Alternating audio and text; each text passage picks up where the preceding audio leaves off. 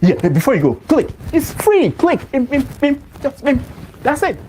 Have you subscribed? You're laughing. Have you subscribed? Have you subscribed? Thank you. Thank you. Thank you. Hey, madam, thank you so much. I can see you. I can see you. We have to get to 100,000 subscribers. This by the end of the year. How are we going to do that if you don't subscribe? Yes, you. Yes, you're about to click off. Why? Have you subscribed? It's free. If you don't, ask your son, ask your daughter how to. Just one click. Thank you. Thank you. I see you. Aha. Thank you very much. Thank you very much. I'll see you tomorrow. Thank you. Thank you so much for watching. Thank you. Have you subscribed? Yes, you. Have you subscribed? Yeah, before you go, click. It's free. Click. Just that's it. Have you subscribed? You're laughing. Have you subscribed? Have you subscribed? Thank you. Thank you. Thank you. Hey, madam, thank you so much. I can see you. I can see you. We have to get to 100,000 subscribers. This by the end of the year. How are we going to do that if you don't subscribe? Yes, you. Yes, you're about to click off. Why? Have you subscribed? It's free. If you don't, ask your son, ask your daughter how to. Just one click. Thank you. Thank you. I see you. Aha. Thank you very much. Thank you very much. I'll see you tomorrow.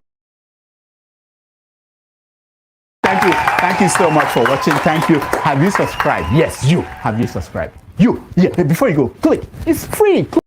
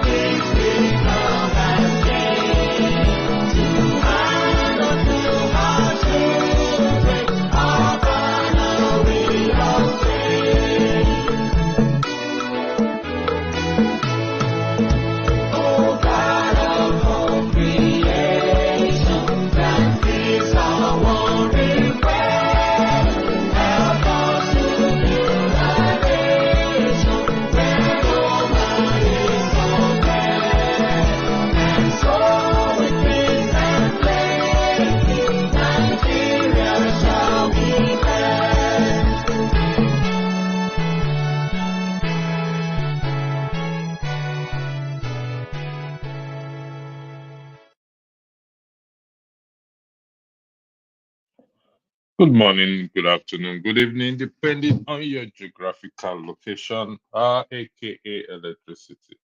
At 12:30 this afternoon, according to the video sent to me, the new national anthem was sung on the floor of the National House of Assembly, Nigerian National House of Assembly.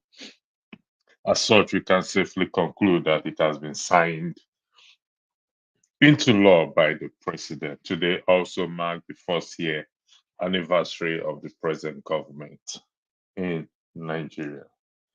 We're going to take stocks and statistics as to the performance so far. But on the other hand, do we really need to take stock statistics of it?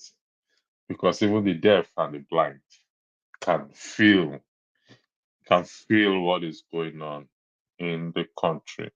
We'll be taking a different approach going forward in respect to this broadcasting and dealing with the issues relating to Nigeria.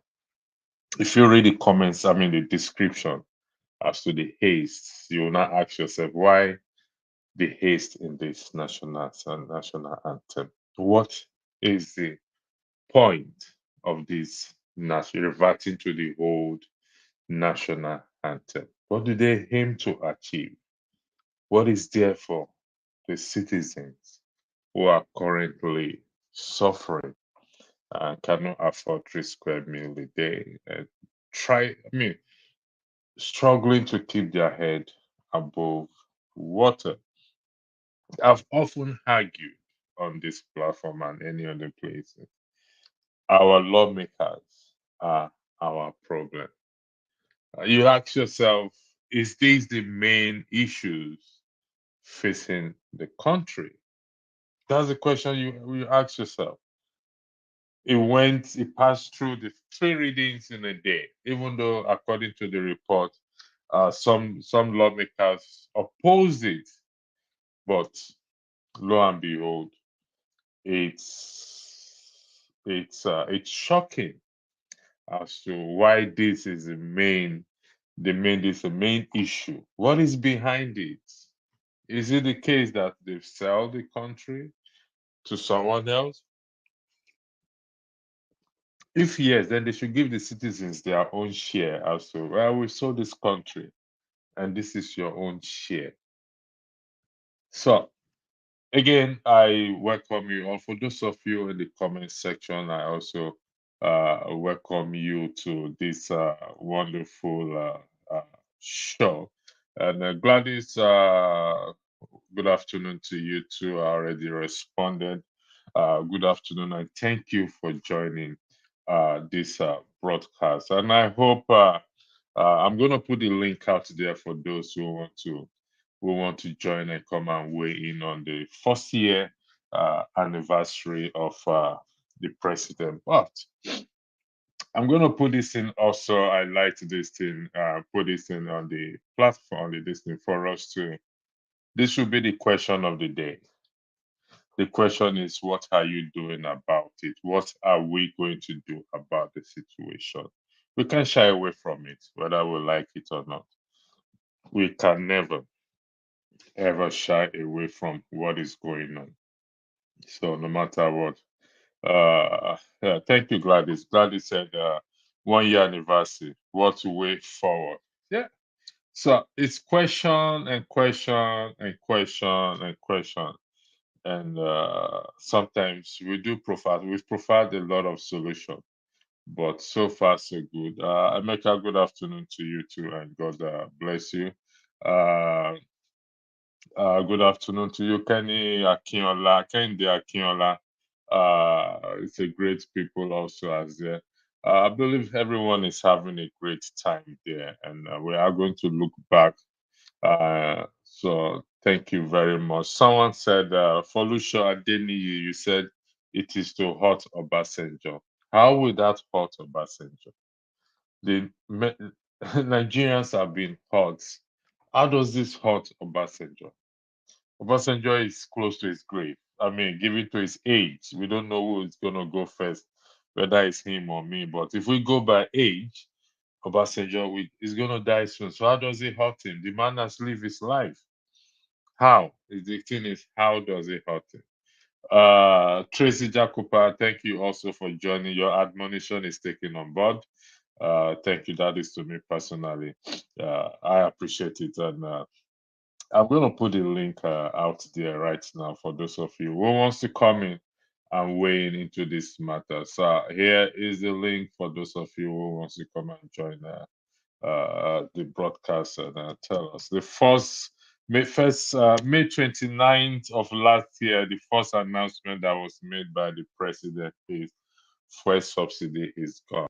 And after that, we've seen what has gone on in the country. But somebody said something yesterday. I think it's my brother's show.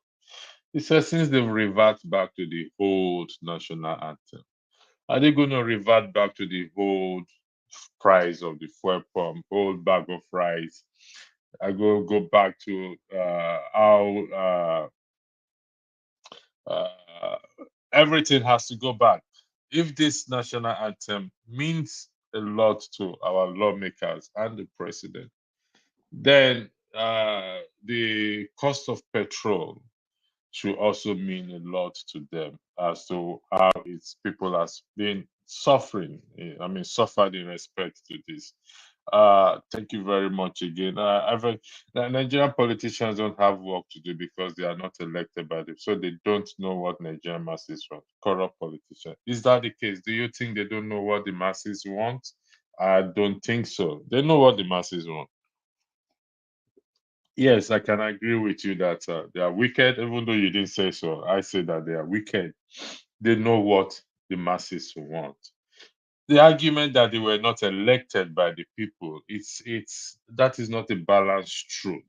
And even if that is the case, that they are not elected by the people, the power still belongs to the people, for the people to stand up and rise and do something, which is you and I. So yeah, nice. So thank you. Good to see you again. I was worried you were quitting. No, no, really. It's just thanks and anyway for your concern. Thank you very much. Thank you. I appreciate it. You said again for Lauren Shaw to spite him. Folusha, I beg your pardon. To spite him for what? If you can shed more light on that, why do you want to spite Obasanjo to revert back to the national anthem? The national anthem was, according to the report, was written by an English expatriate, one by name Lillian, if I am correct. And was used between 1960 and 1978 before it was a new one was. And so far so good. It's been on that way. But the question many Nigerians are asking is why? What's behind it? Is there something behind it that you and I don't know about it? So that is the reason why. But is it our problem? Is the national anthem actually, regardless of who wrote it, is it our problem right now?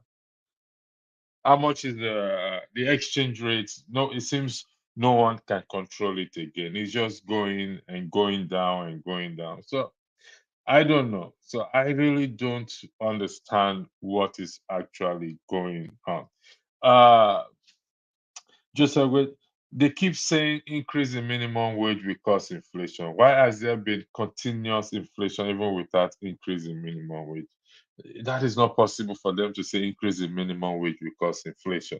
Even if they increase the minimum wage, can you buy the cost of items in Nigeria right now? How much do they want to increase the minimum wage to? 50,000, 100,000, 500,000? So that is the question. And the thing is that we, the people, we have to rise. We have to rise up. I have to be honest with you because with the way things are going, this is just 1 year of this government. And Nigerians, imagine 4 years. First and foremost, let's look at the positives. Let's the way they normally do. For those of you in the comment section, those of you watching, look at your next neighbor. Let's do a little bit of church here and say congratulations. We survived 1 year of this government. May God give us the grace to survive the next 3 years. No guarantee, but we just have to chip in the grace of God today. So, so thank you very much. Ibi, how can you say that they know what the masses want? Does Dino Melai look like someone that knows what the people want? Yes, they know what the people want. Ibi, listen, these people are not they are not spirits. The lawmakers are not spirits. Our leaders are not spirits. They know what the people want, for crying out loud. Don't let us create or live in this illusion that they don't know what the people want. I know what you want, but because of my wickedness or the wickedness of my heart, I refuse to do the right thing. That doesn't mean I don't know what you want. That doesn't mean I don't know what you want. I know you need electricity, constant electricity. I know I'm supposed to create a job as a government. I know the basic to protect life and security because I provide that for myself. So if I can provide that for myself, that means also my other fellow human beings or my neighbors or the people who I am leading also have the same need. Our needs are the same. roof over our head, which is shelter, food on the table, clothing. We all have the same needs. So saying they don't know what we want, it's that argument does not hold any ground. It is wickedness, and that is ask anybody. It is wickedness at the end of the day. Now, let's. I don't. It was composed under his regime. So what? If it was composed under his regime, so what? If it was, how does this help the common man on the ground? That's the question we should be asking ourselves. How does this? If let's argue that it's tit for tat, that we want to hurt him. How does this help the common man on the ground? How does this put food on the table? How does this increase minimum wage? How does this help the dollar to be stable? How does this create job for people? These are the questions. These are the legitimate questions we should be asking ourselves. If I want to revenge you, how does it help the people around me? The man will soon die. So what? My brother, OBJ and bad no gree. OBJ introduced the Arise of Compatriots in 1978. That's, listen, the facts are there. When he introduced it, if we go by the lyrics itself, neither is bad. If we go by the lyrics and the context, none is bad. But the question I'm asking us is this: if it is tit for tat, sure, how does it help the common man on the ground? And what are we going to do about it? Because this is not about national anthem. You can compose whatever you want to compose. You can write whatever you want to write. People want to eat. People are hungry. No jobs. No jobs. So someone has said, Igbo people train animals to behave like human beings. Our own people train human beings to behave like animals. You are not far from the truth, my brother. Why are we doing this to ourselves? And tomorrow we'll be blaming the white man, that the white man doesn't want us to grow. Says who? Says who? The white man is our fault. Huh? You want to beat the anthem? Yeah, you will get her. You already have one now. You already have one. So, uh,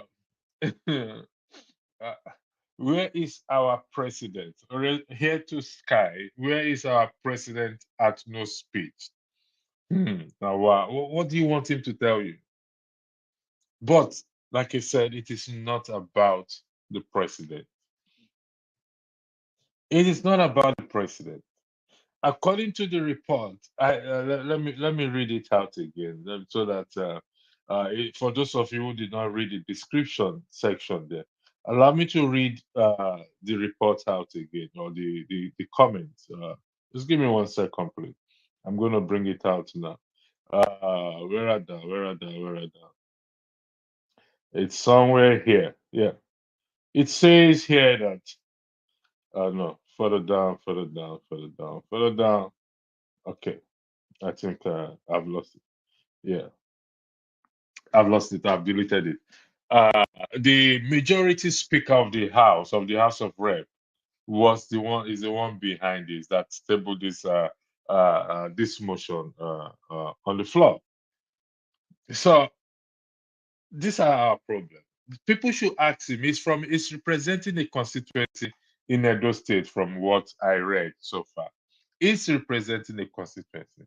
Can his constituency go ask him, is this our problem?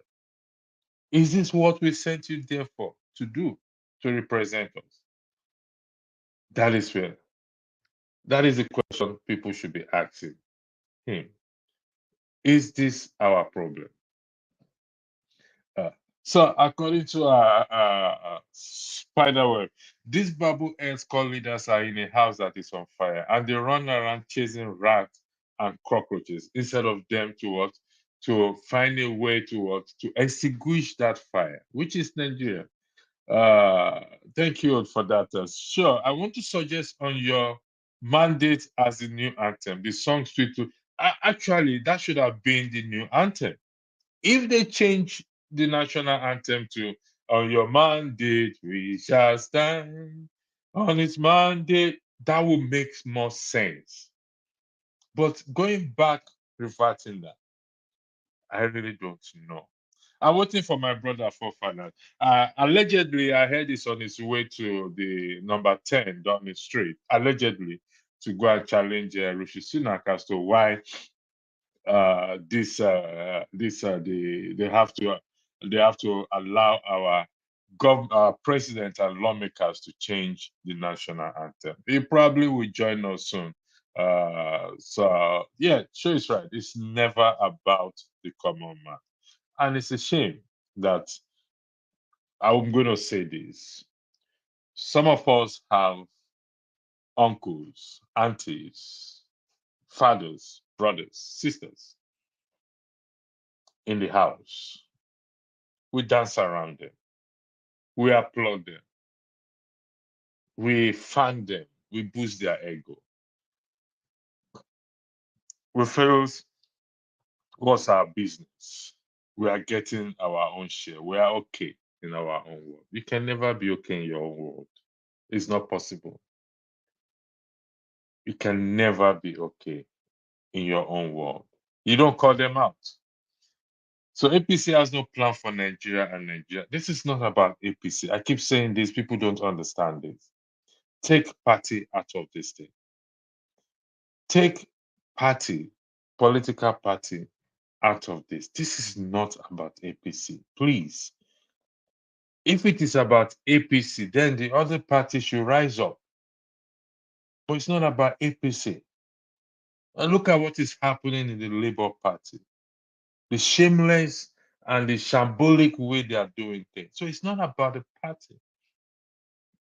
It's about people's behavior. It's about not having empathy for the citizens. It's got nothing to do about the party. It's not. It's not. One Nigeria, thank you for joining. You may be trained to behave like animal. My parents never trained me to behave like animal. I don't understand what you're saying. One Nigeria. Seiko Kelly, thanks for joining the platform here. Let me see if I can change this. Okay, yeah, I think this is much better. Yeah, Thank you. Yeah, I don't know where you are joining from. I'm just in your face for the first time, but I yield the floor to you. Thank you. yes. Thank you very much. Your voice is kind of echoing. I don't know if it's from my end or your. Oh, Yeah, it is. is it still echoing? Yeah, I'm hearing myself, and also I don't know. What will happen is if I'm speaking, is it still echoing now? Is my voice still echoing? Just nod for me first. Just nod. Is my voice still echoing? It's still echoing. Well, I don't know. Anyway, you can unmute yourself to speak. Unmute yourself to speak. I'm going to mute myself. Yes. Okay. I thank you very much for.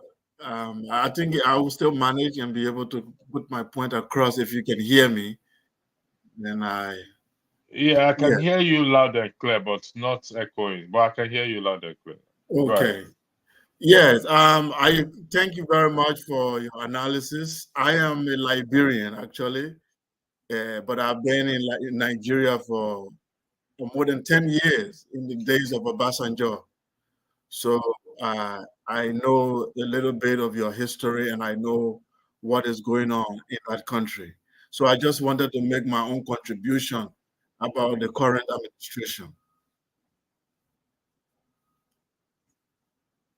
Yeah, go ahead. The floor is all Yeah. yours. Go ahead. Thanks for Okay. joining. So Joining yeah. from So I wanted to Liberia. address. Right. I wanted to address the point where you said we blaming white people, and then we are blaming white people because it's not about white people; it's about us. But I want us to look at things holistically.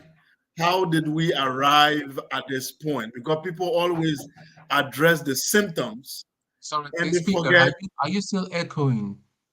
yes, it's still Okay, echoing. what you need to do, no, hold on, I know what it is. Go to where you clicked on from. I don't know whether you came from one of the damages, and mute that you see the sound icon, just mute it and come back to StreamYard, and that should do it.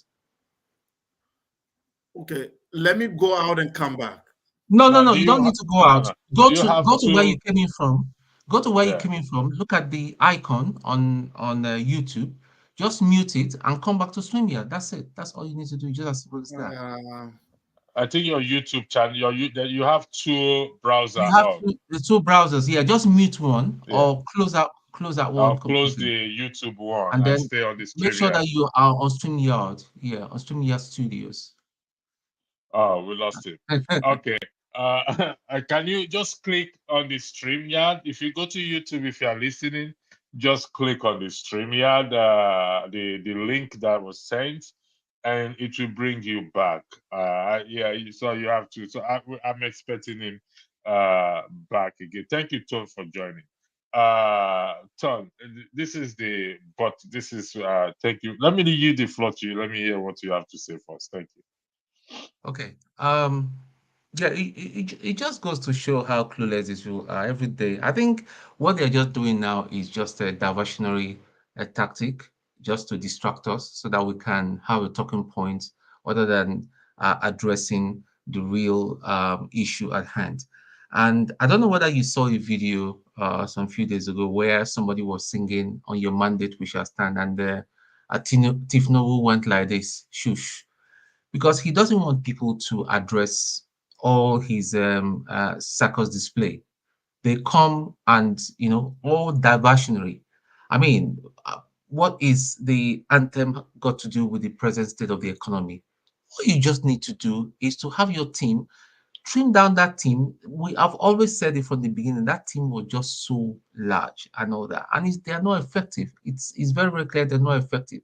And then start looking inwards, how to revive the industries that have gone down, so that the economy will start picking up gradually. It's not a one. It's not going to be an overnight job because of the damage that's been done over the years. It's not. This is just not rocket science. But the man had just come, he just shows, and when we say, they say, yeah, you hate Tinubu, you hate APC. No, nobody hates Tinubu. We love our country. That's why we're here. We love our country. That is why you're here on a Wednesday afternoon. I'm working right now. I'm working from home today, but I just saw the broadcast. I said, okay, let me just hop in and add my 2 cents. And yet, some clueless people will come to this channel and say we should give Tinubu a chance, that Rome wasn't built in a day and all that, blah, blah, blah, blah, blah, blah. I mean, what are we talking about? Let's just evaluate and think. The wife was on Children's Day, the wife was telling, bashing ladies, and yet her own daughter, that I don't want to say the word. You know what I'm talking about. You cannot see, they say charity begins at home. Stealing an election is not right. Have you addressed it? Your own children, they are not even in the right place. Your own daughter is not in the right place, and you're bashing other people's children. That's not what we want to hear. We want to hear, how are you going to stop criminality? Do the right thing. Implement it's not hard. It's just not hard. It's just not hard. Okay, We Tom, can talk and talk. See, let me ask you this. Let me yeah. ask you this. Let's for once pretend Mhm, mhm, that let's pretend about Tinubu and his government don't exist. Let's just pretend mhm. for once. Look at the question in front of you. The question is, what are you? When I mean you, I mean we, but I'm kind of, what are we what are we doing about it? The citizen has to change the narrative, because it could be anybody there. I'm not dismissing the fact that the government have not The performed. Okay, okay, I will answer that, and I will go back to one thing, and that's why I get so upset when I see people in the comment section and saying all sorts of things, saying stupid things. It's not about me marshalling what their comment, but their comment is a mirror image of what the ordinary man out there thinks. We need to start changing. It's a mindset reset. We need to start changing people's mindset. People's a lot. I want to believe that 70% of the mindset in Nigeria are not in the right place. Some people have even given up and said, "Ah, well, what can we do? Let the man do Jerry. Maybe another 4 years." Some people are saying 8 years. What? Are they serious? So it's the common man mindset out there. What is their mindset? What is the mindset? Raising the How do we minimum wage change like this the rest. mindset? How do we Huh? change this mindset? How do we change the Well, mindset? we start changing the mindset with this platform. We've always been saying it, platforms But such we've as been this. talking. We've been talking. Yeah, We've we not need to we've take not acted. yeah, but we need to take it out there. We need to How? take it out there because when we start talking, see, well, we need to take it out there because a lot of people cannot access this program. A lot of people do not have smartphones. Some people do not have even internet, stable internet access to access it. Go to our universities. How many university campuses have free internet? Look at in this country, even on the train in this country, have a free internet that you can connect. When you jump on the train, you can connect. That's one information is very, very vital and very, very key. Okay. And I that get is why see I people get when we that. start talking, like the gentleman that went off, and I know him, he's a pan-Africanist. I know I'm not saying I'm not bashing him or bashing anybody. Now that will start, they will start telling us about Liberia. They will start telling us about Nkrumah.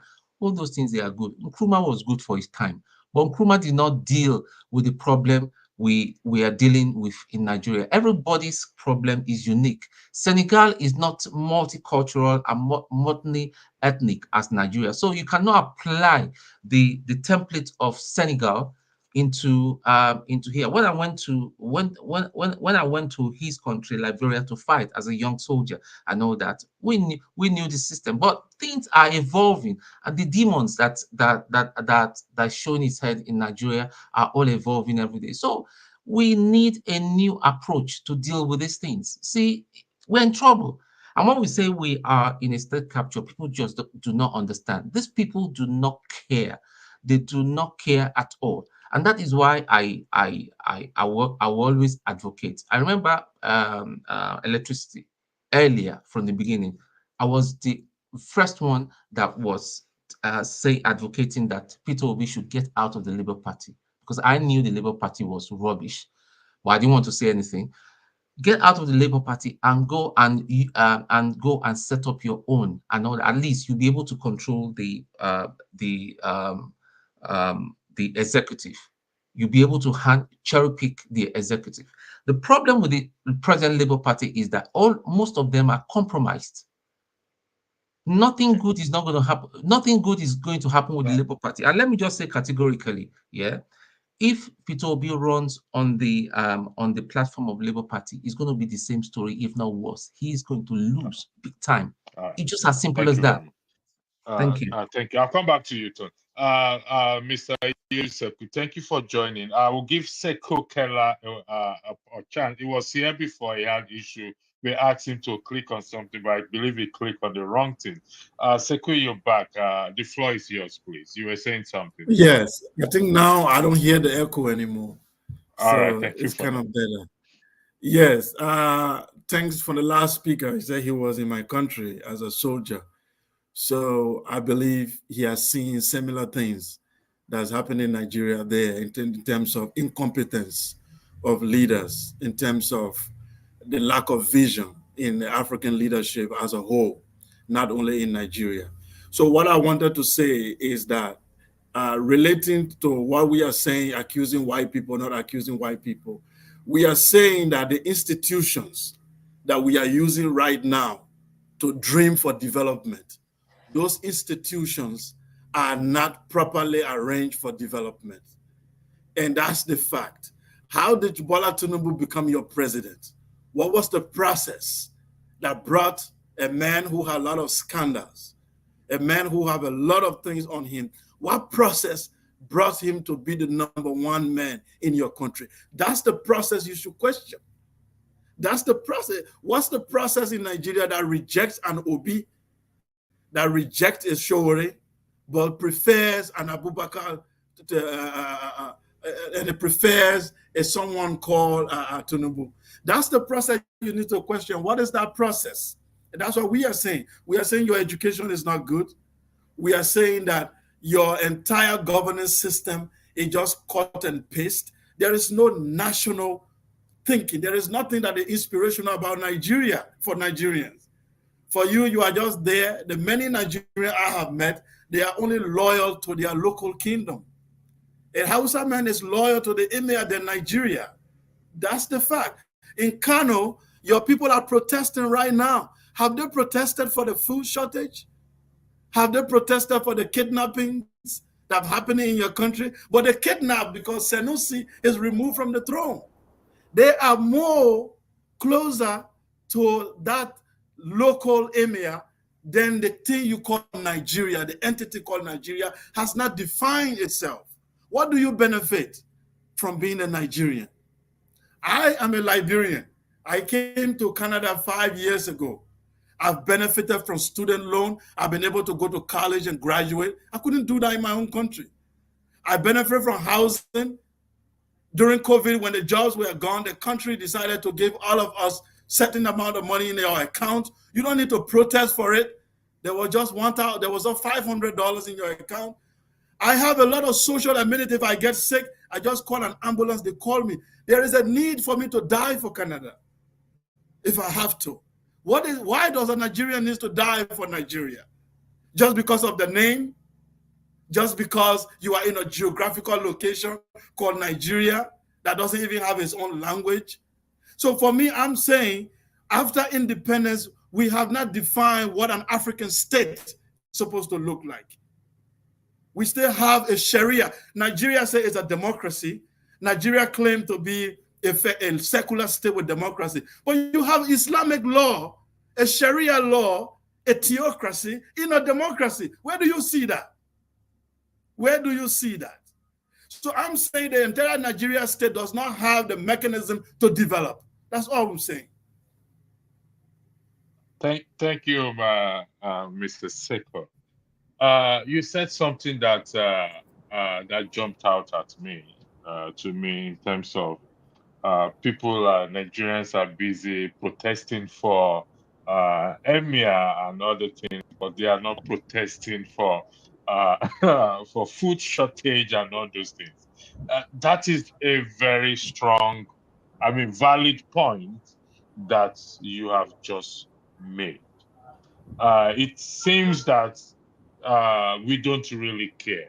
Now, other things you said, I will leave the those who wants to challenge it or question you about it to question you. Mr. James, you will have to bear a second.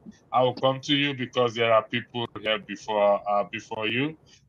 So, addressing the process, you can see the issue there. Addressing the process, the INEC is one of the process, the electoral process institution that we have. We have the judiciary when it went to court.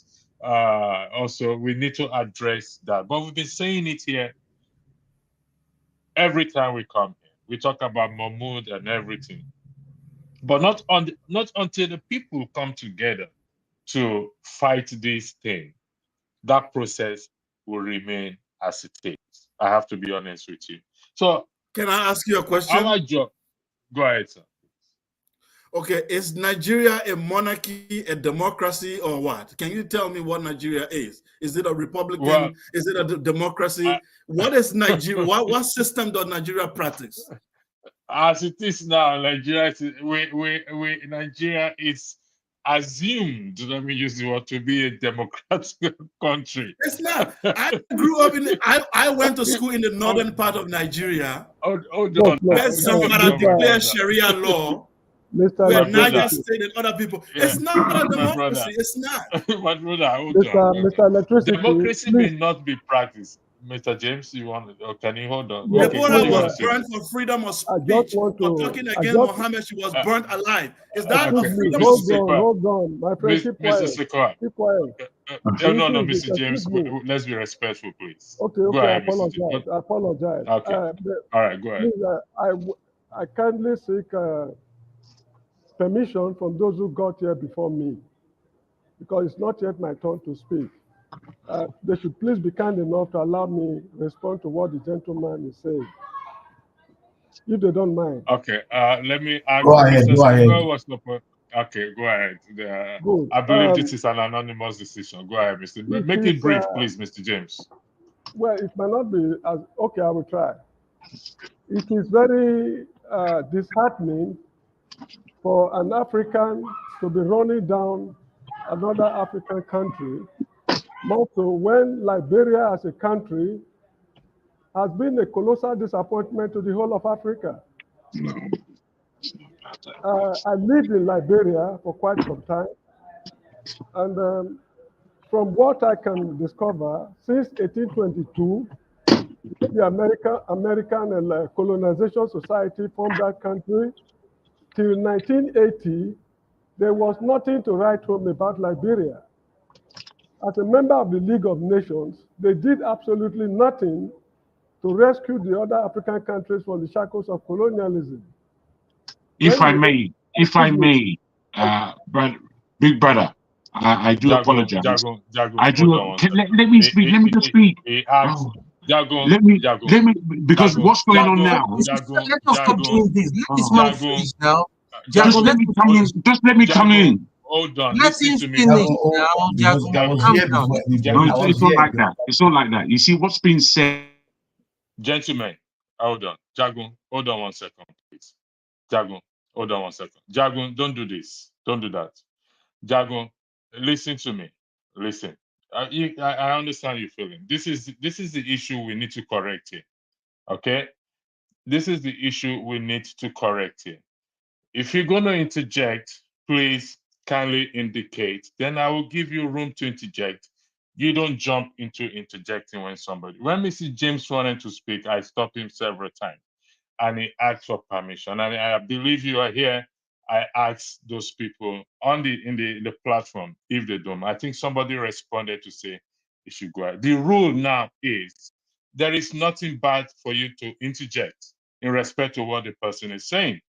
However, you indicate by raising up your hand that you want to say something, and the moderator will make that decision to give you the floor to say what you want to say. And if the moderator says no, we had a meeting yesterday with Rudolph. I'm just saying it now.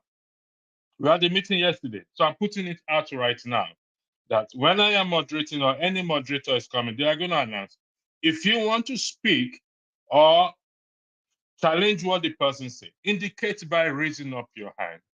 And the moderator will make that determination to give you the floor. We have to apply decorum. We make mistakes, and we are trying to get things right. Thank you. Mr. James, please continue.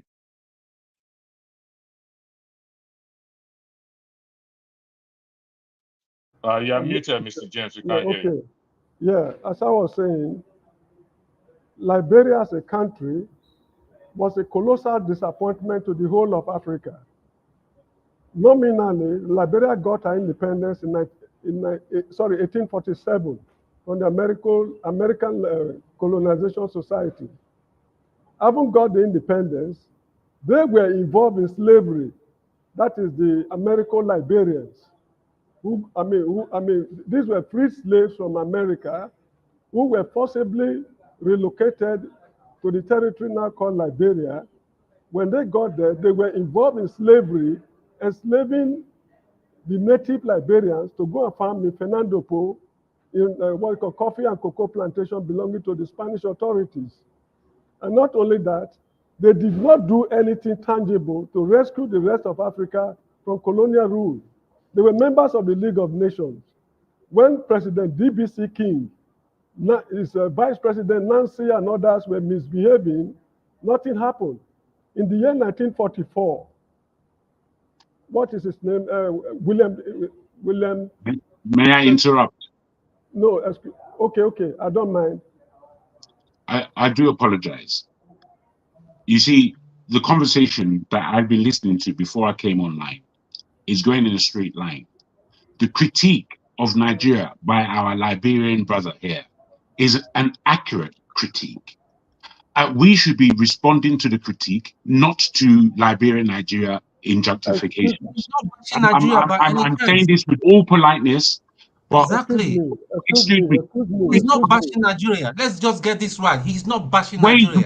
See, electricity. Why are you speaking now? Interrupt me after that long tirade that electricity wrote about the law. Why are you interrupting? You asked me not to interrupt. I've asked to interrupt with my hands raised. But I didn't. You see, I think what if I may. Jagun,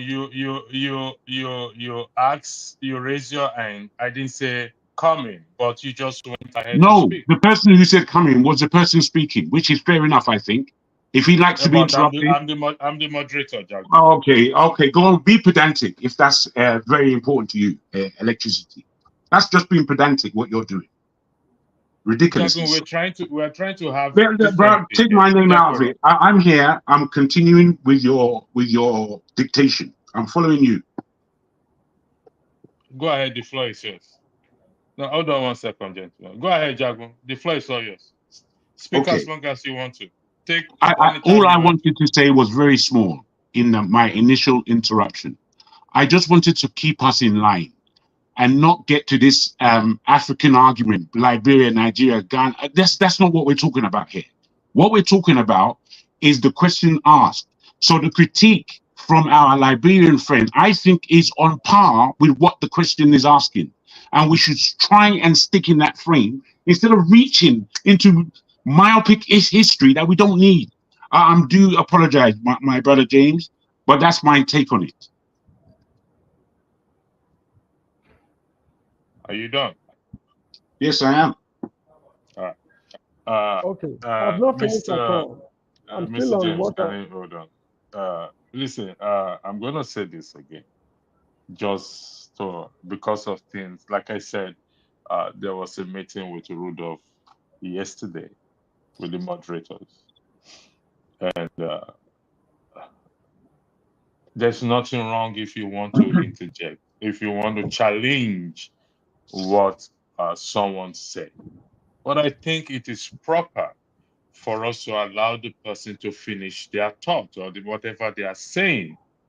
And when you raise your hand to interject, the moderator will give you the floor.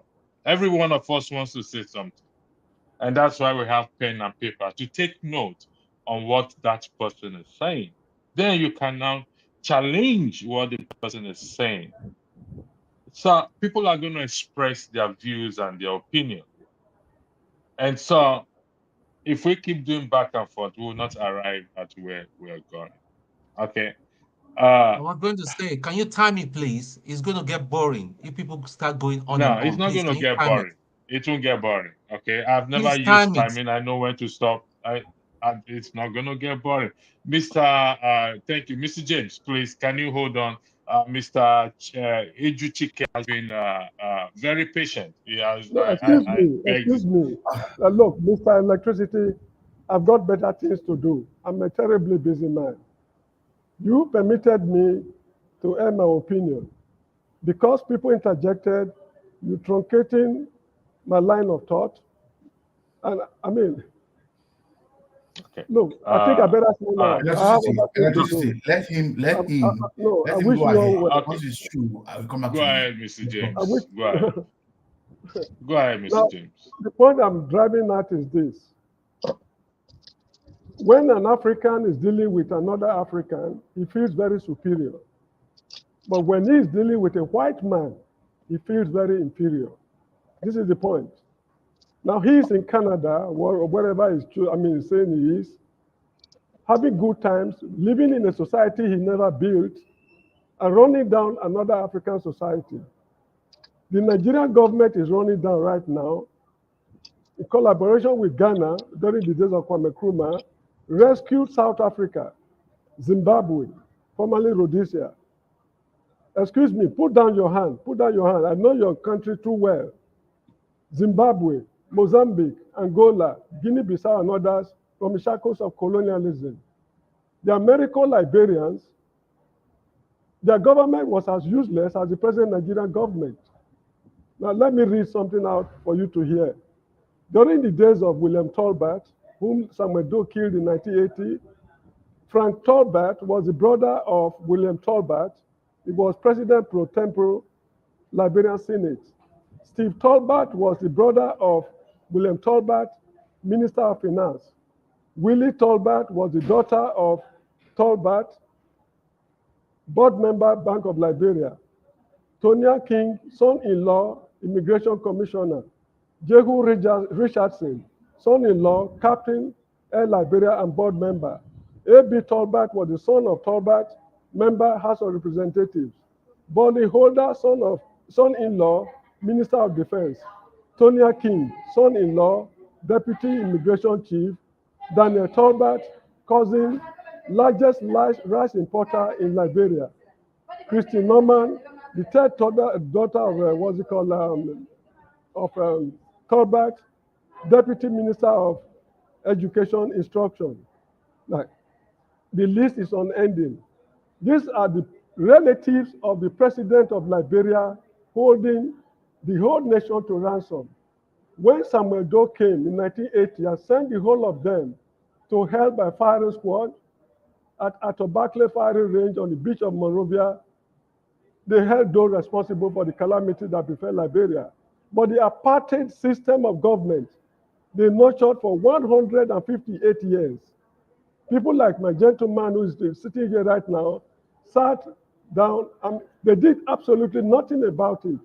When the indigenes of the country took the bulls by the horn to address the problem, the way we are now addressing the problem of Nigeria, people started crying foul. I mean, Africans should learn to respect each other. This same man talking right now, put down your hand. I've not finished talking. Put down your hand. Put down your hand. I'm ordering you to put down your hand. Good. Now, this same man who is talking right now, should he have any fracas with a 6-year-old white boy, you see him licking the boy's anus. Yet, when he's dealing with a fellow African country, I mean, Nigeria as a country took over the responsibility of your country to bring peace to that country. This man on top, Mr. Tony, who is here with us right now, put his life on the line to rescue your country from unmitigated disaster you caused yourselves. You practiced cannibalism during that civil war. If you want me to show you the video clips, I will show you. That shows how horribly bad the situation was. Now, who the hell are you to come here to run down a fellow African state? In all my preachings here, excuse me, in all my preachings here, there was no time, there has been no time I run down any African state since I've been appearing on Dr. Damage's platform. So, gentlemen, call this guy to order. If he is enjoying the white man, licking the white man's anus in Canada, may God bless him. We shall solve our problems in Nigeria in our own way. We don't need you. That is it. All right, thank you. Thank you for every one of you that have joined this platform. And please, let me say this again. Jago, you are somebody who is in the house here, so I will not go toe-to-toe with you. But let me say this again. We met, this is not me, okay? We met yesterday with Rudolph. Rudolph is the child because of these issues of disruption and back and forth on this platform. And we told him everything. And I don't think the rule is bad in respect to decorum, that if somebody is speaking and you have issues with what the person is saying or has said, you can take note. There's nothing wrong in it. Can I ask electricity whilst you're speaking with me? No, I'm not speaking with you. What I said is, I said I highlighted you because you are a senior man. I mean, a continuous person in this house, in that I Okay. expect that when Well, we say if I there are can say, rules. if I can just quickly say, electricity in line of this particular program that we're doing now, what the meeting between yourself and Rudolph, I can understand where it comes from. I've been watching the show even sometimes when I don't. So between yourself and Ferreira, what took place and all this thing, I know you would have had a lot to speak about. So given all this, I do respect very much the hosts within this program. But there is something that we, as people who come to this program, are actually wanting to do, which is air our thoughts to the point of understanding, to the point of further exposure to the show. That's why I'm here. And I think it's very important that those who have something to say must be given that opportunity. Those who are taking the communication away from the conversation, I think that is a distraction and it should be lessened if the hosts know how to read a room.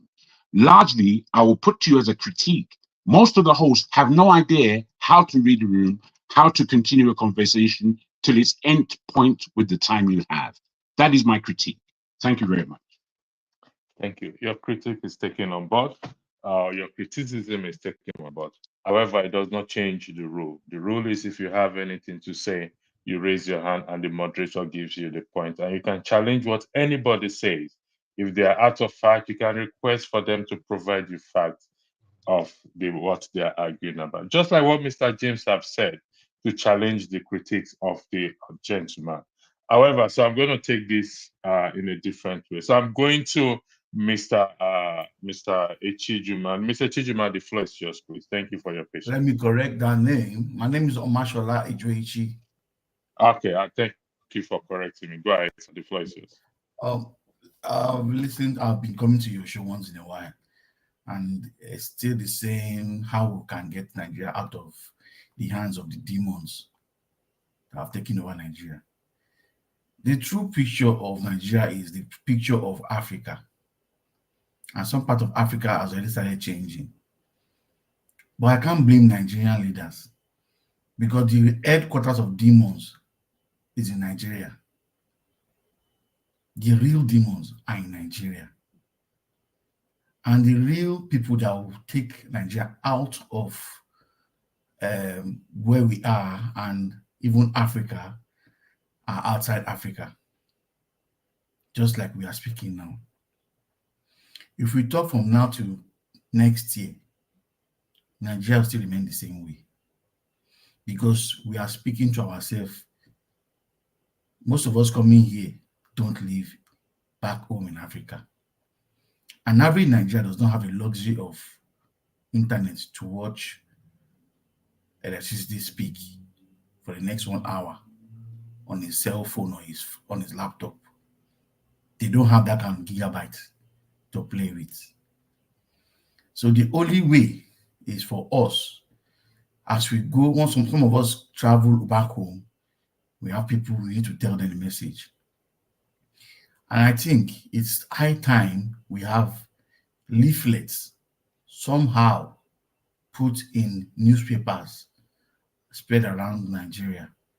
If you can get somebody that can do that in Nigeria and spread out this our message. Some of these videos we have on the internet can be sent on the internet. And average Nigeria cannot come and sit down on this show to listen for the next, not even 30 minutes. He does not have that luxury because his phone is not fully charged. He does not have light in his house. So our problems are the demons in Nigeria, and they are increasing in number. They are not reducing. If we all wait from now till 2027 for next election, the demons have increased, and they are in the Senate. They won't want to live there. They are enjoying the luxury. Just imagine if a senator is talking about national anthem that has been there for how many years. The national anthem that we know that they can't even sing. Tell them to sing the national anthem now. No, majority of them don't know how to sing the national anthem. Yes, they want to change the national anthem. Is that the problem of Nigeria? People are dying every day. People are being kidnapped every day. They have not come to the floor to make a law on what to do. We have the wrong people in government. They have not made the law to checkmate and see everybody's certificates working as a civil servant. Electricity, I want to give you I want to tell you, can you see my background? Yes. What does it look Appears to like? be a library. Appears to be a library. I stand to be correct. No, this is a marshal. I look at my background very well. It looks like an airport. Okay. I mean, it's from where I'm sitting. That's supposed to be a proposal for your international airport. I did some days ago, which I presented to you, your civil servants, and average civil servant in Nigeria yesterday on Zoom. Since yesterday, I already know that Nigeria is finished. The country is gone. There's no hope anyway. You have Nigerians that want to do something for the country and help the country out. But a lot of them are not being encouraged each time they try to bring their head out to help at any point. Because you have civil servants anyway destroying the country. It's not the senators. Senators are one set of demons. Nigerian civil servants are the biggest demons. They wait for the new crop of demons to come and take over every 4 years. And that's why the country cannot change. Do you understand? It's the same, the stealing of money. The assistance is done by civil servants. Passing bills, passing checks left and right. And we cannot change the system. So when we say we want to try and check the Nigerian constitution or do change, it is the Nigerian mindset, an average Nigerian mindset. The mindset of a Nigerian there now is corruption. Anybody trying to do good will not be taken. That's why Obi, as I say, Obi moved from Labour to PDP. He will not get there. That's the truth. Group of people are stealing. You now want to bring a saint to their middle so that when he comes, they arrest all the demons. Example is what's happening in River State. Fubara and Wike. Okay. If Wike knew this is what's going to happen, he wouldn't support him. Me as a person, I will support that Obi should just play along with the crook. Because many Nigerians are saying Obi is going to stay in his hand. Stay in his hand, stay in his white garment is allowed. Let him stay in it. So if I can get there and wash it and then kill and trample all over. Because if you don't do it, these people, to be a thief, act like a thief to get what you want. So a lot of people will not agree with that your last argument. That's the problem. See, But that's the problem. You said something important. A lot of people will not accept it, agree. But for you to get there, behave like a thief, get the ticket, sit down on the seat, and then you do what you want to do. I think I will go with your argument whereby you said we should find a way making leaflets and because truly the average Nigerian cannot stay on the internet for maybe 10 minutes. Even if they can, electricity will not even allow them to, because sometimes they may be without electricity for 2 or 3 days, and it's not difficult to even fuel their generator. And that is the purpose of this program. As to the question that is before us is, what are we going to do? It's not about the national anthem. Let's make this clear. But how the legislators, respectfully, they are still civil servants as well too. Our lawmakers, including the president, is classed as a civil servant as well too. I agree. Like you said, they are civil servants, but they were civil servants, career civil servants, waiting for political civil servants to come and join them. So the career civil servant will always show them, this is what we do, this is how we do it here, and things will not change. And they are in the one in the INEC, they are in the INEC, and that's why INEC is still the same way. a man has given the wrong person the chance to rule Nigeria fraudulently. So what do you expect? Thank you, sir. Please, I know we're having issue with timing. I have never been used to timing people, if you understand. But let's keep our point. Let's go straight to our point and make it as brief as possible. I've never been used to timing people. I don't know. Maybe I will start it, but just let's make our point straight to the point and make it brief. Also, let's be respectful to one another. We can disagree with somebody's point and counter it respectfully. We have to be. I was listening to Michael Jackson's song about the man in the mirror, and I wrote something down that if we want to make the world a better place, then we must ready to change ourselves. We must be the change that we want, so that when our children, and this video will be watched over again, then they will see us. If you want to make a change, you want to be a better place. So henceforth, please don't go beyond. Time yourself if you want to time yourself, but I'll time you. Going forward now, I'll give you 3 to 5 minutes. Then I will mute you if you're going beyond 5 minutes. Mr. Biafran, I'll come to you, Seko. I'll come to you.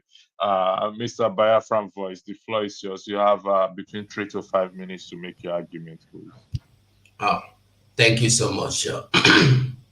Thank you so much. And all protocol observed. My greetings to everyone in the house. I will start with our brother. Sorry, let me hold on one second, Mr. Biafran. For those of you in the comment section who are very good at moderating, Rudolph is looking for moderators, and he will definitely be glad to have you as a moderator, please. Thank you. Back to you, Mr. Biafran Voice. Okay, thank you. My brother Seko Keller made a point, and it was like letting the hell loose. Everybody was not happy. Nobody wants to hear it.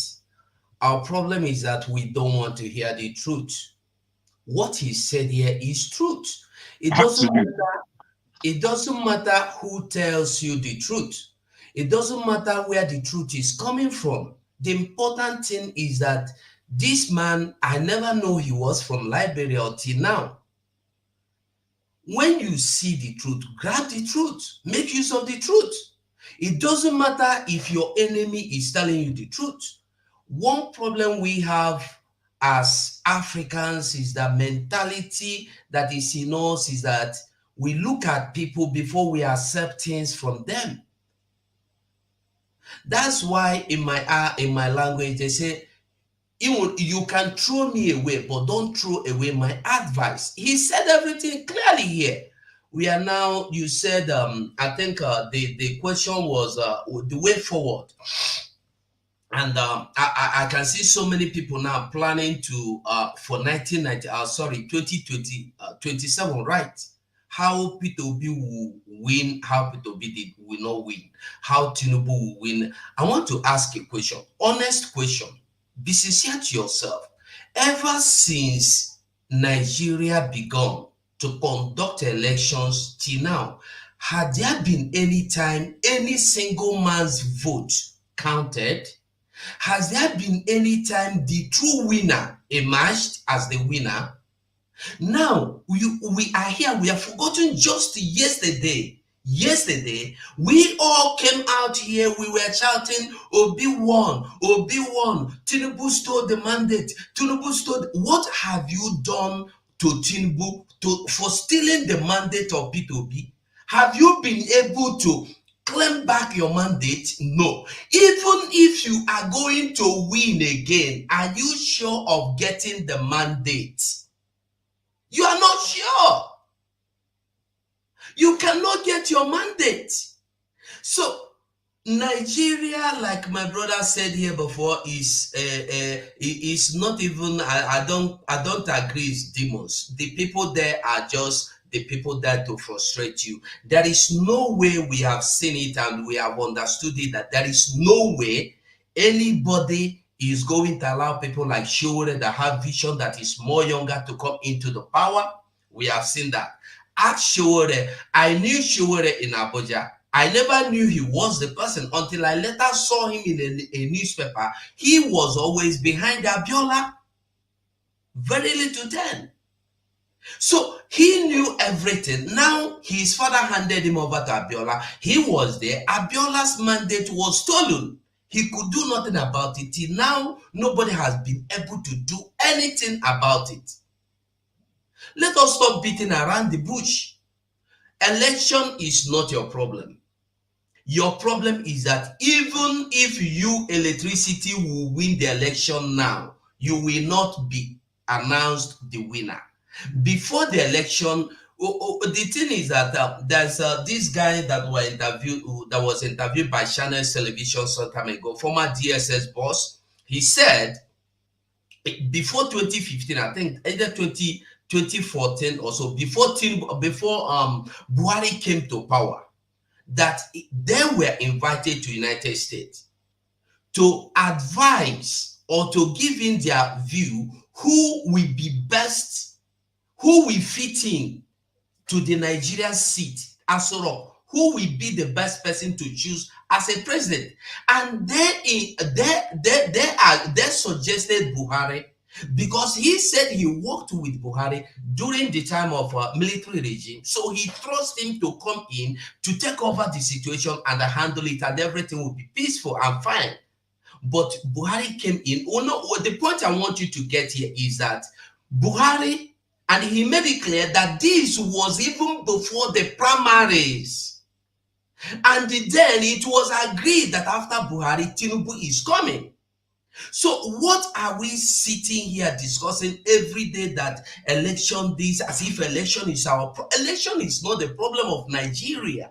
National anthem, nothing happening now, nothing being said now, nothing deliberated now in the Red House, in the Green House, Green Chamber or White Chamber or Red Chamber is the problem, and will never be problem. Nothing ever since. Have you seen any industry being built in Nigeria? Rather, the old ones you saw, you used to hear, are being destroyed. So no new schools. All the new schools you see, all the hospitals you see are private. So what are we debating? The election is not your problem and can never be your problem. Thank you. Thank you very much. That is true. We're here to find a solution. I mean, which is, to me, is down to the people. Like what Mr. Marshall said, how we can reach Nigerians on the ground. Thanks for keeping to time. I appreciate that. So how do we go about, listen, like I said, 4 years is a long time. We've seen the 1 year. Those on the ground will tell you what this 1 year look like. Mr. Seko, what we're gonna do now, I think Man of Presence just joined. Jago, I think you've spoken, or you say no, you've not spoken. Okay. So I'll go to Jago. I will go to Man of Presence that's just joined. Then I will now go to Sequel. Then I'll go to tone. I'm writing it down so that I don't get this thing mixed up.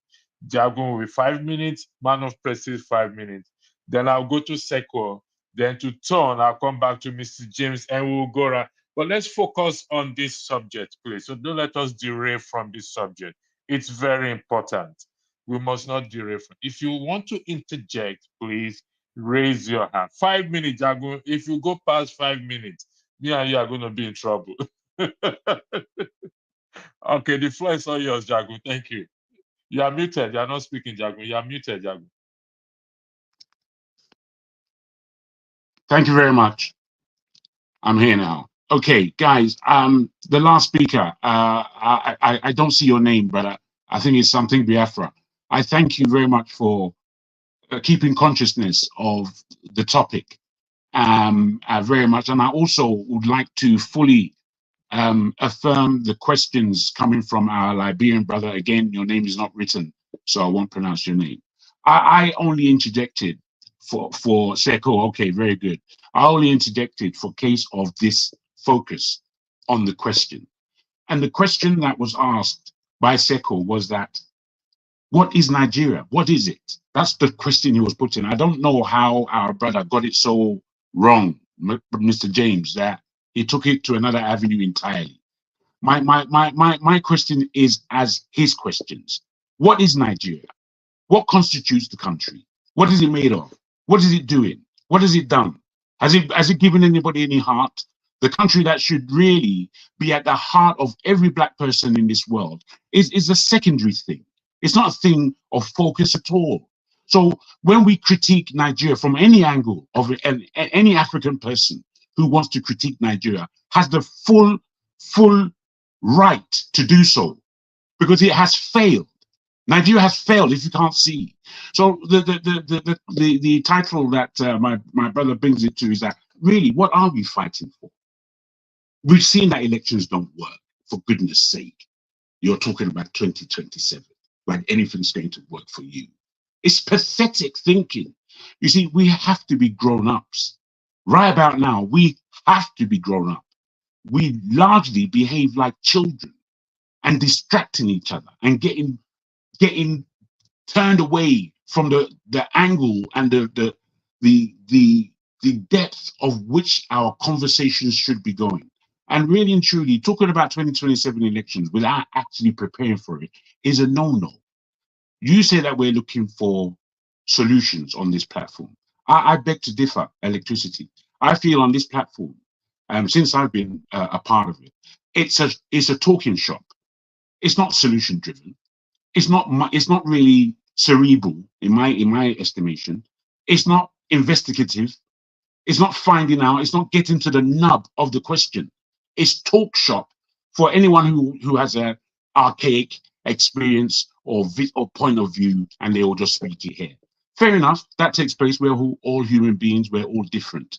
At the same time, the grown-ups amongst us need to be raising the level of how we communicate, not just the point of law by the hosts. No, the kind of marrow that we are working from in our minds. Because no matter how tribalistic our people are, no matter how myopic our leaders are, no matter how ignorant our populace is, the fact of the matter, those of us who have gray matter at all have to know how to sail above all that thing, giving logic and principle to the question. And I'm afraid in Nigeria, we don't do that. What we do largely is just talk, all kinds of talk. So to fathom what is what from all this forest of talking is very, very difficult.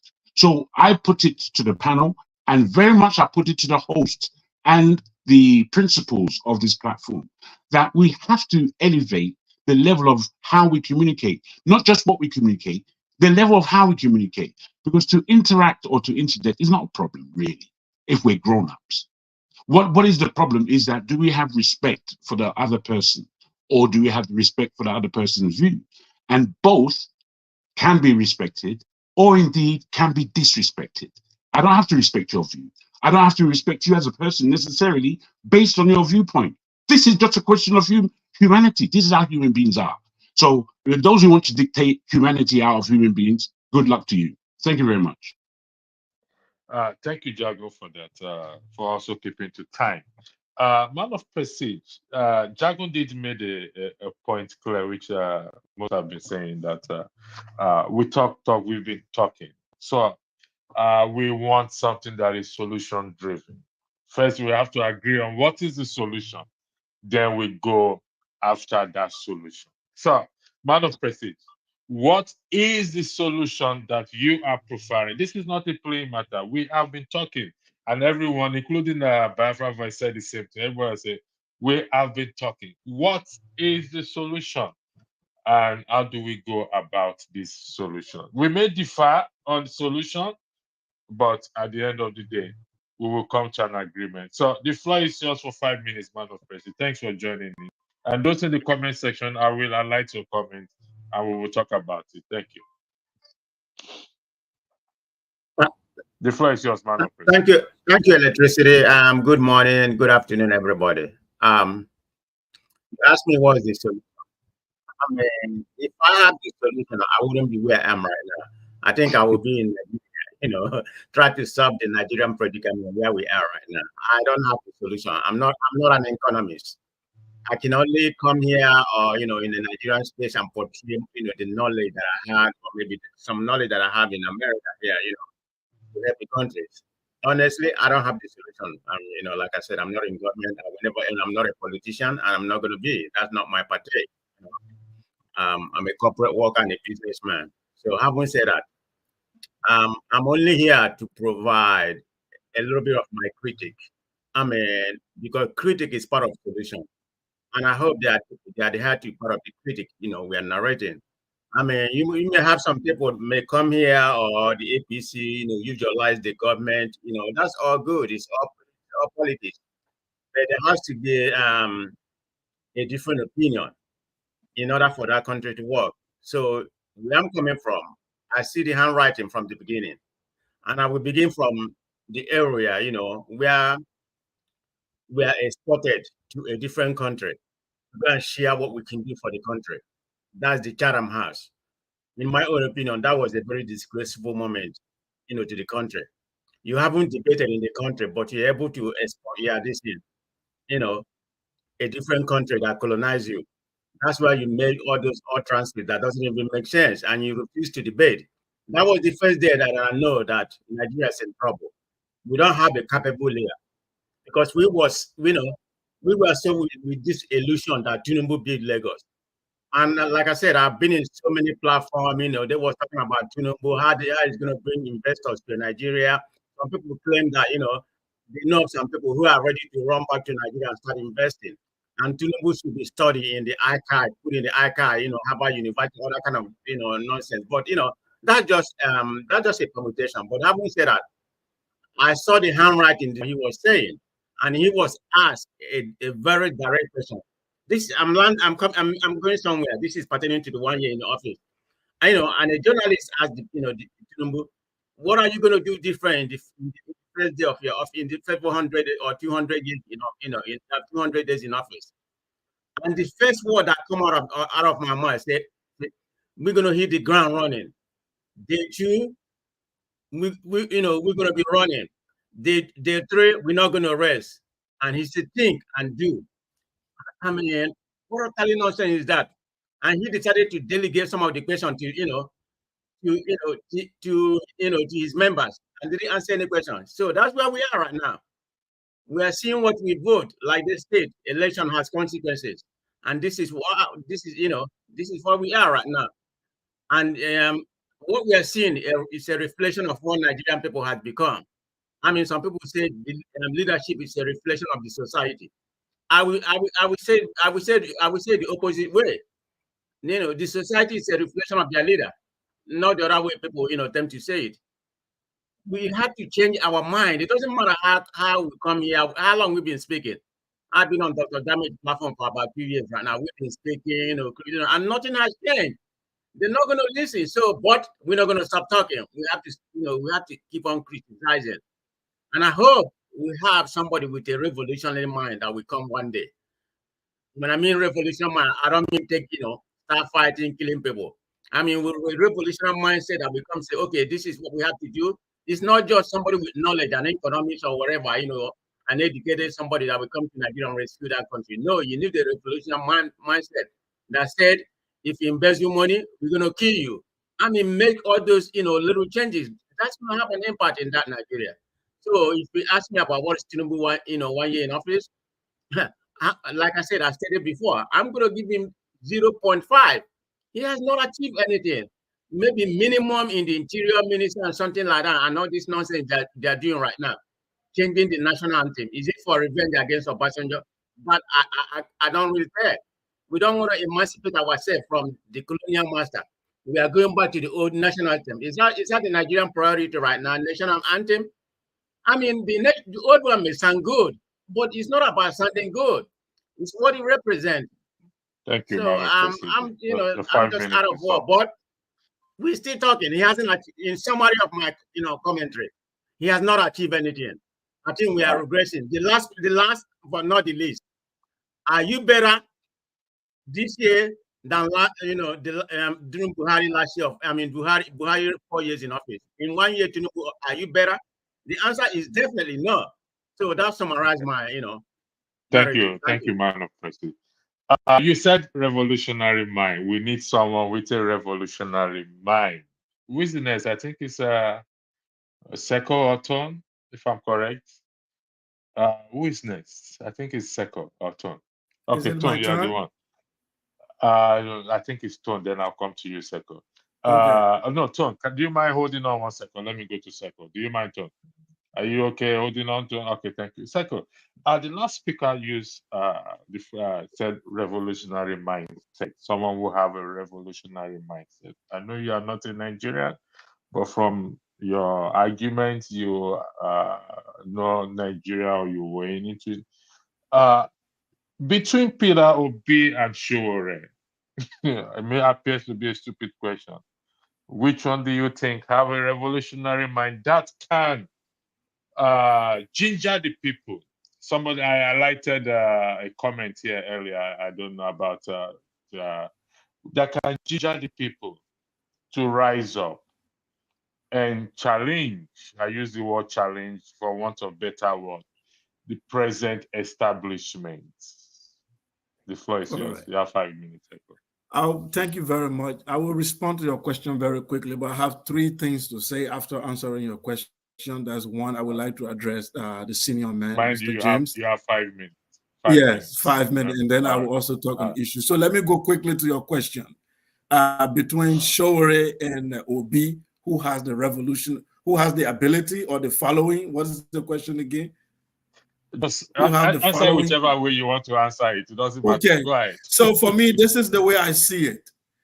I see Shore to be an idealistic revolutionary, and I see Obi as a reformer, a great reformer. Now, there seems to be people in 2 different camps, but there are 2 people that could have worked together. In one way, Obi, we should not deny that no matter how we love him, is a product of the establishment. He comes from the establishment.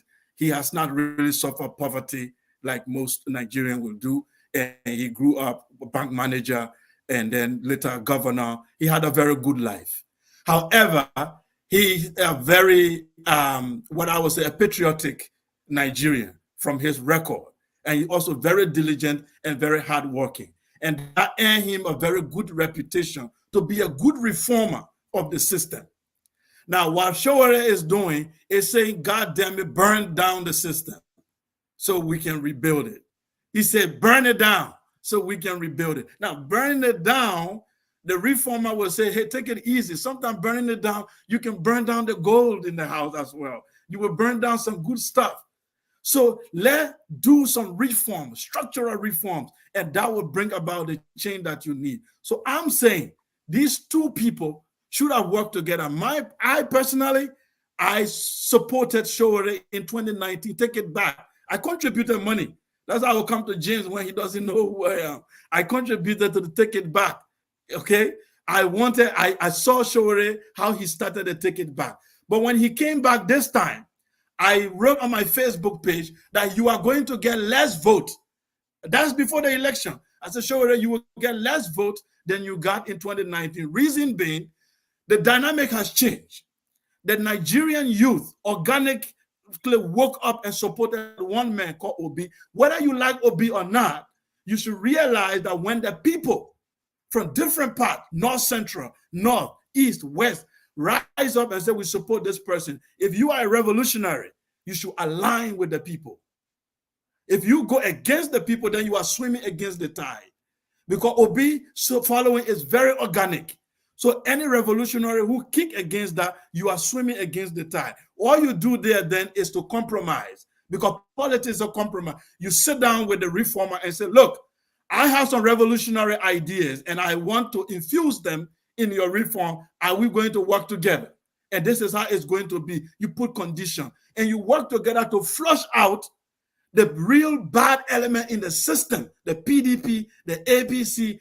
These are the establishment that do not want Nigeria to move forward. These are the cabal, the owners of Nigeria, who inherited the colonial legacy that they want to continue with because they benefit from it. They do not have the idea of a new Nigeria. So that's my quick answer to that. So I want to go quick to Brother James. Mr. James, thank you very much for what you said about Liberia. And I do agree with you 100% about everything you say about Liberia.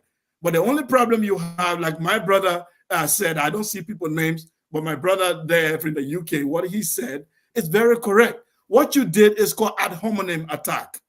That is to say, who are you to say this? What you are saying is true, but I'm going to attack your personality to say you are not qualified to say it. This happened a lot in Nigeria, in Africa, and around. When a young man rises up and asks a politician and hold him accountable, the politician says, who are you? Eh? You, this village guy. You are from this. Who are your parents? Where do you come from? Who are you to address me? Now, you don't address the issue. You are doing ad hominem attack. You are attacking the person. I spoke as a Pan-African. That means I see Africa, that we have common destiny. And I address the issue of Nigeria as a Liberian and not a Pan-African. The issue is not about Nigeria versus Liberia. In fact, when I came in first, I thanked that soldier guy for being one of those who stopped the war in Liberia. Nigeria were responsible for stopping the war in Liberia. Like Nigeria single-handedly stopped the civil war in Liberia. But that Nigeria is going down the drains, and Buhari, that's not the Nigeria we are seeing. It's a different Nigeria that is going down the drain. And as a Pan-Africanist and as a researcher, I can bring my opinion. And I would like to tell you something quickly, which you omitted. The Americo-Liberians who rule Liberia, we're not aliens. We're Africans from Nigeria, Congo, who were taken as slaves, who came back. In fact, the 5th president of Liberia was an Igbo man, Mr. James Roy. You know that? Mr. Edward Jim Roy, 5th president of Liberia from Igbo ethnic group. So these people you call Americo-Liberian who rule Liberia, they were just Yoruba, Hausa. They were just the same Africans, just calling themselves Liberians or Americo-Liberians. I'm saying the issue we have in Africa is that we need to do a revolution. And that revolution means systematic reform. And this systematic reform means we must put away those things that hold us back. Religion, tribal affiliation, class, we need to defeat them. If we don't defeat them, we are not ready to create a nation based on ideas. Thank you very much, Seko. I'll come back to you, Seko, because something you said. Tone, the floor is yours, but before you speak, I want to say to Mr. Biafra Voice and Mr. James, this question also is applicable to you guys, but I'm going to add one or two things to you when I come to your turn. Please don't go away. Tone, the floor is yours, please. The question is still the same thing, revolutionary mindset. In your own opinion of view. Thank you. The floor is yours, Tone. Okay. Seko, you've spoken well. You touched most of the things I wanted to comment about. And to our dear esteemed Mr. James, I think you misunderstood him. I know you're not like that. I've never seen you that way. Actually, you totally misunderstood him. And can I just say something? I live here in the United Kingdom. This is my home. I carry a British passport, and just because my original roots is from Nigeria does not disqualify me from making comments about the United Kingdom. So this gentleman has lived at some point in time in Nigeria. I think he has some stake in making some comments, even as a Nigerian. I would dare say that. I'm also a fellow African. So let's just get that right, and that is one thing we kind of it's a class thing when it comes to Nigeria. So moving forward without wasting much time, I've always maintained, if there's no revolution, see, we're playing. And I just believe that the one fits all solution that we are preferring with different problems we have in Africa will not work. We need to have a bespoke solution for our challenges. We can. I believe that democracy cannot work in Africa. Democracy is open. The kind of democracy we practice in Africa is open to a lot of problems and shenanigans, and it's too expensive. It's just far too expensive, And if you ask me, I think we should be talking about constitutional reform. We should We should create a system of government for Nigerians by Nigerians. It's just as simple as that. It's all about a whole country town meeting. We just sit down and say, listen, we've tried this for how many years? It doesn't work. It's cost us a lot of money. It's cost us our economy. It's cost life over the years. What do we now do? We all sit down, bring people together. It's not about how Hausa, Yoruba, and Igbo, the main tribes. Everybody, all the constituent people that have a stake in this, in this. And I must say something again to my dear brothers from the East, without being disrespectful. If you're saying that you're a Biafran, you keep saying you're a Biafran, you're the zoo, that we are of the zoo and all that kind of thing, then you don't, I don't think you have a place to come and talk when people are talking about Nigeria. Maybe you should concentrate on about getting your Biafra and there. But when it comes, but is it not? I find it hilarious. Is it not funny that when it comes to Nigerian issue, you want to talk, and yet you're bashing the same Nigeria, that Nigeria is a zoo, is not going to work. Listen, guys, it's not the way forward. We have recognized our problem. We have one common enemy. The enemy is not just from the north or the west, we have the enemy from everywhere, even from our southeast. We have the enemies of Nigeria. We need to chase these people out. I need to see a system where Tinubu and his family are banned from getting into a political office in Nigeria. That is where we know that, yes, going forward, that we are serious. I need to see the system where people like Wike, that is appointing, his wife is appointed, George, and all that, his daughters are banned from holding political office. Somebody is saying that a good system will stop bad behavior. No, I don't agree with that.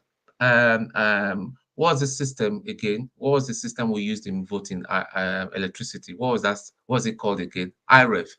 IREF in itself was, it was brilliant, but guess what? Nigerians being evil genius, they found a way of circumventing it. They switched it off. IRF was a beautiful idea, and we had a corrupt university professor that was head of INEC that supervised the whole fraud. That is what we need to be dealing with. We need to start advocating for death sentence, because listen, whether we like it or not, yeah, people know that they can go and steal money with no consequences. They can get away with it. Look at Betta Edu. She's walking free. They've killed that matter. It's working. No, we don't know the people that are involved in that fraud and all that. So this is what we need to be pushing for. I mean, if we say we want to follow the same system that's gotten to where gotten us to where we have gotten now and all that, we're not going to move forward. The Nigerian army, the armed forces as a whole, as I used to know it, is not the same anymore. The standard has fallen. Why? We're supposed to, I mean, where we were about 20 years ago is not where we are. We are even regressing. So it's a revolution, all round 360 revolution in everything, in our thinking, in our people.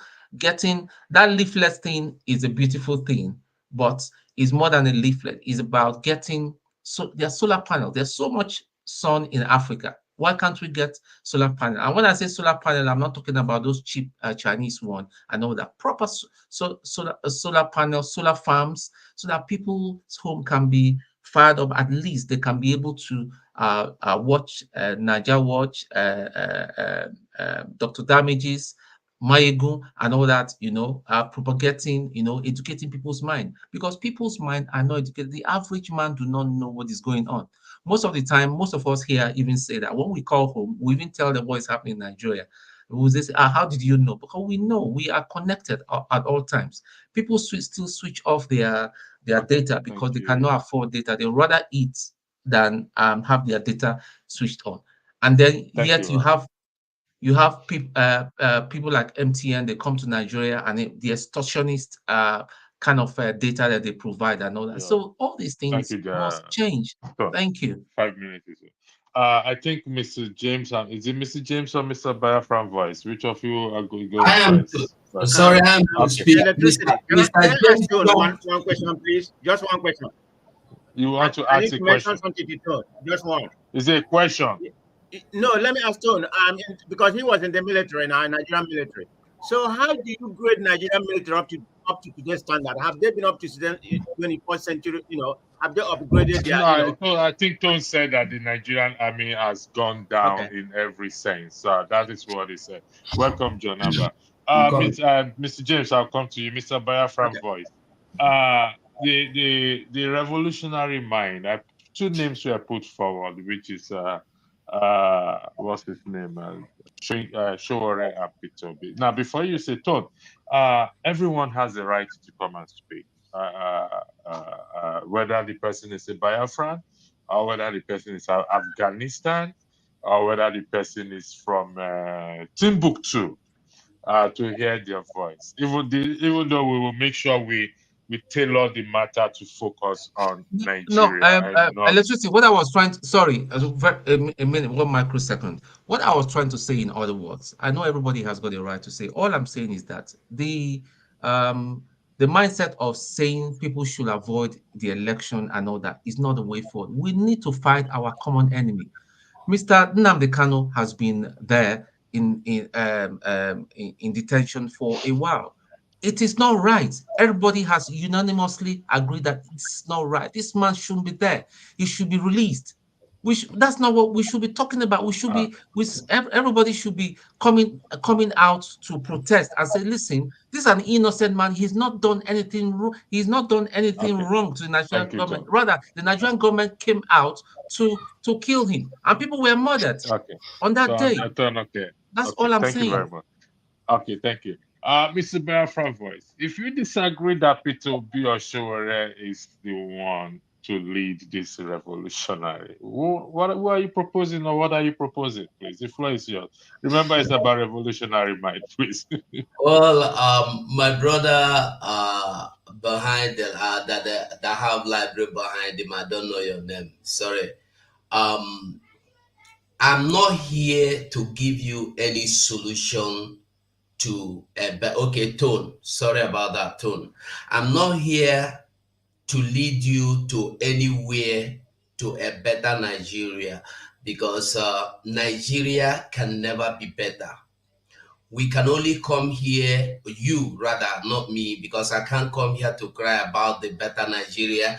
You can only come here, cry, complain, lay your foundations. By the time you finish, before you start laying the foundation, you'll be either you'll be killed or you'll be shoot aside. You are calling for revolution. Showore only said revolution now, just revolution, not war, ordinary revolution. He was arrested. People try to say the school hike is too much, you shoot them to die. And you are thinking you have future in Nigeria. Nigeria is a place that nothing, it's not about the personal changing. No person, even if you Tone will be given the opportunity to become the president of Nigeria now, you cannot do anything better than Tinubu is doing now. That's just the simple fact. You have to face it. I'll be a dictator. I'm sorry. All those bad guys, That is how we used to say it. Now so with the talk. So the truth is the truth. It doesn't matter what you believe. That is why I cannot accept Nigeria to be my country, because Nigeria is already gone. No matter what you do, no matter how you see it, if you like, believe me that Biafra is coming. If you like, don't believe me. If you like, tell me anything. You like you said here rightly that we have been that you condemn. What we can do is to condemn that they kidnapped Mazen Nnamdi Kanu. We can condemn that there was no law, there was no rule of law, or that somebody asked the question here: what system of government are we applying, or how can you describe Nigeria? No, Nigeria don't have any system. The system we have now is what somebody from the Northern Caliphate will tell you. That is what you do. I said here the other day that in Nigeria, you have state within state, and you are still calling for one Nigeria that P2B will come or Showore will come. Are you going to stop the state within state of the Fulanese having their Sharia law and their Sharia government and their police? There is no way we can stop this. The best way is to go your separate way. Whether you like it or not, it doesn't matter what you like. I stand for Biafra, and I will always stand for Biafra. Call me anytime. No revolution, no revolutionary mind, nothing will change the situation of Nigeria. Tell yourself the truth. Ever since you were born till now, have anything changed? Have anything ever revised just a bit inch to better? No. Everything is fast forwarding to worst. This is a fast way to destruction. Nigeria is just a fast. Today they are deliberating on who is Nigeria. The national anthem is a problem. Tomorrow I heard that before I came here, I just heard Michael Zegome, Professor son Michael Zegome debating, advising that Nigerian name should be changed to backward. That is, it should be Riajinai. You see, no ideas of how to go, where to go. You don't have solution. Nigeria is no solution. That is it. So when you ask me of solution, revolution is not for Nigeria unless you want to die. If you want to die, come out and try. Thank you. All right, thank you. Mr. James, I beg your indulgence. I need to push forward something with Mr. Biafran voice. I'll be back to you, Mr. James. Just give me a moment, please. Mr. Biafran voice. If you see what is highlighted, they said, if you let us go, you won't hear from us anymore. How do you propose this separation? How do you intend to achieve or propose? What are you proposing? How do you intend to achieve this separation? You have 2 minutes, please. The only way we achieve what we are doing is by doing what we are doing right now. We set up the government in exile, like I said here the other day, and we are getting the recognition we needed. Like the other day, there were questions you were asking me, and I told you, you cannot find out some certain things without being in the right place. You don't expect me to come here and tell you now that I am in alliance with Ghana. I'm in alliance with Cote d'Ivoire. Well, you are not supposed to know because you are not interested. It is for those that are interested. So the only way we have government in exile, that's just number one step. And if you tell yourself the truth, ever since the beginning of the quest for this Biafra, there has never been any time Biafra has gotten to this stage now of having government in exile. During the time of Wazirike or even Mazena Dekalu would have gone far beyond this, but due to what has happened, we are not going into that. But the truth is that Biafra is the Biafra government in exile today. All of you here, if you don't know about it, you can find out. Is this government in exile a joke? Is there anything like government in exile? You're not answering my question. Hold on 1 second. My question is this. Yeah. How do you intend to achieve this? Listen, they say, if you let us go, hold on 1 second. If you let us go, means that they are holding you people down. Nigerian government is holding you people down, holding those who wants to go, whether Biafra or Dudu. How do you intend to achieve this thing, this separation, without going through the normal democratic process? That's the question. How do you? Everybody knows Biafra. There's no doubt. What we are doing is democratic. How? What we are doing, everything we are doing is democratic. Tell me what we are doing. Have you put forward to the House of Senate, to the Nigerian that you claim? Which Senate? Okay, so we are looking. I'm asking you, which of the Senate? Is it Nigerian Senate? Yes, the Nigerian Senate. Well, we don't need to put anything on. All these things, Mazen Nandekano did it before now. What we've done lately is taking Nigeria to the Banjul court. And then from there, the next step will come. Everything is in the public. You will be hearing. Thank you very much. You know this, so you asking me now is just to say. All right. Thank you very much. Mr. James, the floor is yours. Thank you. Yeah, thank you. I'm sure you can hear me. Can you hear me, please? Yeah, we can hear you loud and clear. Good. You see, I've been reading the comments made by people about concerning what we've been discussing. The stand I'm taking is born out of the fact that I've experienced a lot living with very many African people in different African countries. Despite this, one thing is certain. A typical African looking at a Nigerian looks at him with envy. Envy is burning right inside them whenever they set eyes on Nigerians. This is what I've noticed in East, West, Central, and Southern African countries I have lived in. Despite what we have been doing for them, whenever a Nigerian gets into a problem, they give him a special, that's a very nasty, they treat them as if they are no members of the human race. I will cite examples. When Zimbabwe got her independence in 1980, a Nigerian bishop traveled to Zimbabwe for something I cannot remember. While he was at the airport, he was maltreated, he was malhandled for immigration reasons. They made it clear to them that this is a top-ranking officer from Nigeria. They didn't even bloody care. The guy dropped dead right there at the airport in Harare, Zimbabwe. Now, in South Africa, what Nigeria did is unquantifiable. Yet, these same South Africans are those setting Nigerians on fire. In Liberia, Nigeria went there without UN authorization. It was more of an invasion when they went there. When they went to Liberia to rescue the country from the mess they created for themselves. Nigerian citizens died, and the money Nigeria spent down till this day was not refunded by anybody, not even the government of Liberia.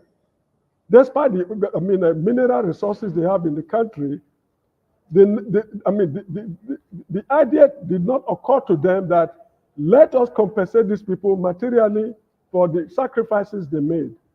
Now, in the Gambia, before 1994, the Buhari military government gave this country 18 million barrels of crude oil free of charge for developmental purposes. They could not account for how they spent the money or what happened to the crude oil. In South Africa, Nigeria was not trading with apartheid South Africa.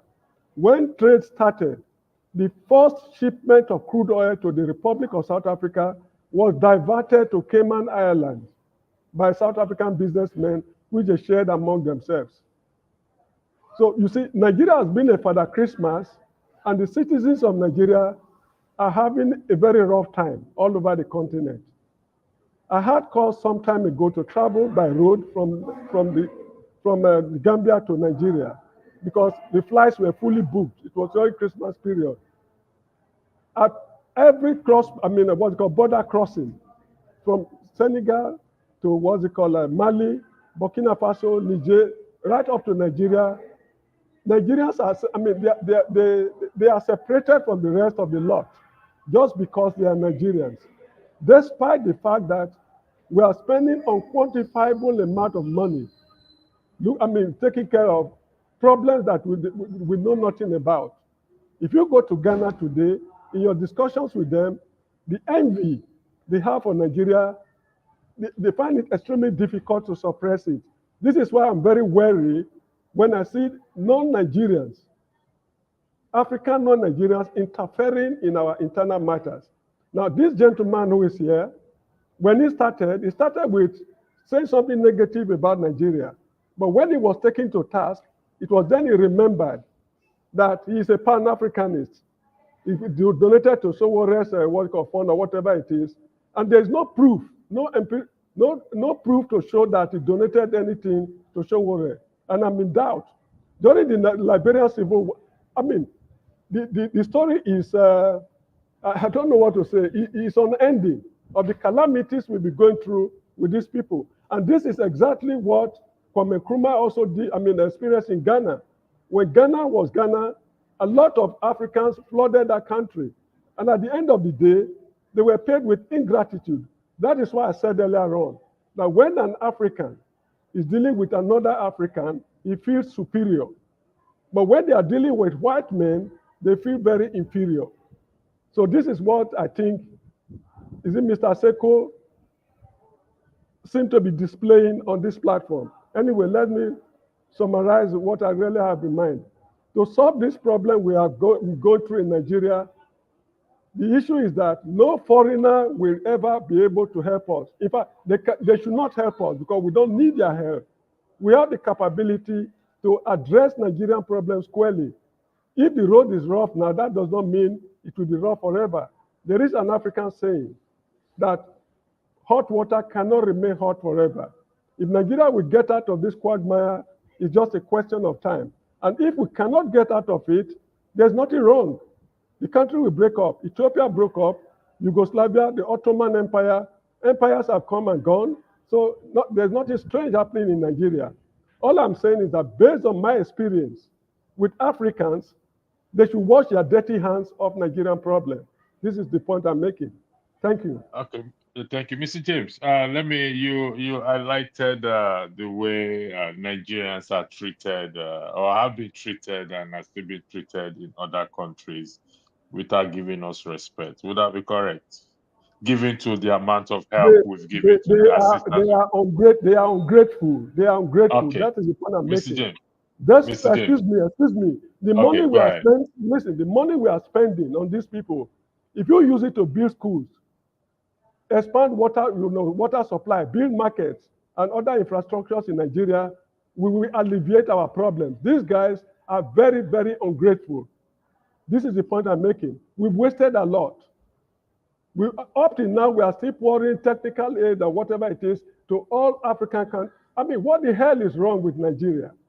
We should distance ourselves from these people. They are envious. Envy is setting them on fire. Okay, Mr. James, whose fault is it if, like, for example, I'm going to use you as an example. Whose fault is it if you are in Gambia and you are mistreated and your country, Nigerian consulate, it's supposed to offer you or expected to offer you assistance if you are in any distress? Who are you going to blame? Are you going to blame the country? The issue is this. There's no country in the world where their citizens don't go out. Even Americans are right here in the Gambia. Americans are in Nigeria, they're in Saudi Arabia. The British nationals are coming to the Gambia to buy properties. So if I live in another country, I've committed no offense. You get the point? The problems of my country here in the Gambia is an extension of the problems in Nigeria.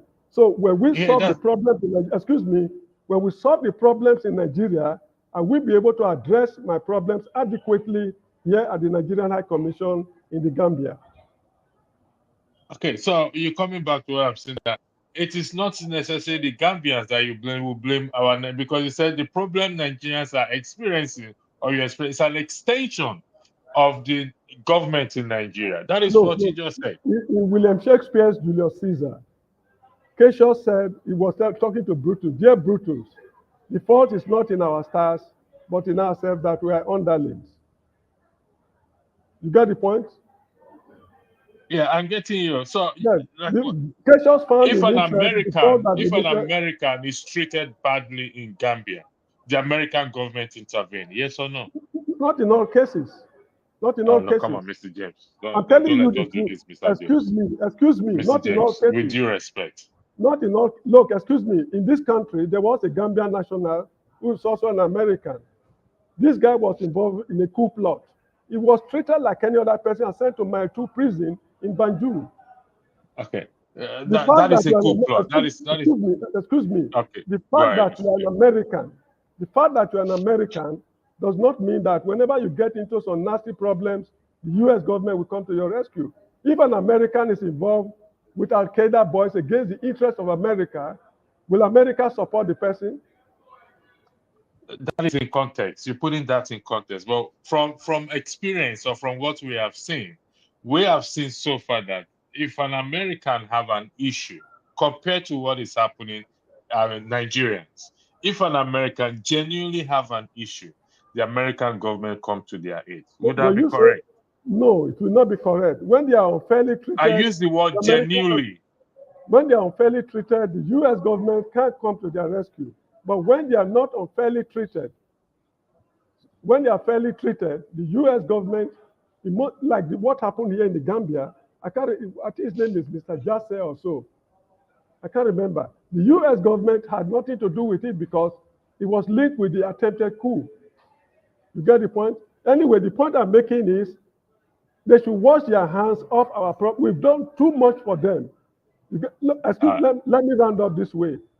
Okay. If you consider what Nigeria did for Liberia, I expect the Liberians to say, oh, the bomb mines, or what's it called, iron ore, in different parts of Liberia. Why can't Nigerian businessmen come and partake in mining these minerals? Trade concessions. What is wrong? Excuse me. Put down your dirty hands. Put it down. Oh, Mr. James, please be respectful, please. Yeah. No, I think Mr. James is very disrespectful. You cannot talk to me like that. No. I cannot interject. Mr. James. No, he insulted me. I need to speak. Excuse me, please. Put down your hands when I'm talking. Hold on. Mr. James. Excuse me. Who is he to put? Mr. James, please calm down. Mr. James, calm down. I'm a Nigerian. I'm a citizen of the Federal Republic of Nigeria. I'm begging you. I'm pleading, Mr. James. Put down your hand. I am pleading. Mr. James. He's raising his hand to interject. He has the right to do so, Mr. James. No, not Hold when on, I'm Mr. talking. James. Not when I'm Mr. talking. James. Oh, good. Mr. James, please, I am begging you. Thank you as for an your elder statesman, please, Thank you for your Mr. understanding. James. Thank you for your understanding. Please, let's be respectful to each other. You can. No, but you need to censor him. You need to censor him for the. No. If you allow I'm going to put both of you on if you allow please, I'm begging you. Me anymore, I am begging you, gentlemen. I am. Sika Okela, please keep your hands down. Yeah, but what's the consequence of being insulted? He doesn't want you to interject. So just but what's the consequence of insulting? We have done so much for you people. The second, please, I'm begging you. Second, you have no right to run us down. Mr. James, please. Challenge the argument. Don't. We are Nigerians. Listen, Mr. James. We are Nigerians. Mr. James. I'm sorry. James. I'm sorry. I understand. I owe you an apology. Listen, I understand. I owe you an apology. I understand. Mr. James, challenge the argument. Please, let's be respectful. This is one of the issues we're having on the platform. Let's challenge the man's argument. Report what, in fact, you said you should provide evidence as a contributor to show a race. That is a good thing. I mean, that is challenge the argument. But if we say we have to, Dr. Gomez said in the meeting yesterday, why are we bitter towards each other? There's no need for it. We need to do better than this. Please, Mr. James, I am pleading with you. You are knowledgeable, our historian, but please, the gentleman have a right to say whatever he wants to say. Not to run down my country. Disagree with him. Not to run down my country. He owes me an apology. Otherwise, I will leave. Don't interrupt me. Don't interrupt me. You don't deserve my apology. No, if he doesn't apologize, then this is not a revolutionary platform. So, hold on 1 second. You run away from your country. I mean, we came to your rescue. Mr. James, the fact that the man is not a Nigerian doesn't mean. Mr. James, ungrateful people. There are other nationalities that have come on this platform, including I've forgotten this white guy's name that Rudolph always bring on this platform. It has. Just like the Biafra man came, You can't tell him. We can't tell him to. The Biafra man does not agree that Nigeria exists. Nigeria is his zoology. Are you going to say we should not listen to him? He doesn't believe it. There are people in the comment section who also don't believe. Should I now kick them off the off the platform? Disagree, challenge his argument. Anyway, Please, I'll give you another 2 minutes to round up. thank you so much. If it, yeah, I Seko, don't I'll want come to. to you. Seko Keller, please. I don't want to listen. I don't want to listen to his unadulterated nonsense. So I'm signing out. I'll come back again. Thank you. Thank you. Seko, on behalf of Mr. James, I apologize. Look, it's not going to apologize. On behalf of Mr. James, I am apologizing. Okay, not on behalf of Mr. James. On behalf of this platform. So I've changed the Seko. Do you accept that my apology on behalf of this platform? No, Seko. I'm very Seko, sorry. I don't accept the apology. You failed to hold him accountable. No, Seko, I cannot force him to apologize to you. No. Seko, I cannot force him. I told him he has to be respectful. No, you can't force him, but you can hold him accountable. I will hold him accountable. But like I'm saying, no, please, you did not. on behalf of this platform, can you please accept my apology? Please. No, I beg you. Can I just make a little comment, sir? Okay, go ahead. No. Okay. So I don't want to accept the apology because I want Mr. James for people to see that he has failed to apologize. You didn't hold him accountable. Because he said, I came here to insult Nigeria, which is contrary to the truth. We are discussing intellectual discussion. Mr. James, listen, let me tell you something. Mr. James, I can speak on German, Nazi Germany. I don't have to be a German to discuss Nazi Germany. You are 100% right, Seko. Mr. James is usually not like this. A lot of people would testify to this. I don't know. So did he drink akamu? Maybe he drank akamu without sugar or something? Sir, please accept my apology on behalf of the platform. You don't have to apologize anymore. Let's just move on, please. This is okay. Yeah, let's move on. Who is it? It's actually my turn. No, it's actually my turn, my brother. Okay, go ahead. 5 minutes, Jack. Thank you very much. You know, it's a bit of a shame. I'm actually quite happy that I'm now next door to Seko, because I wanted to go from his points. The points that followed were rather distracting again. What you asked him, Electricity, I thought was a fantastic question, and it really brings us again to the nub of where we should be speaking in terms of having cerebral thoughts. You put to him, between Obi and Sore, both could be seen as revolutionary. However, what is what? And it was made very well put, very clearly put by Seko, who said that Obi is more of a reformist. And in that paradigm, I thought, and I had thoughts, and I thought, you know what? Maybe reform is actually better than revolution. Then he went on to say that as far as Shore is concerned, he will just burn down the whole system, regardless. And my thought is that the actual problem of Nigeria is the system. We can talk about any issue that we like to choose to talk about, but the system is the problem. And for my deepest thought, I believe it needs tearing down. I believe there's no democracy. I believe the unity within the people doesn't make it a country. I believe the nationals who wish to separate have a point, whether I agree with them or not. They have a valid point to want to scarper, run away from what they call Nigeria. Now, for me, forgive me, but these are the real points. It was really unfortunate, I believe, in terms of what brother Kirontingpe, Henry. It's very unfortunate what he said, and I would never think he would have that point of view living in Gambia and being such a man of experience. You know, what he talks about, if I can just sidetrack a little, in terms of the pain that Nigerians feel around the world, and especially in Africa and amongst Black people.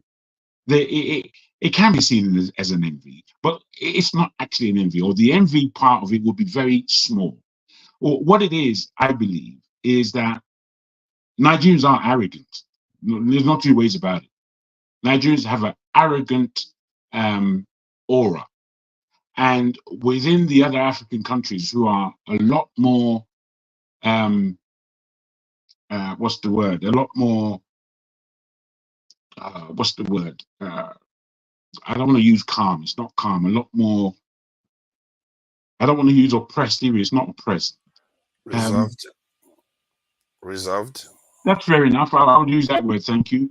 It's not reserved exactly, but it's a better word than I had. A lot more reserved than we are. I think we are very reserved people as Nigerians, so don't get me wrong. But the other Africans, timid is the word I'm looking for. They have a different relationship with their surroundings than we do. And once we know our surroundings, we're in it. Once we know the white man, we can deal with him directly. I have no aspect of fear in this planet. And I don't know whether that's being a Nigerian or my upbringing or whatever it is, but I realize that other Black people aren't the same. I realize that from the off. And once realizing that, then I think we as Nigerians have to know that we have a responsibility. We have a doggone responsibility. It's not good enough for us to do what James just done and start complaining, almost crying about it. You have a damn godly responsibility, my friend. Stand up straight and stop complaining in that sheepish level. I'm not a sheep. I'm a whole man. So I don't take what brother has said at all, and I don't believe that you should. People that speak like this, and again, as Electricity said, this is not the way we view our brother James. The way we view our brother James, we give him good respect. He's a man of oratory and he's a man of understanding. But I don't agree with the statements he's made today at all. And the fact that he doubled down to make them after what I said earlier. I mean, I thought what I said earlier made everything crystal clear as to where we should be thinking. So given the revolutionary aspect and whether I think reform or revolution, man, I think this is where the thought is. And I think somehow it's got to be a joining of the two. I like what you put forward, Electricity, in terms of this question, because this is where the question is. You know, it really is. We can't be, are we going to have a revolution or are we going to reform? Because it can't stay the way it is. That's the truth. It cannot stay the way it is. So I hand over. Thank you very much. Again, Seko, I'm going to highlight two things to you before I bring Forefather, before I give Forefather the floor to speak. I think I lost those two things when I moved away from Electricity. Can I make my point before you leave? I would like you to hear my point. Just hold on 1 second. Hold on 1 second, please. Yeah. Seko, one, Yes. look at this comment here. It's the first time Mr. James has done this. 2, Florence said, Mr. James is very different today. I'm really shocked. And what Fire Jagun said is, it's not, I don't know what, Nigerians are in pain. So I don't think it's against you personally, but please, again, I am going to repeat on behalf of Mr. James and on behalf of the channel, I apologize. And I hope you will come back again. So, Forefather, the floor is yours. Go ahead. I will speak later. Forefather came in. Let me give him the opportunity, please. Forefather. Thank you for having me, Pastor, and greetings to everyone on the panel, and to the chat, and to the viewers. Okay, we are checking whether the national anthem is our problem, isn't it? That's the title. You know, when I heard about it yesterday, for the life of me, I couldn't believe it. Because clearly we have bigger fishes to fry. And there is a lot of serious issues, and even the logic behind going back to pre-1960 and getting a foreigner's rendition of our national anthem to replace the one a Nigerian wrote in a country that exports music I just found that very strange. And then the stranger part is the stuff was passed very, very quickly through the system. This is Nigeria where they can barely get anything done. And they passed it very quickly, and the president flagged it on today. And our people just watch these type of things happen and they feel powerless. I feel like the people feel powerless because nobody has ever showed them the way to actually hold their leaders accountable. They know their leaders are sellouts. They know even if they cannot fully express it in words, they know their leaders are sellouts. These people are not there for them. How can it be a grown man will go and say, you know what Nigeria needs is to go back to the previous national anthem? That should tell you everything you need to know. You don't even need to worry too much about the fact that they are stealing our natural resources. They are they are stealing money and that should tell you why all the rest is happening. Because nobody does that. You can't go back to go and start getting foreigners when you have so many musicians in your country that could write a very excellent national anthem, and they didn't even give chance for the people to consult. These are the same people that when they wanted to rename Nigeria, they said they want to rename it from Nigeria to United States of Nigeria. They just won't let go of vestiges of the past. Everywhere they go, they are in the pocket of Oyibo people. I don't know what Oyibo people gave them to eat. Well, they can't leave Oyibo people alone. If I was Oyibo people, I would be spitting. In short, that's what they are doing. They are spitting on our head every day. Right now, the way we come across are some of the most useless race on the face of the earth. And because of these leaders, and we blame them all we want, but we let them remain where they are because we don't want to die. We don't want to face the hardship that is involved. Maybe I'm one of them too. But this problem is really, really terrible. It's not just one of those type of problems you just look at, it goes away. If you are the kind of person that can see into the future, you know that we are in trouble here. If we carry on in this way, they can decide whatever our fate tomorrow. These useless leaders will come there and tell them, oh, come and have a military base in our country. Oh, welcome back, master. Come and take over the country. If you want our people to reduce in number, let's help them. Let's reduce their number so that you can have more space. And we might end up in reservation on our own land. Maybe in the next 50 or so years. We think it's impossible. Miracles have happened before. When they took over Africa, it was like that. It happened overnight. The moment they found the cure for chlorine, for malaria, that's when they found quinine. Within 50 years, they already owned the whole African continent. That's the pathway that used to kill them, the white man's graveyard and the central Congo area. But the moment they had a chance, they took over South Africa. They took over South Africa almost 200 to 300 years before they came to West Africa. West Africa is not conducive for them, but it's getting becoming more and more attractive every day. If you think this life, this useless leader that we have, if they carry on this way, I don't know what makes them sleep at night. I don't understand the way they are thinking. Because it's one thing to say you want to be boy. How about tomorrow they decide that they don't want you as boy anymore, they want you dead? What happens? They do that too. It's not every time they want you as boy. They can decide that they don't want you anymore. They get rid of you like the discarded junk. That's what you are wishing for your people. The way I look at it is that there are only one way to go after this sort of thing. I think I like the term people use when they said reformist, because revolution seems to imply tearing things down and building it back up again.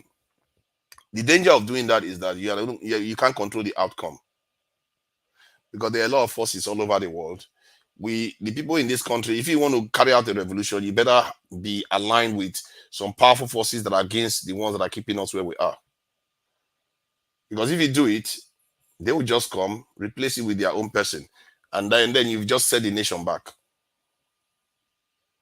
Either you go for reforming the system in such a way that you have your own people go in there. There's going to be skirmishes, but it's not going to be on the scale of revolution. There's going to be skirmishes. You fight your way through it, and you remove those leaders that are there. Because in the case of Senegal, Father, don't hijack the platform now. I mean, you are the moderator. How many minutes have I been speaking? Almost about 10 minutes now. Come. Is it 10 minutes? Yeah. Okay, now I'll go and check it physically. We're supposed to be having 5 minutes. Oh, hold on now. Let's check it now. Let's check it. Let's check it. If it's 10 minutes, then I'll stop. You see, you need to stop that. That's just rude now. It's not even close. I've not even spoken 5 minutes. You're being rude. Why do you do that? Just because you don't like what I'm saying. Why do you do that? It's just rude. I didn't say I don't like what you're saying, but I'm trying to make yeah, but don't just interrupt. Don't just interrupt me and say I've been talking for 10 minutes. Yeah, you know. What is not? I just went back in time. It's not even 5 minutes. I went back 4-point-something minutes, and I met this guy on this thing on the stage. What's his name? Pastor on the stage. But if you want to talk so much, you can go ahead and talk. There's no. All right. You don't want to listen. Thank you very much. We have plenty of time. We have all day. Don't be mad. Calm down. You know. Let me talk. Okay. We have all day. You know. But anyway, before I begin, I think we already talked about the flag and some other things of where the country is right now. Then I brought the subject about revolution mindset. So I'm gonna expatiate on that. But before I proceed, Mr. James is a man that I hold to high esteem. I believe he's a professor over there in Gambia. He's been there for more than 30 years. And I always respect his opinion. But I disagree him for trying to truncate this guy's opinion. I mean, what he did was totally wrong. If you listen, Mr. James, what you did was totally wrong. I mean, the guy has the freedom to speak, and his opinion is very valid, whether you like it or not. You have a dissenting opinion. So what you do, sir, is uncalled for, okay? I'm calling you out, Mr. James, and I hold electricity responsible. Electricity should have censored him, regardless of he's a very high esteemed member of this panel for more than 2 years. So nobody's above the law. Having said that, I'm going to speak about something about people are talking about the Biafran guy that just left. The guy has a right to make his point, even after he's agitating from Biafra. We are from the same part of the country. But that notwithstanding, he has the right to do whatever he wants to. I'm a proponent of Nigeria. I believe in one Nigeria.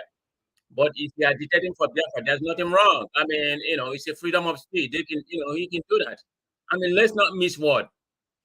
I'm not going to use the word, xenophobia here, because if you really look at it, there has been evidence of predisposition, against the Igbo in Nigeria by some people. I'm not going to make it general. So that evidence is there. So you can see where some of them are coming from. The fact is there is well led, but because we are not united in that country, this is part of the problem we're having. So when somebody comes here and say they are Biafra, yeah, they have a right to agitate. It's a freedom of speech. There's nothing wrong. So it's very bad for somebody to make their comment and everybody here bashing whatever the opinion is. So that's all I have to say to that. I just have to have here. So I raised the point about revolution. People are just pivoting towards Obi and Showore. I mean, both of them have different way of handling things. I supported Obi, but I'm not obedient. I don't know if Obi has come to power. What could have been? I don't know, because of the way the Nigerian system is set up. It may not have been easy for him. Would he have done better than Tinubu? I don't know, because I'm not going to say foresee about the future. He would have had a lot of obstacles. I mean, the Congress would have been, maybe about 80% against him. But can he do it? According to what I know, he was able to do some things in Anambra. I mean, I wasn't privy during that time, because I never followed politics at that time. He looked like a very quiet man or that kind of thing. But from what I read, the way he handled whatever was going on in Anambra, was very commendable. But can he duplicate it in the Nigerian space? That's debatable, because Anambra is not Nigeria. It's just like the way he ruled Lagos. Whether he did well or not did well. I mean, Lagos is Lagos. Lagos is not Nigeria. Look at his failure right now. So you can't just really say what somebody did. It's going to come to the national space and do together. That's not possible. And Showore doesn't have any antecedent in governance, so we don't really know. All we know what he's been saying, he have a revolutionary mindset. Can he? I mean, can you do that? We don't know. So that's where we find ourselves in a conundrum. We don't know, we don't know what, the person that will lead us to that revolution mindset that I proposed, which is a very, I mean, it's going to be, Nigeria has a long way to go. I mean, I don't see any, I mean, I hate to sound like a doom. I don't see any really immediate hope for Nigeria. Maybe it's going to take a lot of process for we to get there. Or maybe somebody just come.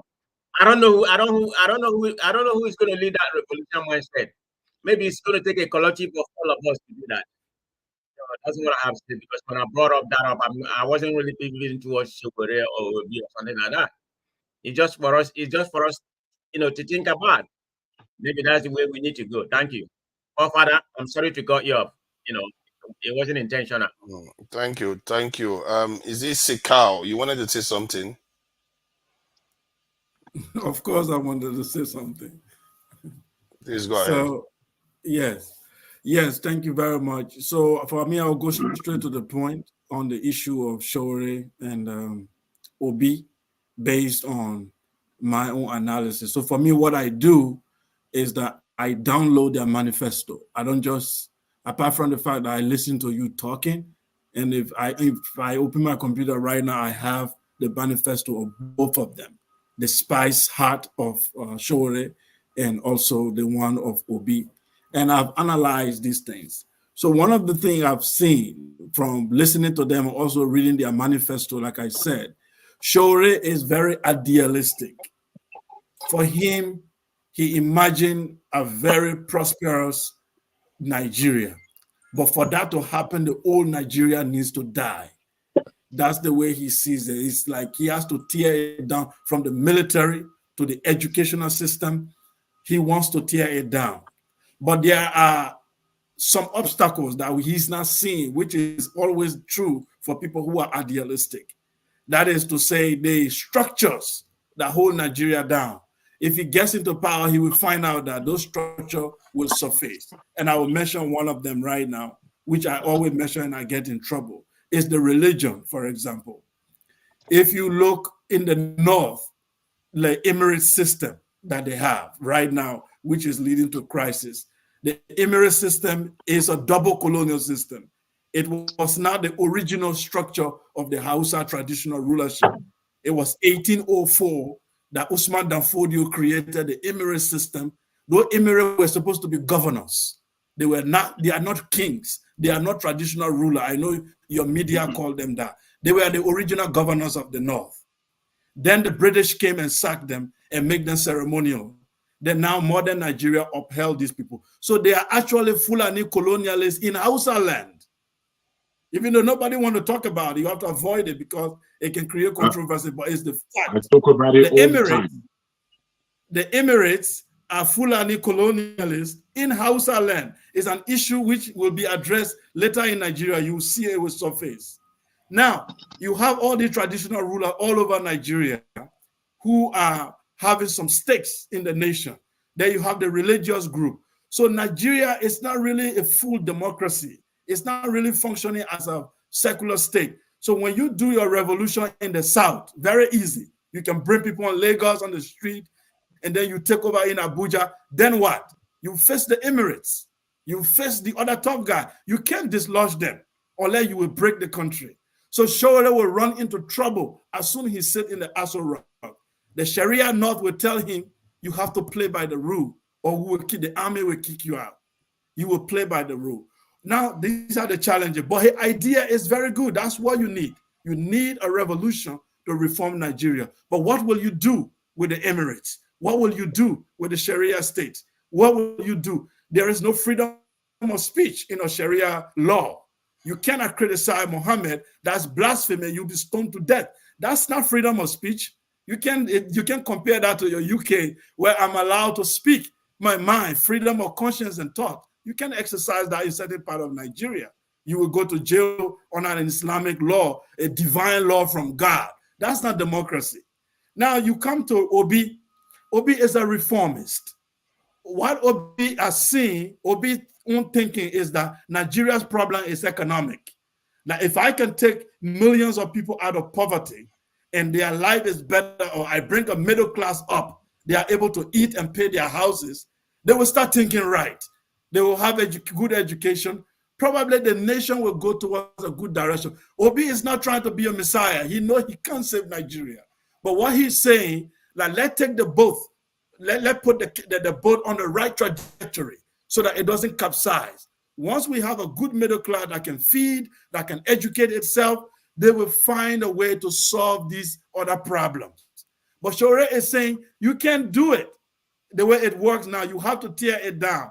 So in all of it, when you look at it, I'm saying Obi is a good guy. He has a very good intention. But when he gets into power, his reform will also be strangulated. But it's more realistic than Shore's revolution at this moment. Thank you. Your submission is quite interesting because the Emirates, as you refer to it, is something that you may not be aware that in the history of Nigeria, they have been shown to not be as powerful as the government. The government have removed sultans, emirs, and all the rest as they see fit.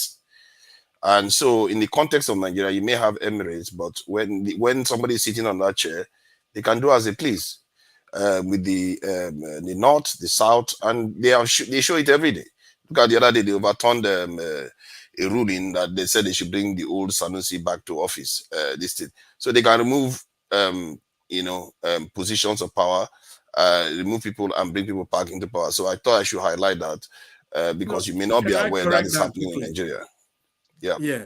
So what you see in Kano is an internal, it's a family issue. When an external force from the south try the emirate, hell will lose. This is an internal. In fact, Sanusi and Ado Bayero are family. Well, if you don't know, I think you know. They are one family. This is a family issue where a governor, the governor in the north can change the emir and what have you. But when the central government of a southern president tries to temper with the emirate, you will not believe what will happen. Let me just tell you that. Okay, a southern president, it's funny you stipulated that, but Abacha did remove Sultan of Sokoto from office and replaced him with another one. Abacha is not a southern president.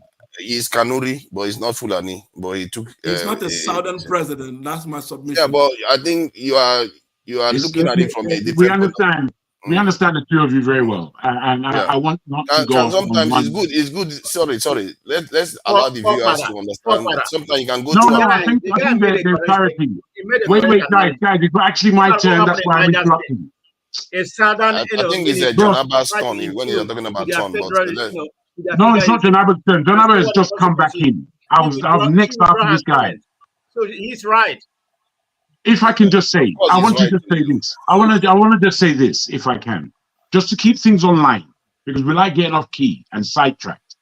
When electricity left, really what he should have done was to stay and hear forefathers' commission before handing over to him as the present host. That's the only reason I think Man of Prestige interrupted. I was listening patiently when forefather was speaking and was wondering when it was coming to the end, and realized it's not necessarily your fault or anyone's fault that interruption took place, which is why I interrupted in the first place, and forefather did his best to switch off my mic. Fair enough. I was going to speak on his behalf, but fair enough. Then he actually went on to say it's rude for Man of Prestige to cut him like that. And I totally 100% agree. But forefather, you've got to understand that that behavior that you dislike is what you do all the time. To me especially. Let me just put that to you. So we have it nice and cozy. Have that. Meanwhile, what Seko is saying is so on point. I feel really commensurate. No, I feel to applaud you in terms of many of your submissions today. They're grown-up submissions. They face the area that we should be speaking about more and exploring into and finding if there are any solutions at all.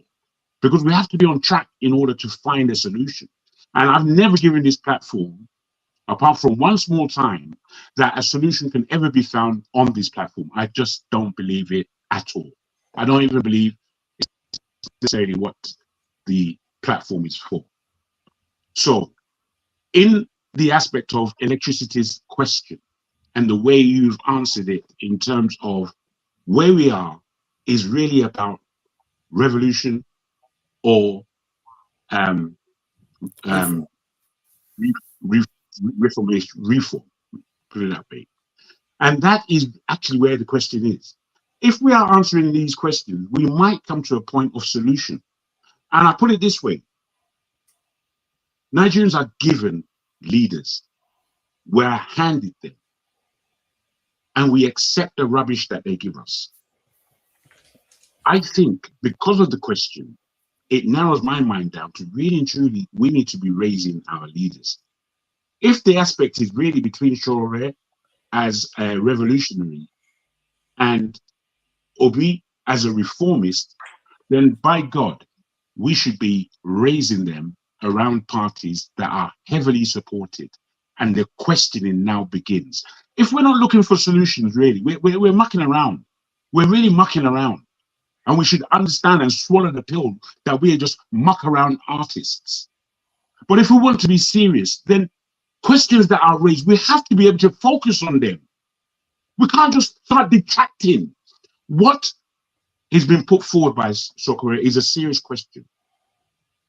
The South can more than likely reform in such a way that we get over all of our bullshit and forward with the program that is to be had. And that would be immense for us in the South. We know that Nigeria is more than one country. Now, to tackle the North, I don't go as far as to say what Seko has said, that is unconquerable, or words of that effect. I feel that human beings are still human beings. And once human beings in the North understand that human beings in the South are living a politically organized, structured unit, they will choose to come along or go away. It's very, very simple. They come along or they go away. Because this religious aspect is rubbish. Tribal aspect is another rubbish. All these things that we put our head into and stuff. I've said it, there's no way you can say somebody is not who they are. You can't say an Igbo man is not an Igbo man. You can't say a Yoruba man is not a Yoruba man. You can't talk that. That's just, if you packaging yourself like that, go to hell as far as I'm concerned. Because it is what it is. And as a Yoruba man, if we operated a federation in that country, a true federation, the West, South, Southeast would know what they have to do. And they would come together within no time. They would operate a federation, no doubt, but they all come together as a unit because they're functioning within a structure. Those in the core North, because I believe that the Midwest, the Middle Belt, would join us quite easy. And the Middle Belt is a big portion of what they call the North. It's not the North. A good portion of it, Kogi and Kwara, are basically Yoruba land, basically. So they're not the North, for goodness sake. So we say the Middle Belt. You see, all I'm trying to polit in my sessions in this forum, in this platform, is, are we encouraging ourselves a forward motion where Nigeria is concerned, or are we just having a talk shop? Because talk shop philosophy, fuck off. I'm sorry to put it that way, but I've had more than enough of the talk shop level. I've had too much. They'll sit down here and I listen. People are just whacking their gums as though they're adding anything to anybody. So one, I'm not going to have, there are certain things I'm not going to do anymore here. I'm not going to be taking unnecessary insults, swearing. And whenever I sit here, you have to understand there are things I'm going to do my own way. If you don't like it, the moment electricity jumps off or Dr. Damage jumps off, you jump off too. It's simple. Because the reason why I do things my own way is because I have different ways of moderating too. I sometimes want to examine a specific topic so that we get in depth instead of everybody just saying their own thing. People will have their chance to say their own thing when Dr. Damage is around and every other person is around. But sometimes I actually want to examine ideas because some people prefer those. if I'm not mistaken, one of the reasons why Masca said he started coming here is because we're doing those intellectual stuff. Not just everybody come here to just juxtapose swearing at people and all the rest of it. I'm not interested in that.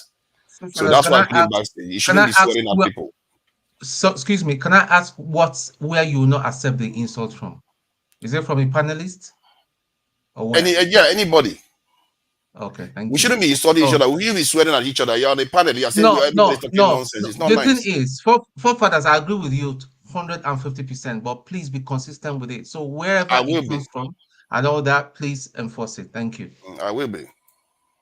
So please don't be swearing. Nobody should be insulting each other. Finish my point? Yeah, of course. Well done, thank you.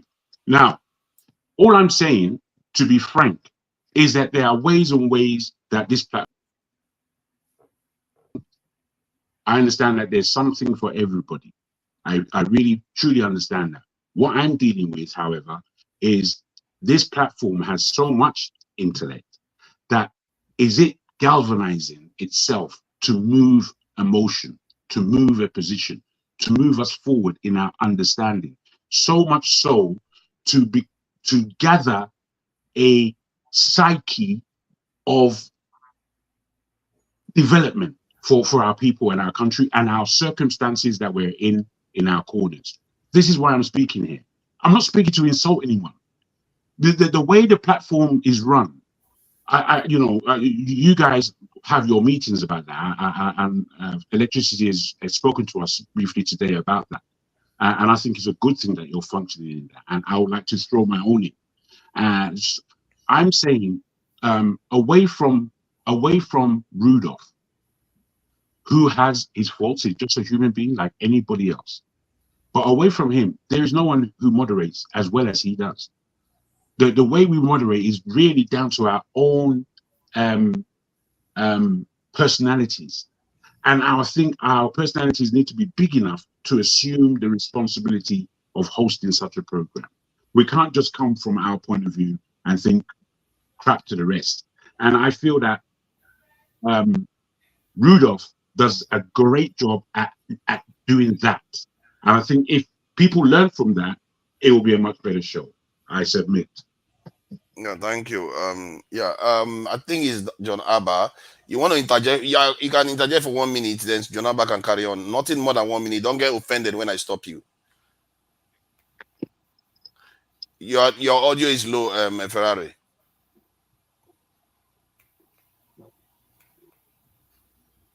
We still can't hear you, Ferrari. Yeah, something is wrong with your mic or something. We need to go out and come back. Go out and come back. Yeah, we can't hear you. Janaba, welcome. Thank you so very much, forefather and fellow panelists, for having me.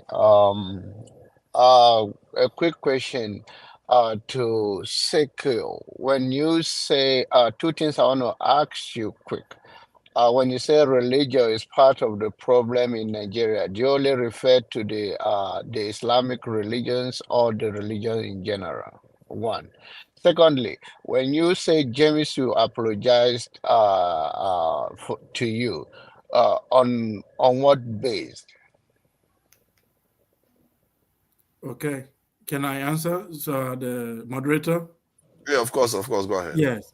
So when I say religion is a problem in Nigeria, I mean on both ways, especially the North.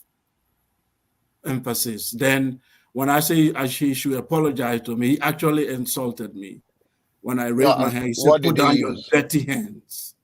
Okay. So I said that he cannot use that word on the panel in an intellectual space. He needs to apologize. Thank you so very much. And now, I think is no excuse to whom much is given, much is expected. It's an elder statement here. Using that word may come from anger. Everybody lose it once in a while, but also you cannot discard or dismiss his own pain that he have experienced as an African man that live in African space. So I want you to also respect that. Notwithstanding, if he used that word, then he can come and clarify himself on that. All right. And then when you talk about that religion, I want you to know that religion is not only a problem of Nigeria, but the whole African continent. And whichever way you want to take it or leave it, that's what I will leave you with there. That if we can speak intellectual or be direct about it, we should not shy away. It's a big problem in Africa, both religion. Thank you. Thank you. On the issue of a national item of Nigerian being revert, I was expecting the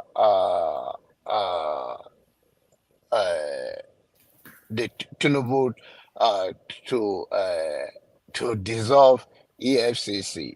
I was not seeing him coming after the national item because I know he is after his brother, former President Olusegun Obasanjo, to erase some of his legacy.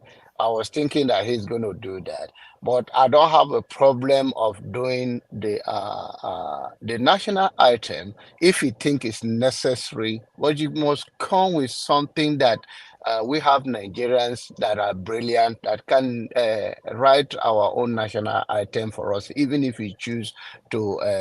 That's what politicians do if they have their way. And in this time around, he have his way, but I think he went taking it and take us back to what Uibo wrote. To me, is another step back. He could have used any Nigerian to write another one, and that is why I am for the reform of the whole institution, both Nigeria and any other African country, that we need to start living our own life in our own way and grow in our own space. I think we take whatever go, whether it's democracy, whether it's religion, whatever is happening, we imitate others and we are not growing in our own space. As a result, it's 10 foot forward and then 20 backward, if not 100. So I don't believe in whatever we have as an institution now. So I believe in that nobody should use the whole Nigerian to fight their own personal fight.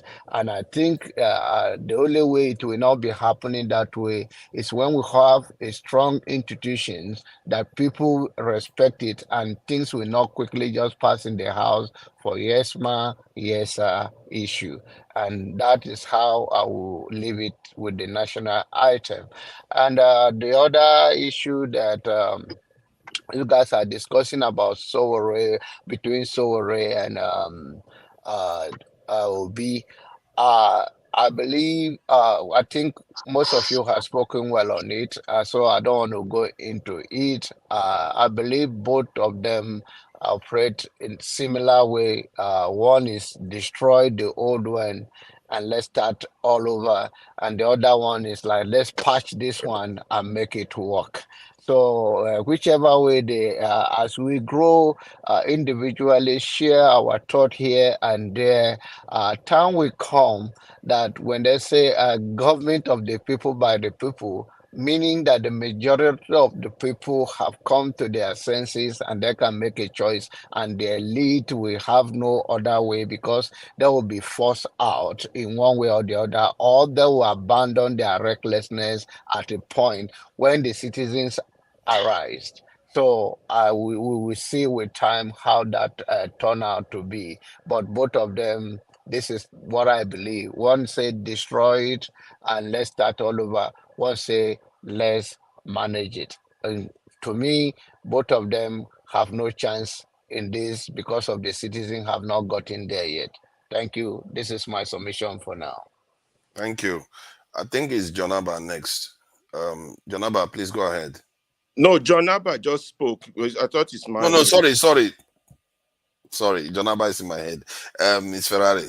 Oh, thank you, guys. The reason I was raising up my hand so bad is that I'm on break and my kids would soon walk in. So 5 minutes. I wanted to make my shot before my break, before the kids walk in. I won't be able to do that.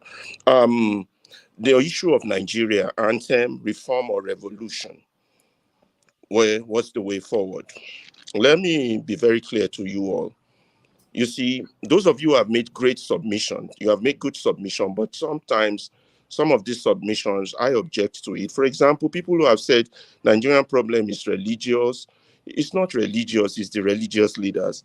It's not tribal, it's the tribal people, because we have thieves from every tribe.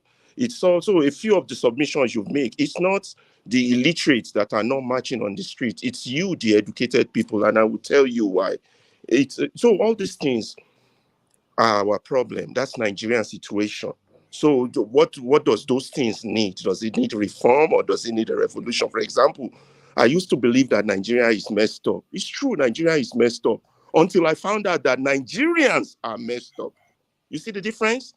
It's not just the Nigeria as a system, as a state that's messed up, but we Nigerians are messed up. So whether you choose reform or you choose revolution, the first thing either one need is that you need informed people. You need educated people. You need people who understand the state of their reality, of their pragmatic situation, Can you come back, please? Give me a few minutes. Thank you. So of their pragmatic situation, we need people who can react. And most of all, we need people who can act, not activists.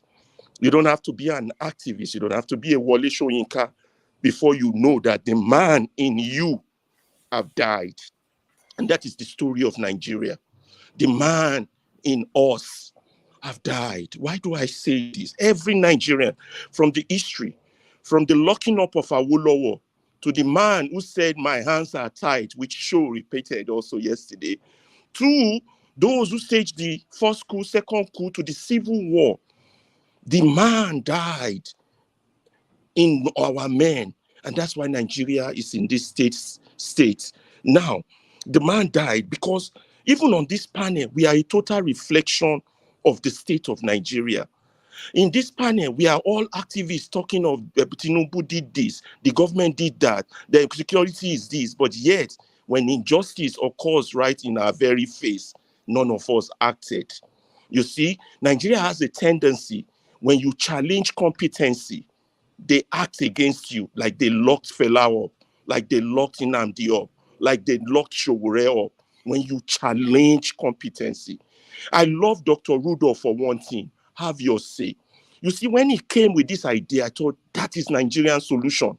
Have your say, because Nigerians have never been allowed to have their say since independence. And some people, when they get the opportunity to host, they now think they are the power and they abuse power. Nigerian problem is a question of abuse, power, and authority. An authority that rejects accountability. Yesterday, the most enormous or the most proverbic people were on board and they watch injustice, and yet none of them acted. Although people I least expect on the chat zone, like Kulata, they acted. Like Shegun O, like Equity Fair, they were saying that was wrong. But yet, great speakers like Kene, Osita, KJ, Olumide, Harry, CM, Victor, Show, didn't act. That is the problem of Nigeria. Forefather, how many minutes do I have left? I don't want to talk too much, but I want to thank in the words of Lincoln that says that, please teach my child that for every scoundrel, there is a dedicated leader. I want to tag those dedicated people in the chat who stood up, who acted against injustice, because we have failed that country, because every time injustice happens, none of us act. You don't have to act to risk your life, but the little things you can do will change that country. And the people that were on the panel yesterday, they failed. Rudolph set up this channel so that Nigerians can have a voice. Don't take that away from them. And then let us elevate the discussion. Let us stop doing a hit job like a journalist who have just received an envelope. Let us elevate this discussion to the point where we save our country. No one's going to do it for us. Thank you. Thank you. Welcome. If not now, I appreciate you for joining us. This is a bit early. Thank you for, I don't know what you've got to contribute. Please go ahead.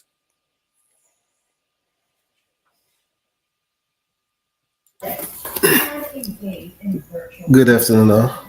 Yeah, thank you, forefathers, and the rest of the panelists. Let me observe for a while, still more, because I've not really understood the full context of the conversation. Thank you. Right, thank you. The idea was that the Nigerian government very quickly rushed through a change of the Nigerian national anthem. Not to create a new national anthem, they went back to the one that was written by a white lady before our independence. And so they thought that we should talk about it because this is one of the areas that Nigerians feel like they're powerless. They didn't consult anybody. They just wrote it very, very within a week. I think we had it just within a week or so, and boom, it's already the president has approved it without consulting Nigerians at all. So that's the discussion we are having.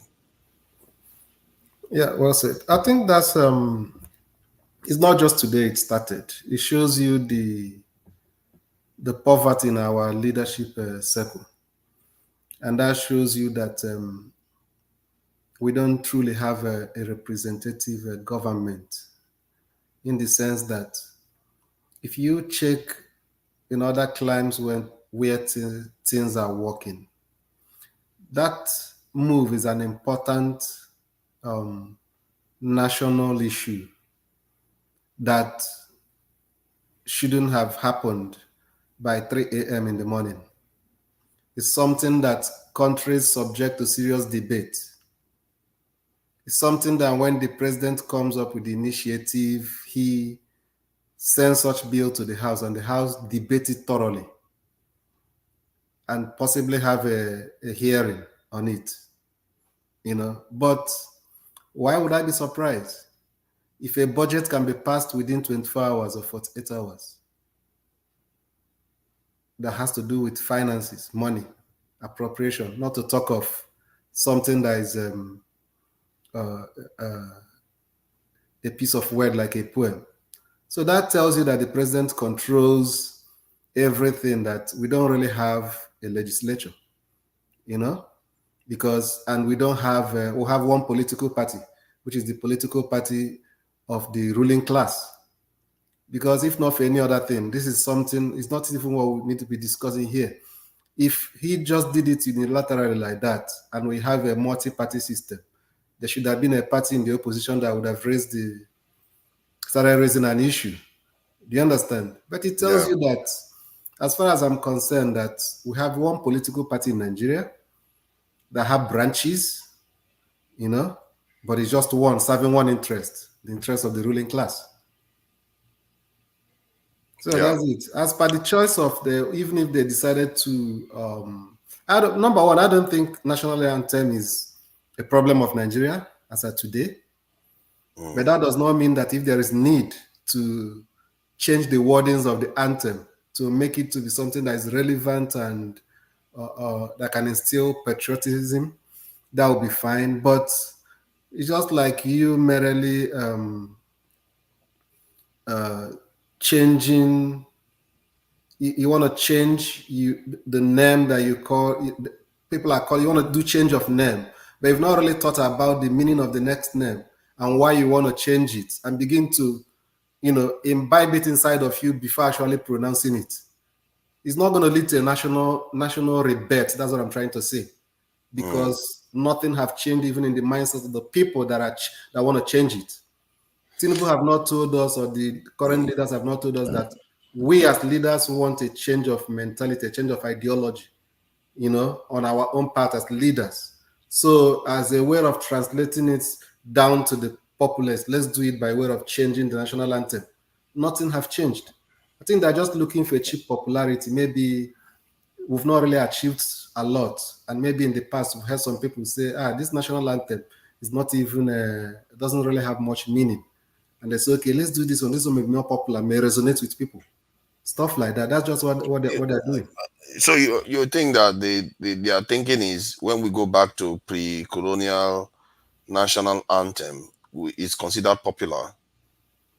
Yeah, you know, in the past, some people have questioned the actual meaning of the current national anthem. I don't know which one is current now anyway, you know. But So It what? doesn't So you really are make thinking sense. But the what I'm question trying to say, I wanted to ask you that because I wanted to even ask that question before you said what you said, because I wanted to ask what do you think is nudged them to do this in such a rapid way? I think that may be it because I've heard that in the past, not just this present regime. I've heard such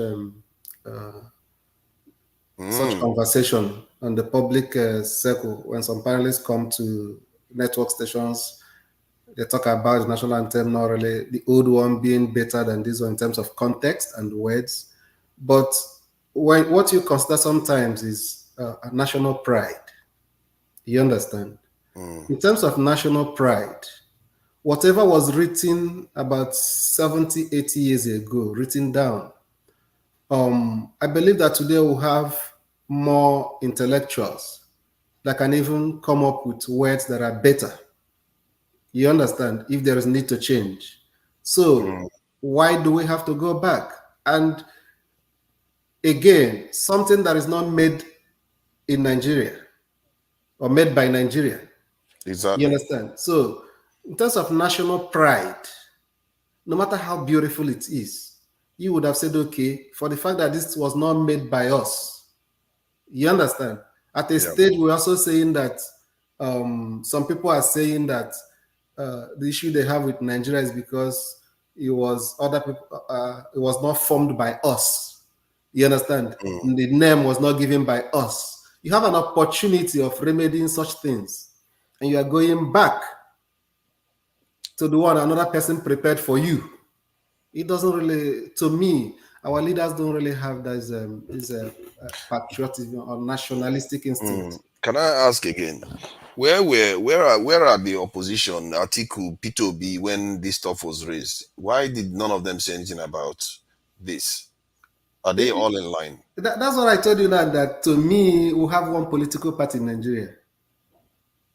You know, I don't really think there is, just like me and you know, the parties are the same.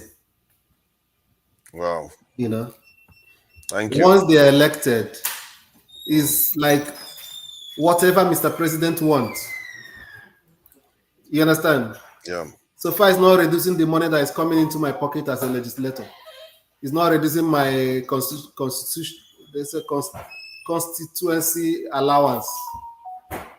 Wow. I can't question it. I have nothing to lose. That's the attitude. Thank you.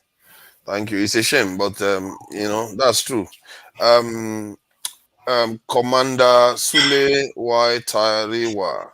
Sorry for that. If you really want to know if the National Assembly members have the power to oppose presidential policies or initiatives, let Tinubu come out tomorrow and say that he's cutting their constituency allowances and their individual allowances by 50%. You hear what will happen? They will oppose it very quickly now. And they didn't give the Nigerian people a chance to react, because if the Nigerian people had chance, they probably would have reacted against doing this. We export music, for crying out loud, and we can't even write our own national anthem. So it's too bad. It's embarrassing, to say the least. That's where we are now, and this is what gives me trust issues. Sule, Commander Tariwa, you came with your full title today. It's comrade. Oh, it's comrade. I thought it was commander today. Welcome, commander. Comrade. So how do you know it was comrade anyway? Too. Did you encounter him yesterday? Was he here yesterday? Mate, it's common sense now. So you know, you talk about sense to me. Please go ahead, comrade. I think it's frozen, you know. Okay, if it's frozen, then we can go back to Osho. You want to say something? Well, good evening to everyone. It's been a pleasure listening to you guys. Interesting conversations. I've seen people do the usual. I don't think there's any getting away from it. Quite interesting. You know, when people sit on the other side and they critique, doesn't bother me much. You know, Rudolph is Rudolph. I don't want to be Rudolph. He does what he does.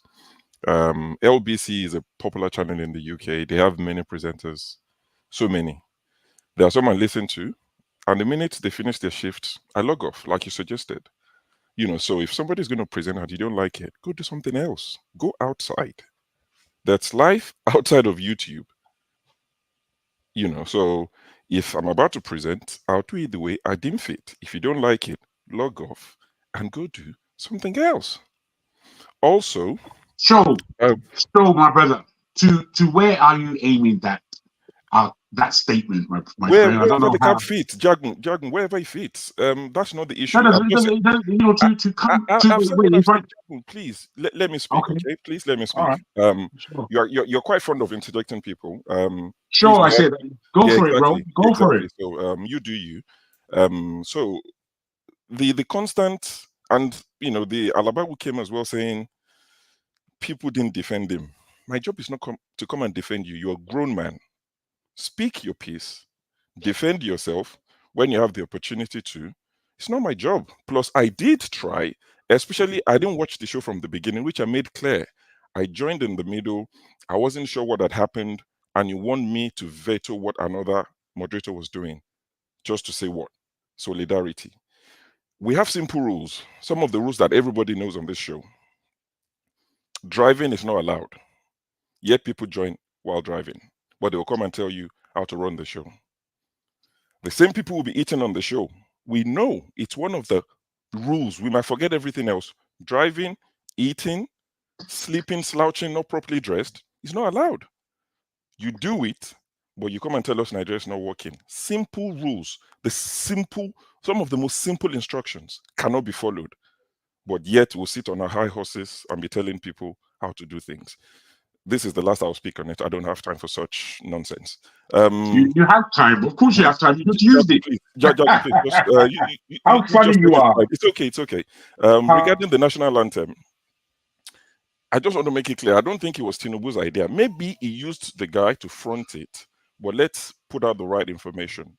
It was the majority leader, John Ihonvobere. He's an Edo guy. It was the one that moved the motion, and it was moved quickly. 2 readings in the same sitting. Then it went to Senate yesterday, and Senate passed it. And I had a feeling it was going to be signed by the president today as part of their 1-year celebration, and he has signed it. Forefathers, and I agree with you. If we want to rewrite the national anthem, we have a lot of people who can come up with, what that they would agree to. Make it open competition. Let people write, decide which one you want to go with. Don't go back to the last one. And let me read what the guy said. I think he said something along the line of what did he say? He said that there's a need for Nigerians to see the anthem as a national symbol and sign of authority, which does not deny the realities. I don't even know where they're going with this. I don't know how it affects anything. If you want to go back to the past, there are a few things I would say we should go back to. The old price of petrol, the old price of cement, the old price of cars, the old exchange rate. There are so many old things we can go to. Going back to the old anthem, I'm struggling to see how that solved the problem of an average Nigerian. The people who sent this Mr. Ihonvobere, whatever his name is that what they told him is their most pressing need? So you begin to wonder, these guys are like tone deaf. They are so detached from reality, except there's more to it than we see right now, because I can't understand for the life of me what this is going to do for Nigerians. Tomorrow you go to the market, things are still expensive. So I don't know how they're getting their priorities so wrong. The loss, they're out of touch with what the average Nigerian is dealing with. It's a shame. And I saw that Madam Obi, I've never been able to pronounce her last name, Ezekwesili. She's already said she's not going to sing the new national anthem. No one is going to make her sing it. She's not interested. Anytime she needs to sing the anthem, she would sing the... I will never sing it. I will never sing it. That's for sure. I need to learn it. That's the thing. I need to learn it because by the time Obasanjo changed it in 1978, I wasn't born. I was on my way, but I wasn't born in 1978 when it was changed. So I've never sang it in my life. Thankfully, I have no need to sing it. I don't play for the Super Eagles. I'm looking forward to the next Super Eagles game. I want to watch something. I want to watch those boys sing the new national anthem. But that's all I've got to say. Well, if I had to also ask you, though, you said it was the Edo the chief Minority speaker, leader from Edo, yeah. minority leader. Sorry, So majority leader. would Yeah, carry he on. would he do such a thing? Would he carry out such a thing without the blessing of the higher ups? That's why And I said what do you that's think why I said it might inspired have him? been a front. You know, I said it. I said it's possible that it Ah, was a front. You know, they might yeah, you just said that. used him to front it. I'm saying, because I don't think his people called him and said, you know what, please go and tell them there that we need the new national anthem. That's the biggest problem we have in Edo State. Imagine the You two know, people coming so to tell him that, oh, we need new exactly. So national anthem when they have road problems and power problems. crazy. Oh my God, man, these Yeah. leaders. Unbelievable. Thank you. I really appreciate your submission. Bumi, long time. I obviously, you know, these enemies of progress. You show up here where the pastor is here. You come for pastor's child. The weekday, we don't see you during the weekends anymore. But it's all good. Bumi, welcome. So, what do you think about this national anthem wahala that is going on right now? So, yeah, go ahead. Good evening, everyone, or good day, wherever you guys are. To be honest, I'm not surprised about the whole national anthem. And for me, my question is to everyone: are you surprised about this even popping up? Because we keep on talking about this, but the question is, but the problem is that we also say we have bad leaders. If you say you have bad leaders, are you then shocked about things like this popping up in your current state? It's like I feel like at some point we need to start asking ourselves questions in terms of like, what do we want? We cannot be surprised and say, oh, these people are not being reasonable, but then say we also have leaders that don't care about us. This is a real point to prove to us that these people don't care. And now that we know we don't care, the question is, what are you going to do about it? Is there a huge problem in terms of like, are we okay living this way, or do we want to change things? Because there's nothing I could speak on this national anthem. I can't speak on anything because I'm not shocked. Whether it's from a minority man or from a majority whoever, I'm not shocked about it. But the question is, why are we talking about it? Why are we making it the topic of the conversation with so many things going on in Nigeria? This is what we're talking about, whether or not these people are sensible in bringing this or passing this bill. We already know they're not sensible. So why are we talking about if they're sensible? It's I have a question to everyone in terms of us talking about this topic. That's my question here. You see, the reason why I think maybe it was sensible to highlight this, because there are certain things some people do, like if they are trying to build Lagos Calabar Road, they want to build stations, and you know, you can debate whether it's a priority, whether they are supposed to do it, or are these people inept, they are not securing the country. You can have all those arguments. But when somebody decides that national anthem, not just national anthem, then going back to the one that is not even part of it's not a Nigerian that wrote it, to make that our own national anthem now that everybody has to sing to. It's a kind of symptom of a deeper problem here. And that But is are you shocked about it? Is this something that you woke up and you're like, oh my days, I can't believe these people did this? see, I'm one of those people that I see the data pointing the other way. I still try to hope that maybe there's a plan, they're heading in the right direction. And this stuff sometimes still hits me hard when it happens. I'm not entirely closed off to them doing the right thing. That is why. Well, I'm not shocked. So I'm sure you are not. You see, maybe it's a good thing because you guys understand them more, and you know you are younger and you know how they operate already fully. But For you need me, to understand that if you keep on entertaining behaviors like this, they're never going to change.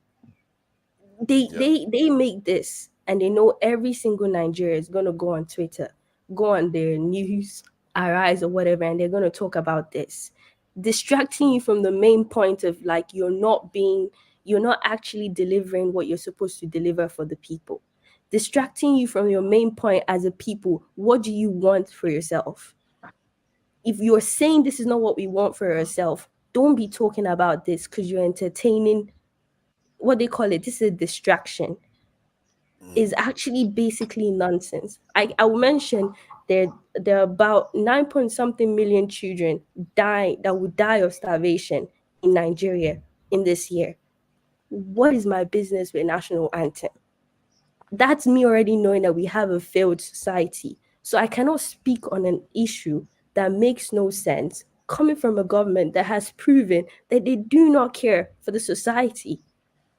And us as a people, we need to understand this is basically nonsense. When it also with the same thing with the whole Lagos to Calabar stuff, when it turns out that they cannot actually continue with this project for a very stupid reason that you did not check. You absolutely did not check what was going on there. You just made an announcement for no reason. That was already a sign to show you that you have a group of people in power that don't have sense, and they're not checking, they're not going into they're not going into the environment to observe what do the people actually need. And it's for us to understand, are we okay with this or we're not? If we're not okay with this, what is the way? What is the next plan? That's it. That's where we should be talking about. That's what we should be talking about as people. How do we try to change this environment, but not the national anthem? Whether it's written by a white woman, a black woman, or by an alien, that's none of my business. Thank you. You have spoken well. It's my business whether it's a white woman or because especially not a Nigerian citizen. I mean, what I've also noticed is there's a trend now that every topic you discuss, people tell you it's irrelevant, it's a distraction. This is the problem. You leave it when it's little, then it festers. It becomes a bigger problem. It's national anthem today. It will be something tomorrow. Then all these little things, they metamorphosize into big issues. Then we'll now say, oh, where were we? How did this happen? You talk about Naira exchange, like somebody put out there, they'll say it's irrelevant. Oh, Naira is not your problem. You talk about whatever. I think the way we should approach some of these things is, I can come here and say, oh, the topic you're discussing, probably not of interest to me. I would pass and I'll talk on the next one. We come here every weekend. We discuss big issues. We've scored this government. We've done the scorecard for them. I think that's relevant. So we should not take our eyes away from the big issues we discuss. If this is not relevant to a lot of people, which I appreciate that, it's freedom of expression and thought. You might think, oh, it's relevant, I wouldn't join, I'll just leave them alone. The day they discuss something relevant, I would join. I think personally that's the way I see it, and I'm not expecting everyone to see it that way, but that's the way I see it. Can I just ask Joe and others if they watched the show from the beginning, because the question asked indeed is a puzzling one. I didn't watch it from the beginning. Electricity meant it. Yes, electricity meant it in the light of, look at what's come up. Meanwhile, there are all these other things going on. And as we were pushing the conversation forward, it developed into what I felt was fundamental is the national anthem important? Because it came on to say that there is a point of revolution or the word, please, my brother. Revolution or reform. Reform. Or reform. And I felt that this is a crux of a position that allows us to start answering real questions. Because we all know that Nigeria is upside down. Some people are afraid of the word revolution. They don't fully understand what it means. Maybe people would lean to the word, goodness, it keeps escaping me for some crazy reason. Can you help me, forefather? Revolution, reform, and the reformation of our polity. And I think we have gone into an important space. So, in answering the question, is it important to change the national anthem? As unimportant as it is, we've come to a very important point where I felt that the conversation was getting deep to the point of people's cerebral exercise, if you like. Sorry. Thank you. Yeah, go ahead, Ebumi. Don't worry, Just I'm going to give you your time, Fellas, I've not comrade. spoken for a while. Everybody has been going over me. I just kept quiet because Yeah, I I'll just come kept to you. quiet. Yeah, you are a gentleman now, and don't worry, we'll come to you. Bumi, please go ahead. just to clarify, when I said that I don't care, or not to what Mr. Show said, it's not necessarily saying that whether like changing the national anthem is not important, or it's not necessarily saying that. I'm just saying that when you have a group of people who have shown that they don't care, you cannot just put a question out there without observing your present day state. When you look at the state of Nigeria and you look at what we should get from a government, and then you look at what the government are doing, then this is not a shock or surprise, or this shouldn't be a big, like like for example, it's the topic for this discussion, and I'm saying it shouldn't be a big surprise because the government has proven for how many years that they'll forever do things like this. So my angle is coming from redirecting our focus from the national anthem itself, but redirecting it to where majority of us come in, where we are coming from a part that Nigeria needs change. I feel like, unless someone's going to prove me wrong, is it that no one here realized that Nigeria needs change? So the question is, if you're saying it needs change, are you telling me, then the question is this behavior a good thing to show you that this is where we need change on? I don't know if that makes sense from where I'm coming from. I think it makes perfect sense what you said. I just thought I should highlight that aspect, the reasons why we had it. You spoke very well today, and as the more of fact, probably more passionately than I've had you speak. Maybe you have been attending this one, so I've not seen you speak like this. So that's really good. I really appreciate it. Comrade Sule, thank you for your patience. Man, for a moment I thought you were Masca. I don't know whether you know Masca. Yeah, for a moment there. Please go ahead. Okay. Please, can you hear me? Yes, loud and clear. Okay, thank you very much. I think this is the first time I found myself in this very important table where the national issues have been discussed. And I'm very interested in today's topic because I think is one of the issues that are currently on trending, especially in Nigeria's social media cycle. And the issue is a very critical topic that need to be given an adequate attention because at the state which Nigeria is going on now, I don't think Nigeria problem now is national anthem. And I have even written it there on Twitter that it is misplacement priority that we can ever sing in Nigeria. This is not what we need at this stage. At a kind of deplorable that Nigeria situation which Nigeria found itself, I think the National Assembly, like the senators, the president himself, and the House of Representative members should pay attention to other aspects that will improve the lives of the Nigerian people instead of bringing this inconsequential issue of a national anthem, which will add no value to the people's life. So is actually the thing actually offend me, and is something that that is condemnable to every responsible citizen of Nigeria. And I believe the reason why even the leaders or the House of Assembly members, the senators, and the president himself signed the bill to rebut this national anthem is because they want to divert the attention of Nigerians from their cluelessness. For the past 1 year, they have never, more especially the president himself, I don't think he has offered something tangible that should be regarded as someone competent for being the president of Nigeria. So he couldn't deliver anything tangible to deserve to be praised. And today that he's celebrating his 1 year anniversary as a president of Nigeria, he ended up signing an unnecessary bill that to rebut the national anthem, which is very needless at this stage. And as I heard someone mentioning the issue of revolution, I think there are many things that need to be done in order to sensitize our people or educate them about revolution. Many people, whenever they heard you talking about revolution, they will just think that you are the rebel.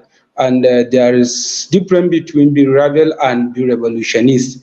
The revolution constitutionally is constitutional order to every student. As a student, you are right to act to any kind of shenanigan and any kind of maladministration that you might think that the government is doing. You have every right to react, and that reaction should be more especially in a peaceful manner, not in violent manner. So that revolution is very, very important issue if really the citizens of this country understand what revolution means and what is for, because many people, as I said earlier, misunderstood the content of revolution, thinking that when you are a revolutionist, you are a violent or a rebel, which is actually not. So this topic that we are discussing here, I'm very interested in it, and I hope something will be done in order to let those useless people understand that what they are doing is not what we send them there to. Let them know the actual feeling of Nigerians people. At this situation, there are many issues that need to be addressed, not national anthem. We can see that we are going through a lot of different problems, from inflation, insecurity, corruption, starvation, and all other issues that are threatening the lives of the people across the country. So there are many aspects that should be given attention. And this, I repeat it, that this issue of national anthem that they have today signed into law is actually unnecessary and inconsequential as far as the Nigerians' lives are concerned. This is just my stance, and I will continue to say it, and I will continue to condemn that decision because it's not necessary. Even if they really want to do it, they should find another different time when all the problems of Nigeria have been solved. Then they can bring this issue. Because when you have two issues, you need to address the one that is more important. So at this stage that we are now in Nigeria, there are two issues. One, the situation which Nigeria found herself.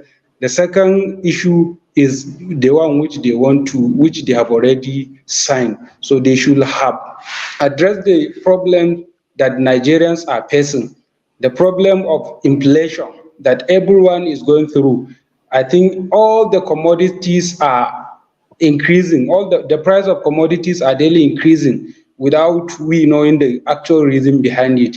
So they should all go and debate and think of how to bring an end to all this issue instead of them going there at the National Assembly to adopt another even European written national anthem. I think this thing is actually very unnecessary as far as Nigerian condition is concerned.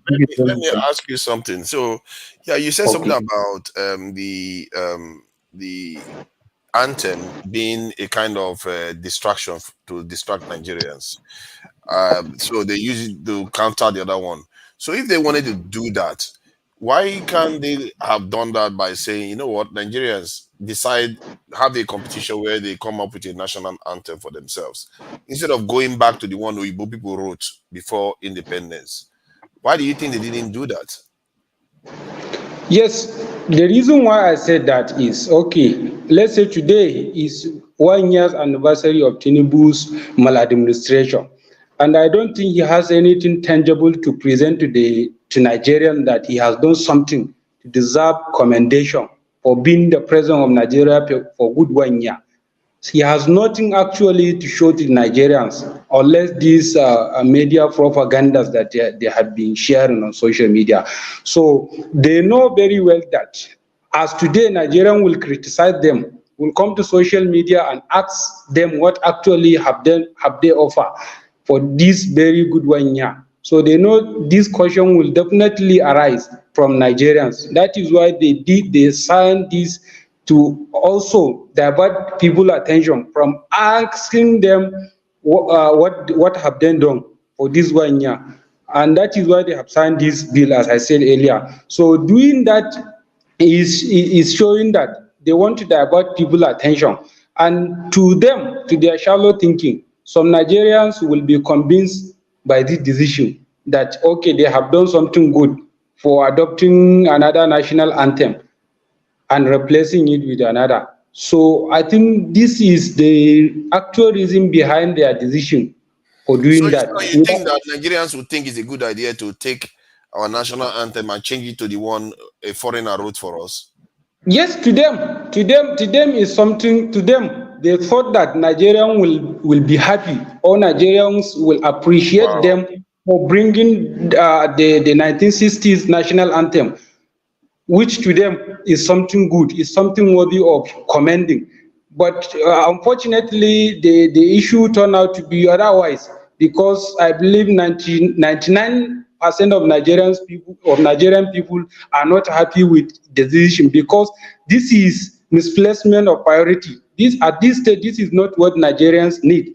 We need something different. We need all these issues to be tackled, not this national anthem issue. Maybe if the issue happens to be implemented in another time, not this kind of critical situation, maybe people will commend them. But as of today, as of now, that people are going through a lot, I don't think people will be happy just because they adopt another national anthem. In fact, there are many people that say they will not even mind to memorize the national anthem.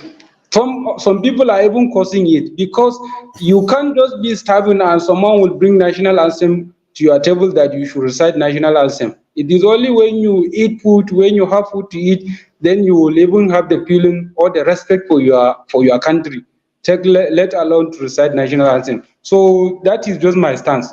Thank you. Very well said. And yeah, you are welcome anytime. So, because it's very important we all share information. It's good to know that people, all the people around you too don't like this change, because they didn't consult the people at all. Who is next? Tone. Then we'll go to Seko. Tone. Right. Okay. Thanks for your patience. Yeah, that's fine. I guess we've just we've covered everything that we needed to be covered. But I'd just like to highlight some things that I missed the last time I spoke, and I wanted to my brother Seko mentioned that Obi was he comes from a privileged background. Being privileged, the word privilege is it's a subjective word.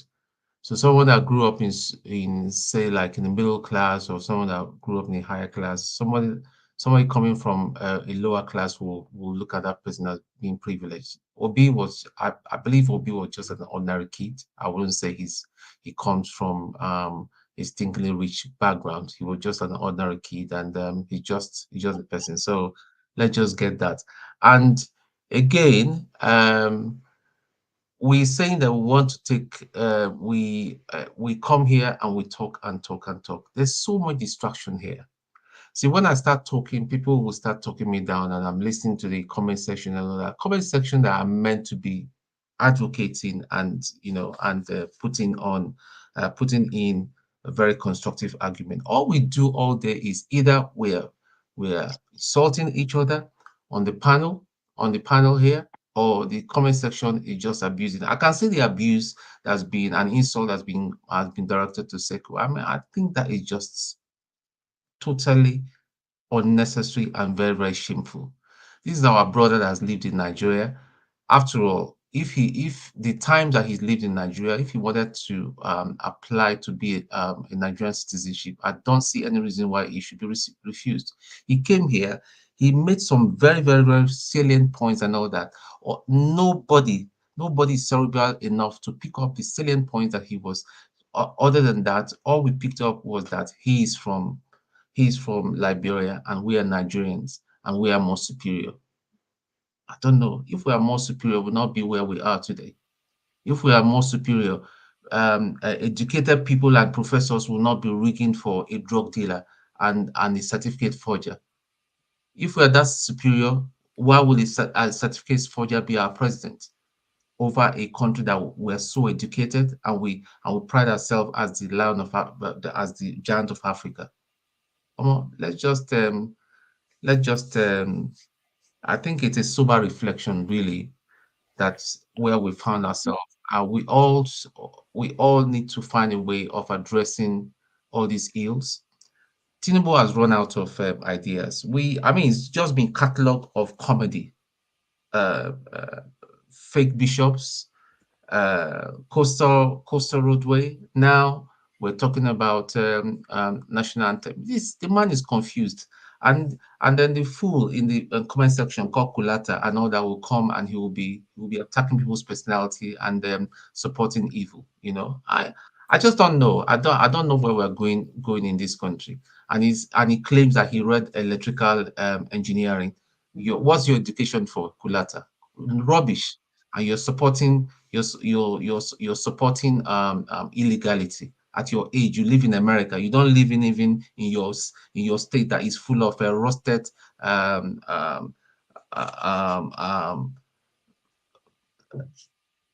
rusted houses, mud houses, and all that. You're living in America, and yet you are supporting Tinubu. Don't you see that your head is not in the right place? What are you going to tell your son that you supported illegality? And many of you like that in the comment section. So it's time, we could go get sense. If you say MFM that you need to go on deliverance, you need to start going for deliverance so that maybe your head will be in the right place. But if we continue like this, there's going to be trouble. There's going to be serious trouble. And as left to me, if I have my powers, all these people should be quiet. That is the only language they understand right now. Yes, it sounds sinister. Look at Ghana now; it's a bit saner. If Rawlings did not do what he did back then and all that, maybe we need to replay that. We need to replay that tune, you know, that Rawlings played and all that. Maybe that would give us peace and some common sense for the next 30 to 50 years, because they are doing with so much confidence that nothing will happen. You know, we need to start putting things in place. You cannot come and steal money and you know there's no consequences. You come and steal money, you lie to people, you pick up money, you build projects. It's only Nigeria. There's one in the House of Assembly right now in Lagos State.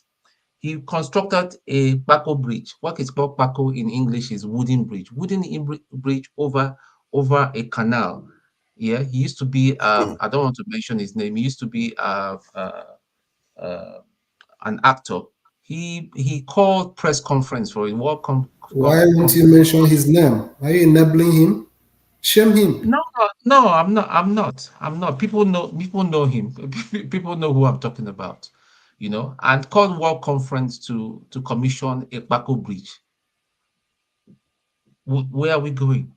The governor in Abia State have shown us that it can be done.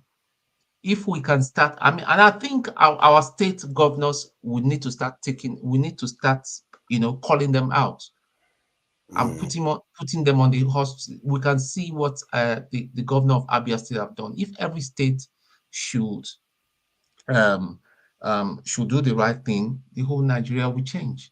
So this even goes to the few Edo people that are in the house and all that. You guys had better think very well. The next governorship thing. Edo State is supposed to be one of the most developed states in Nigeria. But look at the state of Edo State.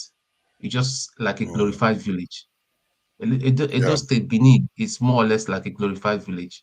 And look at when they were exposed to the West and all that. But look at the states. No standard airport. No, I mean the roads and all that. So the thing is that we're not ready. We're just not ready.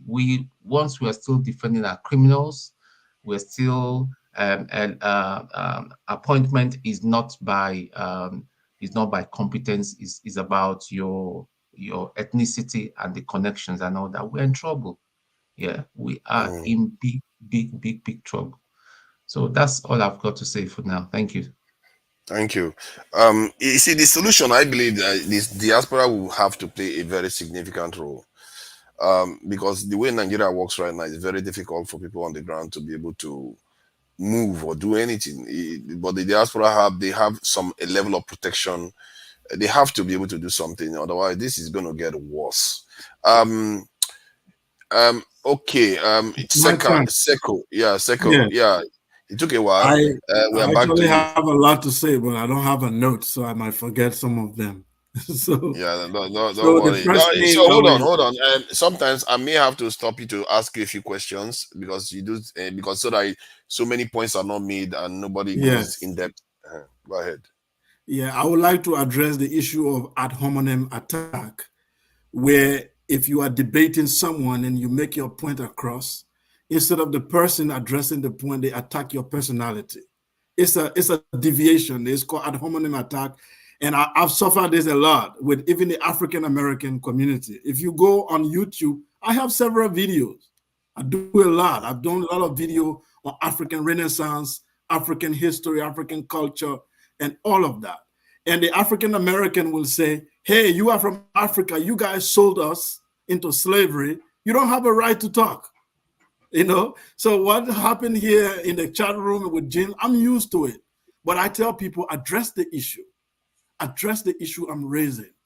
If you can address the point I'm raising, then we can have, but if you want to attack me, I didn't come to you that I'm a righteous man.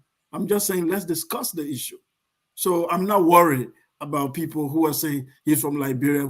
I have a son in Nigeria. While I was there, I had a child. He's a Nigerian citizen, and I take care of him. I go there. So if you want to arrest me at Murtala Mohammed Airport, maybe you can do that, but I'll always go there. Now, let's discuss the issue, Nigeria's problem. I made a comment on Mayegun Diary Politico that went very viral. And the Muslim community in the North where I was educated, they sent me a warning letter. They even warned me and threatened me, and I told them I will continue to speak. I said that the problem we have in Africa is that there are these forces that are bringing our country, that are trying to control our countries. Until we address these forces and really create a revolution, we cannot be able to create a very prosperous state. Because the purpose of our country is security, is to create prosperity, is to create peace for people. So if I'm in a country where prosperity is not guaranteed, my security is not guaranteed, then there is no need for me to be able to defend that country. And that's the clear across all African countries, especially the Black African country.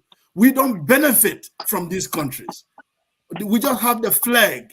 We were proud. I'm proud Nigerian. I'm proud. Like me, I used to tell people, I am Liberian by colonization. That's the point. My ancestors didn't sit down and create a country called Liberia. It was American who created it. So I'm Liberian by colonization. The African intelligentsia have not really sat down to create a state from their own imagination and vision. Nigeria is not a vision of an Igbo man. Nigeria is not a vision of a Yoruba man or Isekiri man or Benin man. Nigeria is a vision of a British project. That's why you went back to their national anthem without even feeling anything. Jargon, please. Jargon, please. You went back to their national anthem without even thinking about patriotism, without even thinking about what is nationalism. There are Nigerians who can write better national anthem today, but it doesn't matter. They went back to the colonial one. Why? They don't see a difference. For them, it's the same project.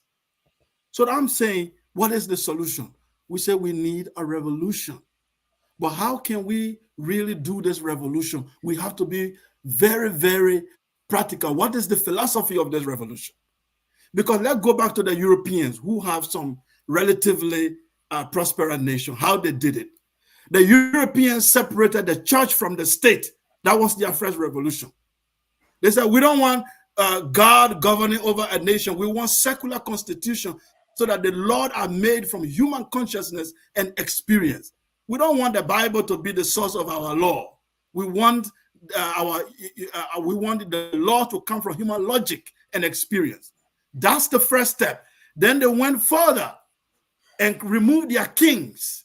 The king of France was killed in the middle of the city in the French Revolution. They destroyed their kings and their chiefs. And they said, now the people must lead.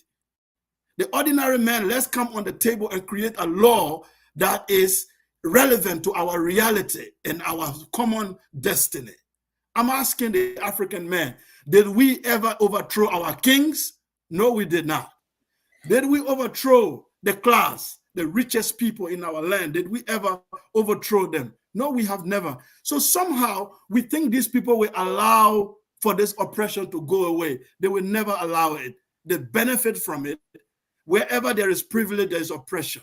There is a class system in Africa that is benefiting from slavery time. Black people were benefiting from slavery. Some of them, they were benefiting from colonialism. Some of them even benefit today from neo-colonial system. So we are saying that the conversation we should be having, the progressive forces in Nigeria, I see Shawari as one of the progressive forces. I see Obi as one of them. Your supporters should stop vilifying yourself. Sit around round table and some other progressive element in the north and say, what's the way forward? How can we overthrow this system? And start having conversation and fund that system. Because I said something which people think is a contradiction. I said the way Nigeria is right now, it will not survive. North-South arrangement, a Fulani man rule, later a Yoruba man rule, believe me, it won't last in the next 50 years. It will collapse. It will implode. But if you are able to overcome the modern challenges, Nigeria has a very great potential to be a superpower, not for Africa, for the world. But if the current system continues, Nigeria will explode. It's not something that you don't have to be a rocket scientist to see it. It will implode and explode. That's all I have to say. You see, the thing, most of it I agree with you. As a matter of fact, I do share most of the opinions you just shared. But in terms of changing stuff in Nigeria, where do you think we need to start from in terms of actually dislodging these groups? Because you put it in a different term, but I believe that these groups are basically the collaborators between the Nigerian natives and the colonizers, and they are the ones that they handed power over to. Can I finish what I'm saying? Can I finish what I'm saying? So they are the ones that they handed power over to. So how do we, because since they are not changing, clearly they are not changing, how do we dislodge do you have any suggestion of how to dislodge this group? I wanted to use my time to answer that question, if you would allow it. Okay. After he answers, then you can have a go at it. Okay. Can I yield some of my time to Jegun? Then I will still answer. What do you mean? You don't have to use your time. I said he's going to answer too. Okay. All right. Okay. So what I think I said it at the end of my speech, that the forces, because there is, for you to stage a revolution must first have a philosophy that clearly defines what it is, so people can subscribe to that philosophy. Before I come to it, let's look at the Chinese Revolution. Mao has a clear vision. And he said, those who belong to this, who want to be part of this vision, join the Mao Revolution. They joined it. People thought it would not work. They overthrew the democratic China. They overthrew the westernized China and created what you would say communist China, but it worked. Today, they are one of the second largest economy in the world. I'm saying the revolution that will change Nigeria must create the philosophy. Shawari started it, but he didn't really create a defined philosophy that people can subscribe to. That philosophy must reject religion. It must reject tribal nationalism. It must ascribe to nationalism into the tribal affinity. You have to reject, you have to give up your tribalism for nationalism. It's not going to work if you want both. You have to be a Nigerian, or you want to subscribe to your tribe as your national identity. So that philosophy must create a new identity. It must create an educational system, and people must subscribe to that philosophy to overthrow what we have now. That's the only So way it's going in to other work. words, And it has yeah, already exactly. started. Yeah. Okay. It's funny because all these things you just shared just now, Jago can testify to the fact that we've actually discussed this. But Jago, please go ahead. Thank Answer you. the question. And this is good in terms of the conversation, where you are, forefather, where Seko is, and where I am differently, because we're more or less in the same position in terms of the potentiality of what Nigeria should be and could be. I think we are agreed there. How to get from where we are to that promised position is the difficulty and is the question. And as I so much applaud so much of what Seko has said, because it's such in line with where we need to be negotiating with ourselves. This is a hardcore negotiation table, and we need what we want from that table. And so when he puts up the fact that, look, between revolution and oh dear me, God, and reformation, between these two aspects, a philosophy can be bred, a mindset can be changed, a psyche can be gathered amongst our people. So much so that we do not accept what we are gifted as leaders for our country. What we do instead is that we raise the leaders that we want. If now Shore and Obi were under parties, they had their differences, maybe they could come together, but let's take them as separate policies. In this, our country and country people would be in mind to choose of them and not from what we are given. Now, this would come to a climate of cultural establishment and therefore political establishment. And one does not come before the other, I'm afraid. So me as a Yoruba man, when I look back at what Nigeria was in the times from colonialism into our independence, there was such a smoothness of transition that for the first 5 years, somebody like Awolowo ran the west of Nigeria like a ship. It was extremely well run. It made its money, which was the wealth of the nation, through cocoa, which is a vegetation. That's what we made our money from. So when we look at these aspects, we must say to ourselves, the states that we find ourselves in right now, every and each one of these states can perform if given what to perform with and for. Some will be richer than others, no doubt, but they keep the majority of what they enhance in capital from their states, their regions, their areas, their tribes even. These things are particular aspects that, again, we've been given them to argue over, and we've not known how to negotiate our position. And this is the awful thing about us as a people. Because there's an Igbo man and a Yoruba man and a Shekiri man and an Hausa man and a this man and a that man in one nation, it doesn't mean that we can't get on. That's pathetic. We're in a planet full of all kinds of other strange beings, stranger than our neighbors next door to us. Yet we can't find love for our neighbor. We want to go and find love with our own Igbo or our own stranger generally. So, you know, I don't want to veer too much, but I say these, what we are premising at this moment, are typical of solution finding. Because with all my utterances, with all one or two other people's utterances, I don't say me alone, but what Seko is coming with, what electricity position as a question. Today, I think there should be clips cut out, especially of Seko, and put out throughout the place and alert people to where we're at. Because we're at somewhere where we need minds. We need real minds to dig into how we bring forth a philosophy for our nation that trickles down into the psyche of the people. Thank you. Oh yeah, Bumi, sorry, you know, our fellow gender always gets the listen. Mike, Bumi, please go ahead. Then man of prestige. No, Man of If you Prestige want to can say go. something anytime, you know you can speak. She knows, so she knows how it rolls here. Yeah, man of, is it if not now, is it your turn? Okay, can I go ahead? Okay. Thank you very much. You asked a very pertinent question earlier. You said, where's Obi and Atiku in reference to the national anthem? I know we have talked that a lot, but remember the way this national anthem was passed through the National Assembly. It was an overnight process. I mean, nobody was aware of it. We are just beginning to. I think it started 2 days ago.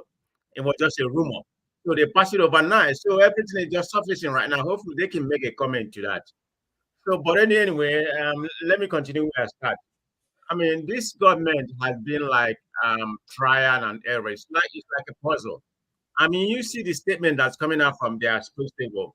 I think it was Bayo Nonuga that stated that Tinubu wouldn't be addressing the nation. That is going to be addressing the house.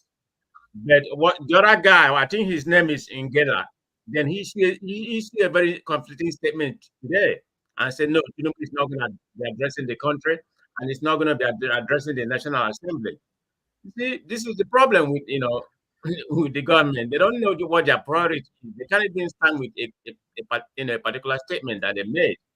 And they keep on shifting the goalposts. You don't know where they are coming from. This is the problem in Nigeria. I mean, everything is just like a trial and error for them.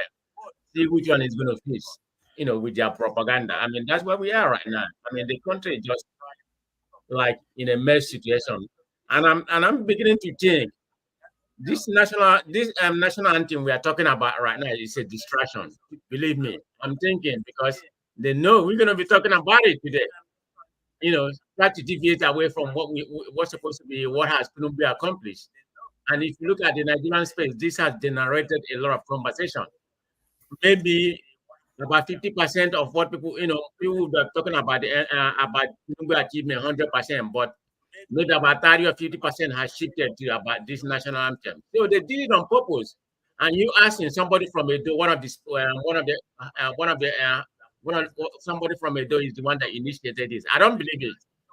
This started from the president, because somebody in the house definitely has to, they have to give it to somebody in the house to make it sound like it was an initiative from him. So some people, I mean, there's different conspiracy coming on. It might be against because he was jealous of Obasanjo or something like that. It was maybe try to pay him back or something like that. I mean, there could be a fact to that, but in my own opinion, I'm thinking they just throw this out for a distraction. Obasanjo, or maybe it's true, maybe it's not true. But the way this government has been playing, they always find a way to play us, for us to have something to talk about. Like we rightly said, is that what we should be talking about? Well, it's out there. We have no choice. We have to talk about it. They are playing on us. This is the way this government is going to be ruling for the next 3 years, and nothing is going to happen. And they're going to win election again because I can't see anybody challenging them. I mean, I hate to say it, but that's the country we are because they have sent their priorities from every part of the government, and that's what we're going to come to see. But anyway, let me leave it like that, So Thank you. Thank you. Let me just ask you one more question. Sorry, Bumi. Do you think it is possible to overturn this change that was just made so quickly? Did you get the question, man of prestige? No, say it again. I'm sorry. Do you think it is possible to overturn and reverse this national anthem change that was just done quickly?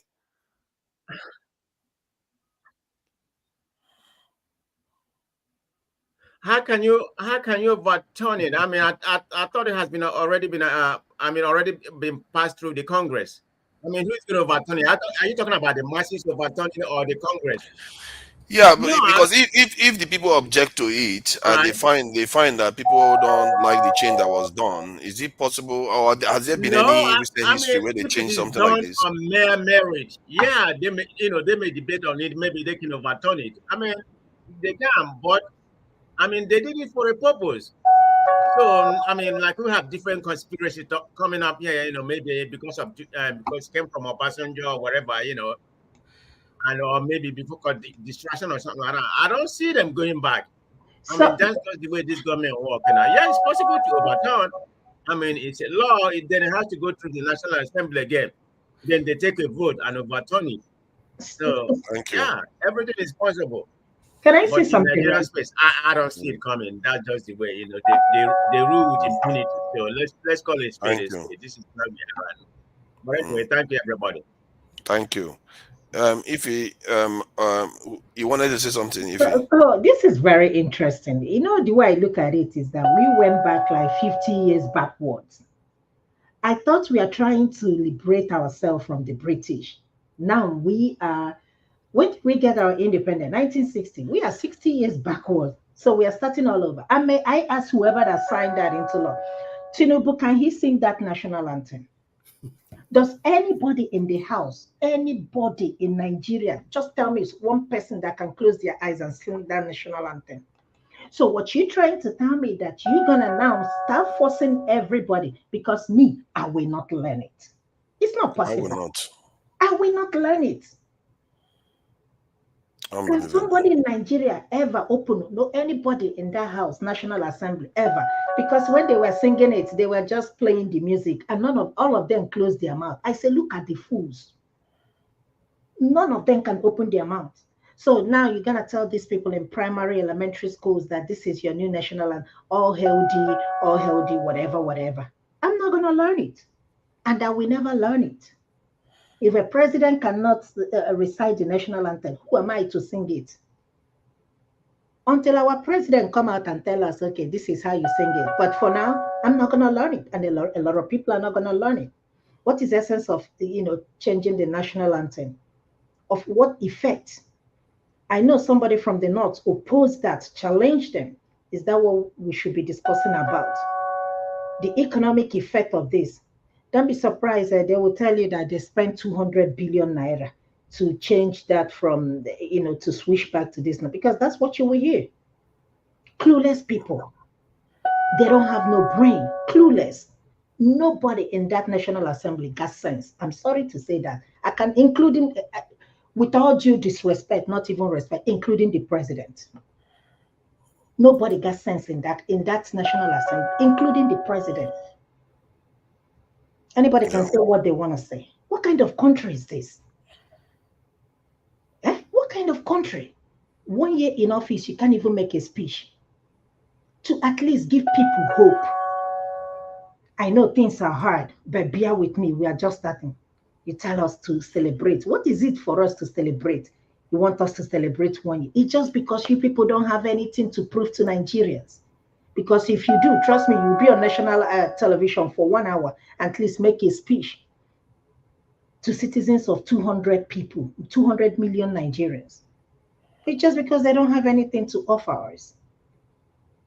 And we Nigerians continue to take it. And guess what? They know that we're not going to do anything.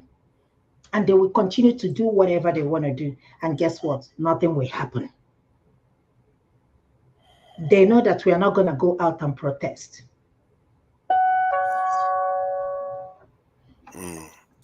Thank you. I'll be back. Yeah, thank you. Yeah.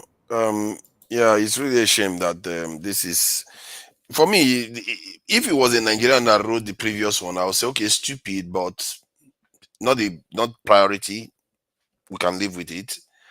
But you go and get at this time when we have so many musicians in Nigeria, you go and get a British person's song that all Nigerians have to be singing. Our children have to be singing to it.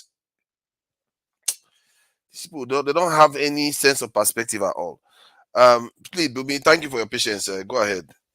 Okay. Yeah, so I actually wanted to add to what Mr. Sako. Sorry, how do you? Yes, Sako. That's how it's pronounced. Okay, and to what Mr. Jagon also said in regards to creating a philosophy. A writer named Ashley C. Ford once she says, the goal of oppressors is to limit your imagination about what is possible without them. so you might never imagine more for yourself and the world you live in. And you can see that reflect so clearly. And I wanted to give an example because, forefather G, you said something about like, where is, people like Peter Obi, where is people like Shore and all, why are they not saying anything? And that kind of brings you to that same statement in terms of like, you can't imagine a change that can never occur without those people changing it. We live in a society that it has to be the politician. Us people, we could never change them. And you see that every day. You even see that in the election period. One thing that has baffled me the most is when you see those people campaigning, go back to all those videos. You always see them in a car with an open roof, and they're there waving. It gives you vibes of like the British people when they were staying back in Nigeria. And then you see the people that are voting for them on the street, running along with them.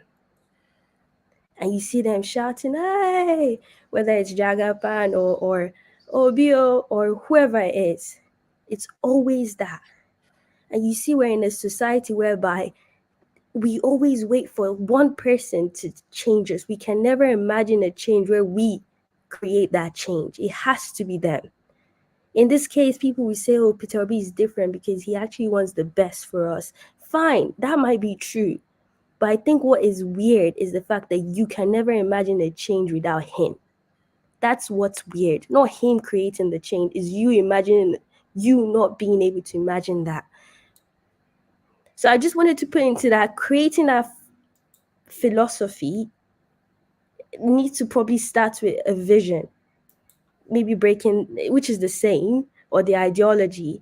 There needs to be a vision for the people, for us to all strive for.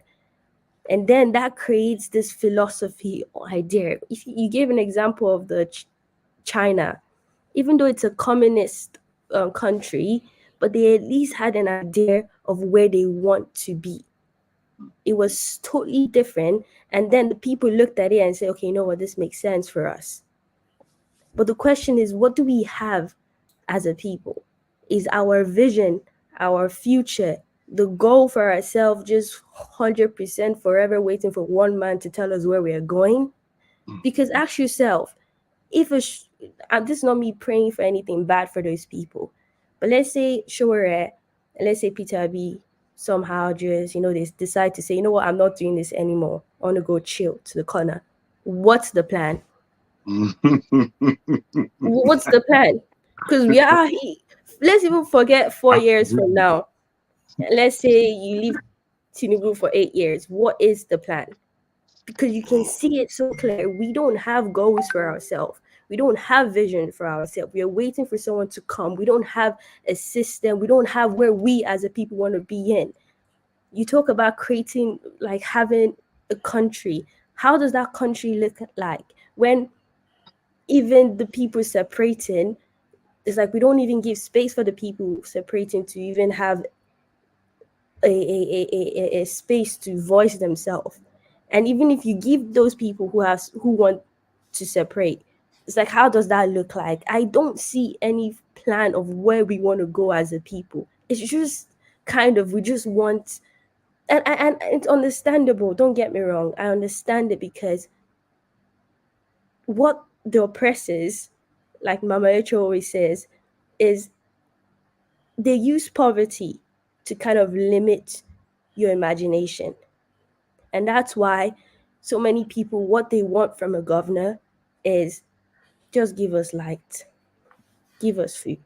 So even us Nigerians, we say we're ourselves, we don't want much as Nigerians from our government. We just want you to deliver the basic. But understand, is that all? Because even if they deliver the basic, the international community, when it comes to international, like foreign, coming to forefathers' side in terms of like people who want power, it's like even if they give you water, light, and all these things, they can still oppress you. Like it doesn't stop American from coming and or the UK or whatever country that feels like, pounding on us, doesn't stop them from having control over you. So when we people, we also tell our leaders, just give us basic. And that basic is just food, electricity, and maybe security. But there's no kind of goal as a people where we want to be in this world. There's nothing, no present stamp that this is who we want to be, whether it's the Yoruba people, the Igbo people, or the Hausa people. There's no like huge goal. I'm not a big fan of America, but America is, we are forever going to be at the top, period. And you can see that in their foreign policy, in their domestic, everything they do is they have to be at the top. Where is our own? So that's why for me, I'm just like, we're getting distracted when it comes to national anthem. I think it's important, yes, but understand that's just the tip of our problems and where we are as a people. But that's just what I wanted to add to. Yeah, I understand. You know the meaning of symbolism. What it does do is a way of fleshing out something deeper. And that is what this represents. It's not that on its own, it makes no, it's just a song in the end. It makes no difference. But what it reflects is it brings out the mindset of what the people that are operating. We already know the mindsets. The idea that I lack imagination in terms of that is not very generous. It's what I mean, because clearly I've fleshed out that we need our own ideology, that we need to be on the ground, and we need to have relationship with all the necessary power institutions. If you want to change the system, it's easy to talk, but the reality is that most of those things that are prescribed are the real ways you change stuff.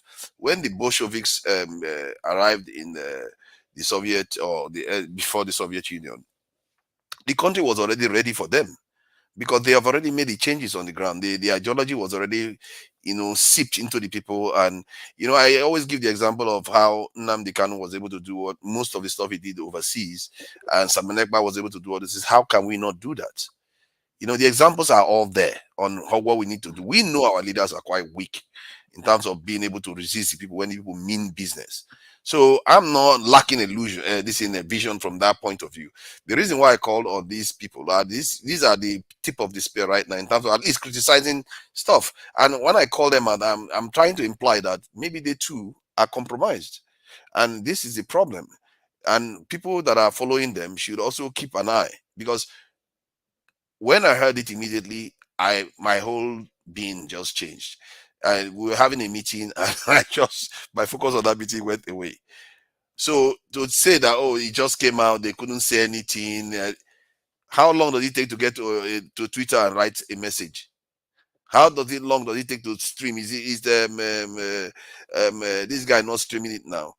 And people are actually voting, doing all these things, and they have their ears closer to the ground than we do. So they probably had it a lot earlier. So why are they not saying anything? They allow all this to carry on because they are not there to necessarily change anything. So we have all arrived at a point where we now know we need an ideology to change stuff. I've always said that it's a nationalist ideology you need, interwoven with Pan-African ideology. But from the point of view of a nation, you have to look at it from a nationalistic point of view. That's how you can dislodge this kind. If you want to try to dislodge them with a Pan-Africanist point of view, the people won't resonate very well with it, because they would think, what's this is the nation we know, this is the leaders we know. I don't care about the other countries. So if you want to deal with them, you go with this nationalist ideology, and obviously be on the ground to be able to dislodge these people. Go ahead, Shekau. Yes, thank you very much. I actually do agree with you that we need a balancing of this. But you see, the question of philosophy for a nation to evolve is very, very important, because you see, values, your elite, the first thing you need to look at, what are the values of these elites? What is their concept of right and wrong? Very important, because the values system in the country when it's not properly defined, then you find people doing certain things. I can kill 2 million people in northern Nigeria, and I go to Mecca, and God forgive all my sin. When I die, I escape to paradise. I don't have to worry. Okay? If I go to Rome and pray, and then the Lord forgive me and what have you, it doesn't matter what I'm doing corruption. I can ask forgiveness tomorrow, and God forgives me. The values of the nation are very, very important, and the system for which that control the country, the vision. Where are we going? Because every nation is like a boat on the sea, is sailing. There's a destination. America, their destination, they say freedom, democracy, human right.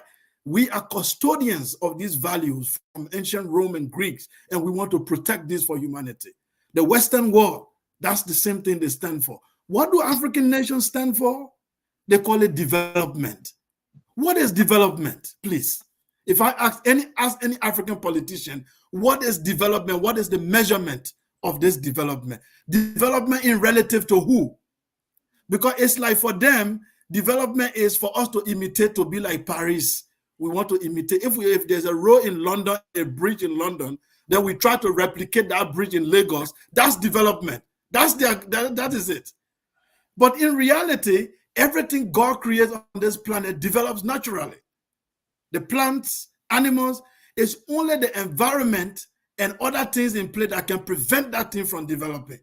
So I think developmental philosophy is very wrong. We should be thinking of evolution, how to evolve, build all the mechanisms needed for the people to strive. Every people have the same intellectual capacity. Why people are not intelligent, or scientifically speaking, all human race have the same intellectual capacity. But the culture of a particular group can make them to be lacking behind. The values system of a particular group can make them to be delayed. But no group is intelligent, evolutionary speaking. We all are Homo sapiens sapiens. We all have the same intellectual capacity. It is the cultural system, the value system we created for ourselves. Oh, this man is an old man. Whatever he says is true. You don't have to question the old man. The old man can be wrong. This is an elder. The elder is lying, but he's an elder. We don't want to offend him. Then what is the truth? The elder is the truth, or the truth is independent of the elder? We need to. That's where the Europeans have gone far. They created Christianity to some extent. They brought the Bible to Africa. They got to a point, they say, you know what? The Pope will separate you from this state. The people did that.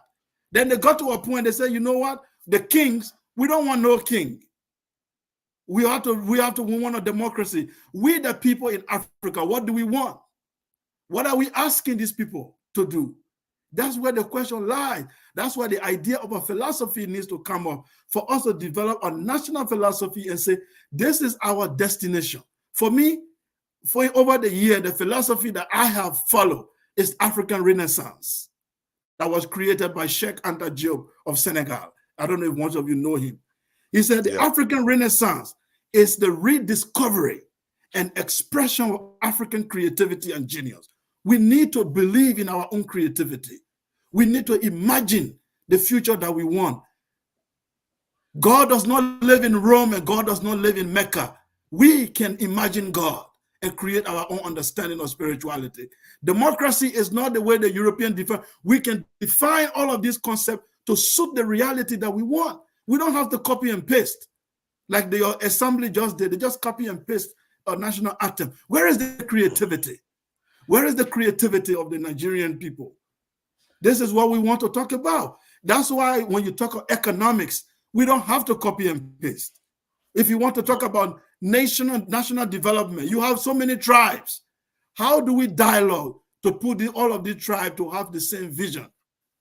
We don't have to copy and paste from anywhere. We need to look at our own reality and create a system that works. For example, our ancestors created empires.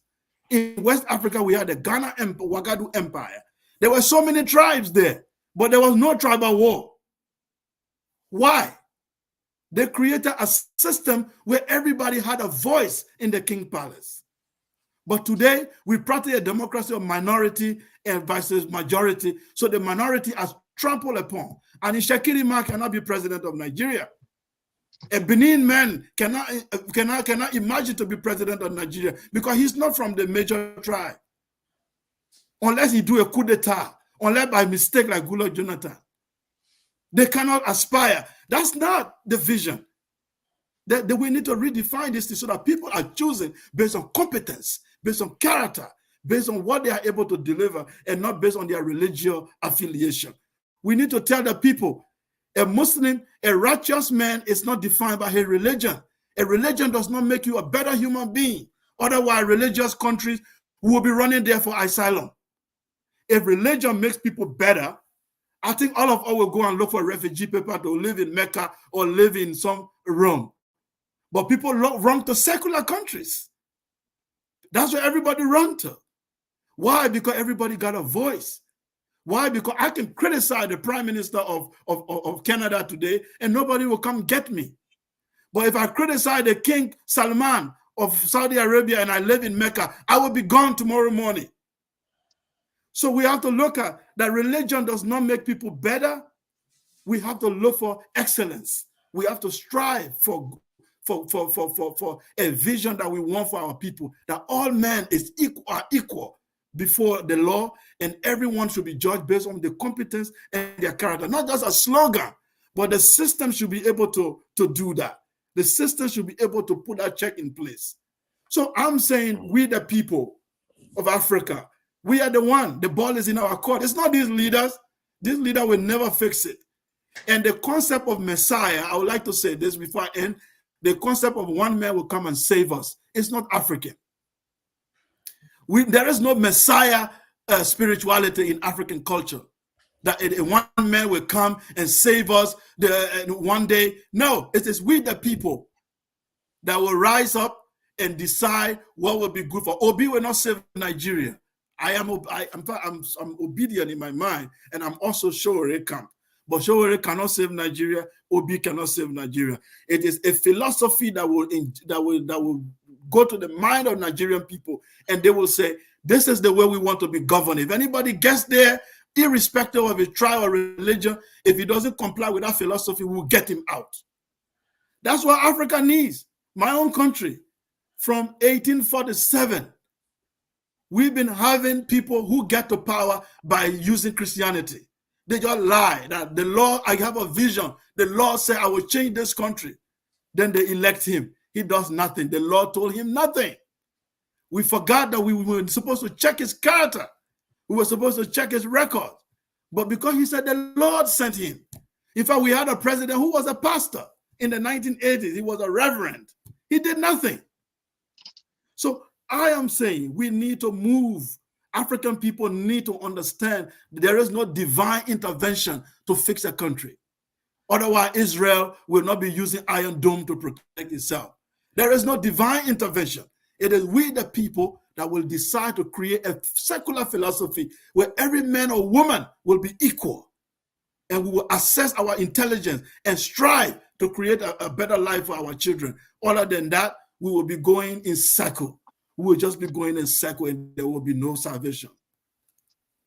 Well said. Well said. Yeah, I think the only one area I will add something to is the Nigerian leadership. Wahala. A lot of people always think that that's only the majority governs Nigeria. In reality, more minority leaders have been in Nigeria than the majority. Even Buhari is not from a major tribe. He's Fulani, but not Hausa. Hausa is the big tribe in the north, but they don't produce leaders in Nigeria, which is, for some reason, maybe because of Islam or something, they don't produce a lot of leaders. So in the context of Nigeria, we've had far more minority leaders than from majority leaders. Even when Abacha came in, Abacha is Kanuri, Babangida is Nupe, Gowon, all of them, they are all from minority tribes. I'm actually next. Not democratic. Yeah. And in democracy, if you want to Buhari Fulani 6% of the population, Jonathan 1 point something percent. If not now, if no, Ferrari, 1 minute. Okay, 1 minute, Ferrari. You know I'm next, right? You don't know. Yes, Jaguar is next. If Jaguar not is now, next. has not Jaguar is spoken. next. Listen. I don't. If not now, has not spoken, has he? Yeah, whoever is next is next. I have just 1 minute, guys. The last conversation in the last 15 to 20 minutes is going, in my own opinion, in a very good direction. Let's not take it back to the issue of religion, tribe. Let's keep on that track of we need a solution. We need to address it. Bumi has been very eloquent in our presentation. Can I, Bros, Let's keep you're it that way. I just want to add very that. good. No, very good, Ferreira. No, actually, I'm next, bro. You're not paying attention. How about if not now? Because I know when he is. I'm always after the second guy, my brother. That's the cue. No. I've jumped into a new position. Doesn't change where I'm coming. Please. No, because hold on, calm down. Just calm down. Then let me just have time to check. Because if it's your turn, you will get it. So just to be sure, if not why now, don't you ask my man? Why don't you ask Steph? Can you just that's what I want to do. That I'm calling him if not now. That's why he didn't notice. If not now, have you spoken since? Because I'm not sure I've heard you speak. Is he frozen? No, I'm not frozen. You can allow Jago to talk. You didn't answer the question. I'm trying to moderate. Actually, I'm supposed to talk because exactly. Why Jago is saying it because Sekou just finished talking, but Sekou have been talking with Bumi, so it's been a very long time. Yeah, it has been a while. However, it's been a while for both of us. The fact is, the system kicked me off because the system, how the system was early before I got kicked off, it was all in line. I saw it. But when the system kicked me off, Forefather, as usual, didn't pay attention to where I am. He just assumes I'm lying. I know where I am. I'm being very quiet. I haven't spoken. Yeah, let's move on. One person. I want to speak according to my turn. Go ahead. He's already giving you way. Go ahead. I see. It's best we all pay attention so we don't have to argue about small issues. In any case, Bumi, I would really like to commend you on being on point where this conversation is going. The queries and questions that you asked and answered are very valid to where we are. Again, Sekou, I like Ferreira said, wouldn't go as far as to speak on the religious issues. Necessarily, you can, obviously, it's up to you as to how you see things. But, I think on this platform, I think, if not just a personal view on these tribal and religious issues, I think we still have a heightened view on those issues and know how to handle them. They don't confuse us as the way they confuse maybe our people. And because they confuse our people, I suppose you need to say what you said. But in my terms, in real terms, I feel the conversation as to where we are and to raising our leaders as opposed to be given our leaders is very important and fundamental at this time. Because we are all wanting change. And in the change that we want, I know the change I want. I believe I could be a far better president than any president in the whole of Africa right now. However, I'm not political and I don't want to be political. But the fact of the matter, if you're an entrepreneur, if you're a businessman, if you're a person of purpose and you're in this world as an African, you almost have to become political because there are no politics that make sense in Nigeria. So when we come from the aspect of philosophy and psyche, we're not going to do anything unless we tackle these things. We're not. And that's why I would like to keep our conversation somewhat streamlined to the way forward. If not solution, what is just the way forward? Because you know what? Tinubu is in government right now. And for me, I knew I didn't want him like 4 years before he even entered. I felt that Obi was going to do something in making sure that Tinubu doesn't come in. Tinubu is here now, and for all those people that supported Tinubu, we see what we have. So, at this stage, are we just looking at 2027 to go and vote again aimlessly and don't have anything of what that vote means? Or are we going to use the time between now and then to change the polity? If we've come to a point where we say we want revolution or we want share. There I go again. Reformation.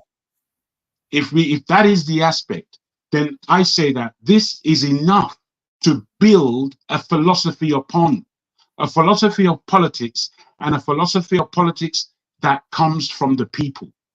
This is a philosophy. We can begin to build around this because we are African, and to build around that, like this is the central fire. And now we are bringing all that we are as tribesmen, as men of wealth, as religious, whatever point of view that makes sense to us moving forward, we put that in the fire. This is what is going to make our philosophy. And this is where I want to develop it. I think that the 6 of us who are presently on the panel can use this our time to forge a philosophy. I think you might remember, forefather, when we got into, you know, our small meetings that we had, where we got kind of stuck was on philosophy, if you remember. And I said, philosophy is not an easy thing. It needs to be prized at. It needs to be endeavored. It needs to be picked at. And you need to get something that is solid. And this is the crux. This is the crux. And I don't want to speak as though I know it all, because I don't. But I don't want to speak from an aspect of me not delivering the level of intelligence that it's going to take to get the change that we need and want. It's not about us squabbling aimlessly. It's not about whose tribe it is. It's not even about how much time we take to speak. Because when I've got nothing to say, I say nothing. When I've got little to say, I say little. When I've got much to say, I want to be heard. I need to be heard. Because this is how it is. This is it. So I just want to celebrate what Bumi has said as a youngster, as a dynamic young Nigerian lady. I really want to commend what you said today. Thank you. Yeah, I appreciate that. If not now, please go ahead. Yeah, thank you, forefathers. I love every contribution that everybody have made today, especially towards these last few 15, 20 minutes. But that brings up one important issue, which is the reason why for some time it seems like I stopped joining and I just come in late in the night, because each time that I join this program, I hear Ferrari make an important point, make persuasive speech. I hear Jagun, beautiful contributions. I hear forefathers, and the lists are endless. But then one thing that is remaining is just that one person.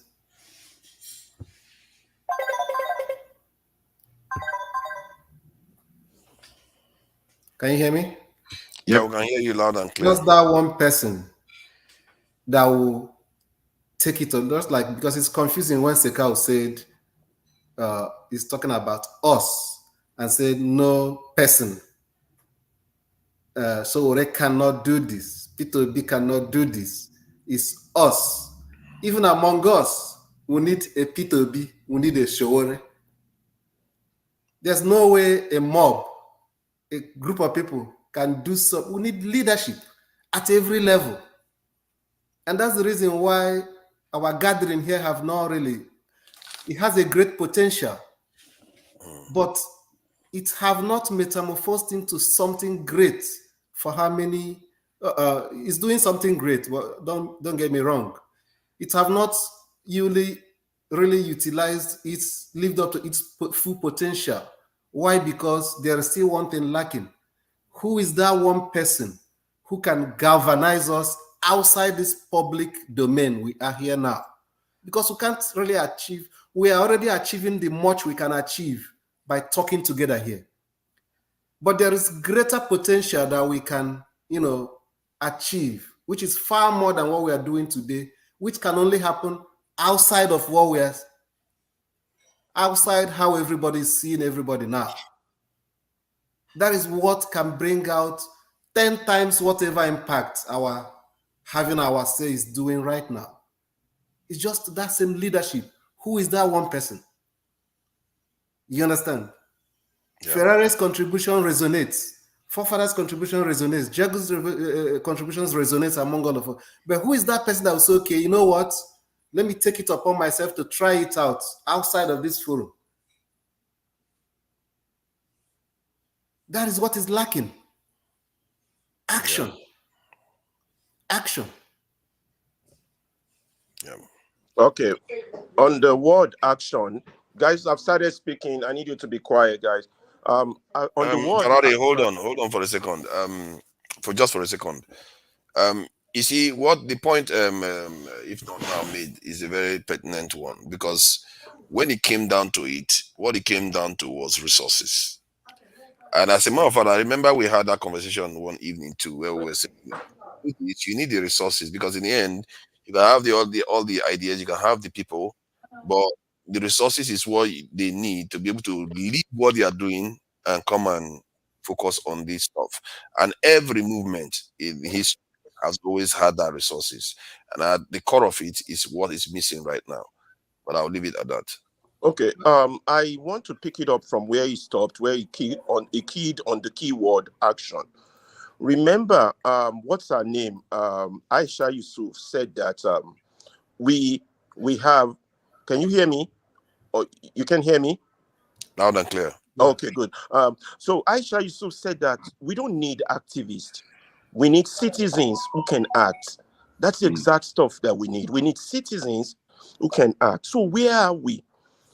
We are where I want to put a little pushback to what Seko and Forefather said. Forefather said we need values, and he's pushing for a nationalistic values. Yes, I agree we need values, but we're not there yet. I will tell you why. For Seko also, you agree also that we need value, but we are not there yet. Why do I say these things? We have seen that our political status is a total failure. It's not working. So that's the basis of where we are. That's the basis of where we are. You understand? Our political status is not working. So we are at a stage whereby we have to find what we agree on. We agree only on one point. Nigeria cannot continue like this. And even on that agreement, we're not 100% in number. There are those who still believe in the political discourse as it's currently set up, that would take us somewhere. I don't share that view, but they are in the majority. So for me to move forward, I have to join them and say, okay, let me just see, okay, this political dispensation you have, let me just see if I can work with you. So right now, look, this is my analogy. We have a big trailer in front of us carrying petrol, and that petrol is leaking. That's APC. Then you have the second big trailer with engine problem also, or tire problem behind that trailer, carrying whatever it's carrying behind the one in front, leaking petrol. Then we have the third trailer, which is the obedience movement, that's saying, wait a minute, we got to overtake, like fella saying, overtake, non-overtake, overtake. We have to overtake this second and the third trailer and put things right. But they are in the third, and the road is narrow. Do you understand? So how do we, that's the impasse in terms of analogy, dilemma analogy that we are in. So for us to move, which is possibly why Obi is saying he will consider possibly a merger with the second trailer, to get rid of the first trailer that is leaking petrol. Now, there's a problem with that. The second trailer is filled with the people that created the problem that made the first trailer to overtake and be in front. That means it's filled with thieves. So if you form a merger with them, the analysis we should have been doing should have been, if you form a merger with them and you want to move forward, are you going to be a president of thieves? Because those people still have their philosophy or ideology. Those people have their philosophy or ideology. You understand? And they are not going to change. And it was their philosophy and ideology that got us to where we are, which they call politics, which they are trying to normalize to the rest of us and all the other vehicles behind. You understand? So we have to say, okay, That's why those who say we need Obi, we need Showore, and Showore is the toy, is the vehicle that is behind Obi's bus. By the way, if we have to arrange it. So, do we need each other? The first thing is we need each other. Second of all, we don't want the first trailer in front leaking petrol to explode because it might likely burn all of us up. So we need to be very careful on how we navigate this narrow road. Now, what do we need? Can we beg some people, some in the second bus, who can help us, the likes of the Showore, the third vehicle, and the likes of the OB, to help us sensitize people? Because you cannot have a reform or a revolution without sensitized people. And you have a people who have been completely desensitized. That's the problem. So our objective now should be focused on sensitization, and that's why I fight so hard sometimes. That's why me and you and forefathers sometimes get into it. Me and some other people get into it, because I keep saying, when you go this route, you're desensitizing people. Let's go this route. Let's elevate the conversation. So that means to get to the people, we need information, media houses, and obedience. And that was my question to Obi when he came on this panel. What are you doing to make sure the message, it's only one message of we can't continue like this, gets to the people, gets to the people in the first trailer, get to the people in the second trailer. That's all we need. We're not talking of values yet. We've not arranged of values. We have to wake the people up first.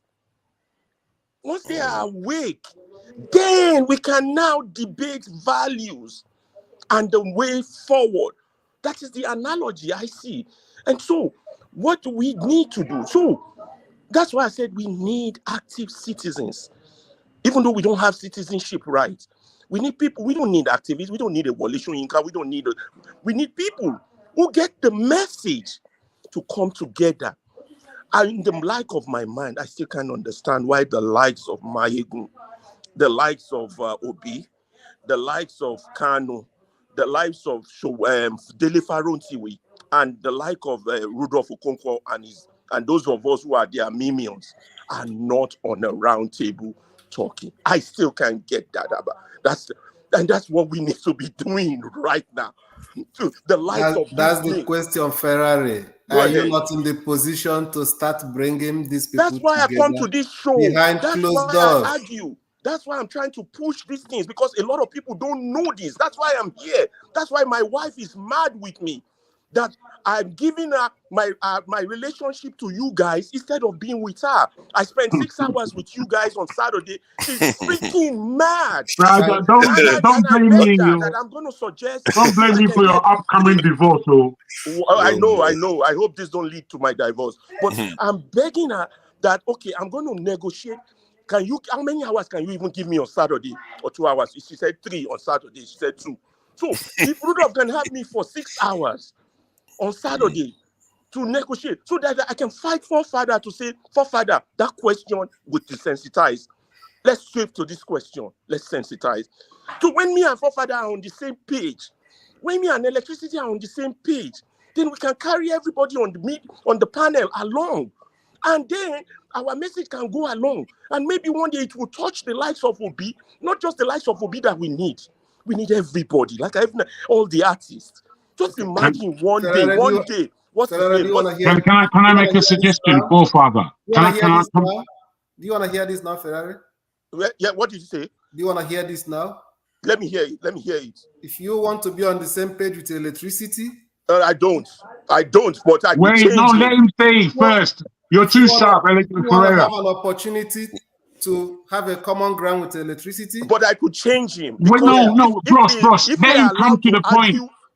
If we are allowed to argue ideas, I believe I can convince him on my No. Ferreira. Jago, just hold on. Let two of them exchange, then you allow me to say this. Yeah. Opportunity that you're gonna have to have a common ground with electricity, forefathers, Dr. Rudolph, and some of these people.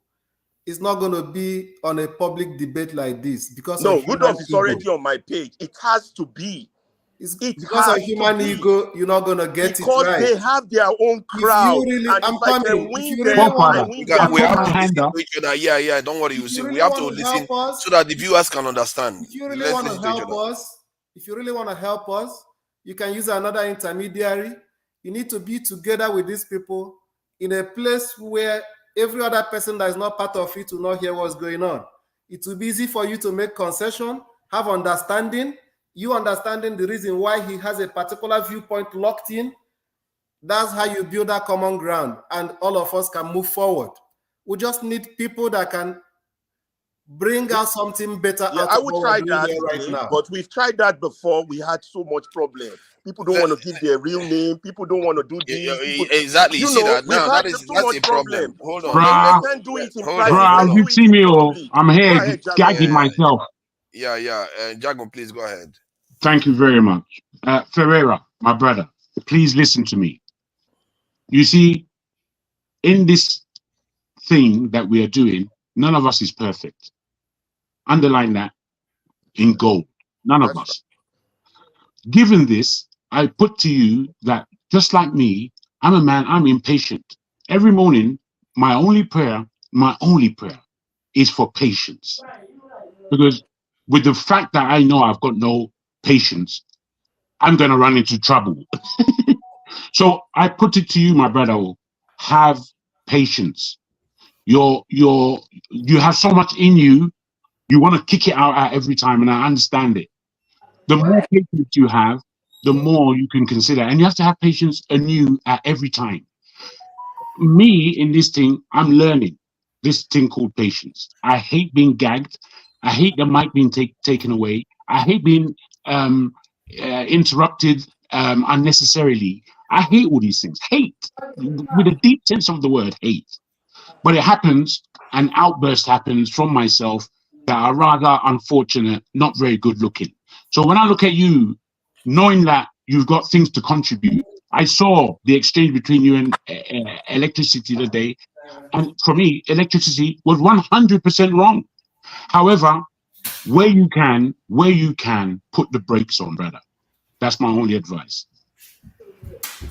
Yeah. Yeah. So is this sensitization? I agree with you, Jagun, just not to ignore what you are the advice you're giving me. I agree. I'm gonna Ferrari, do that. don't just start talking. Yeah, I wanted Without to give it to giving. Bumi to contribute. I wanted to say, I just say that the sensitization part is where we are, along with all the other Okay.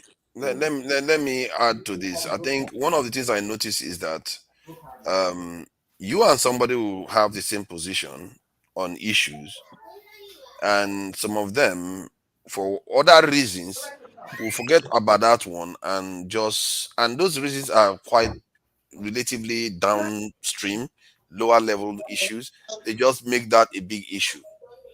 Like when you should be focusing on the goal. We are all different. We all come from different. We all have different concerns. We all have different this in circumstances. But where the purpose is converge, that is should be the focus, not all the other issues that arises where people always what except the issue that arises an issue that compromises the goal. That's when you raise it. But if it doesn't compromise the goal, what is the point? This one insult me. This one look me the wrong way. I don't like this one. And I must say, Ferrari, I find it very concerning that you, like me and Ferrari, will have it make a statement now. We agree with 100% of what he said, and then he will just come and attack me anyway. It's like when you don't even recognize the people that are on your side. Where do you even start from? It's like it's unbelievable. Listen, forefather, don't take it personal. When I attack you, it's not because I don't like you. It's because I feel strongly at that point in time you are going the opposite direction and I need to put a stop to it. That's the only thing. It's not personal. Nothing with me is personal. It's the objective and it's the goal. And I'm telling you that right now. Yeah, so we should all be focused. My key is that sometimes we don't elevate the conversation. Thank God for Bumi today. The conversation would have gone down the drain again. And I'm sick of it. Spending 6 hours away from my wife to go down the drain, you think that is funny? No.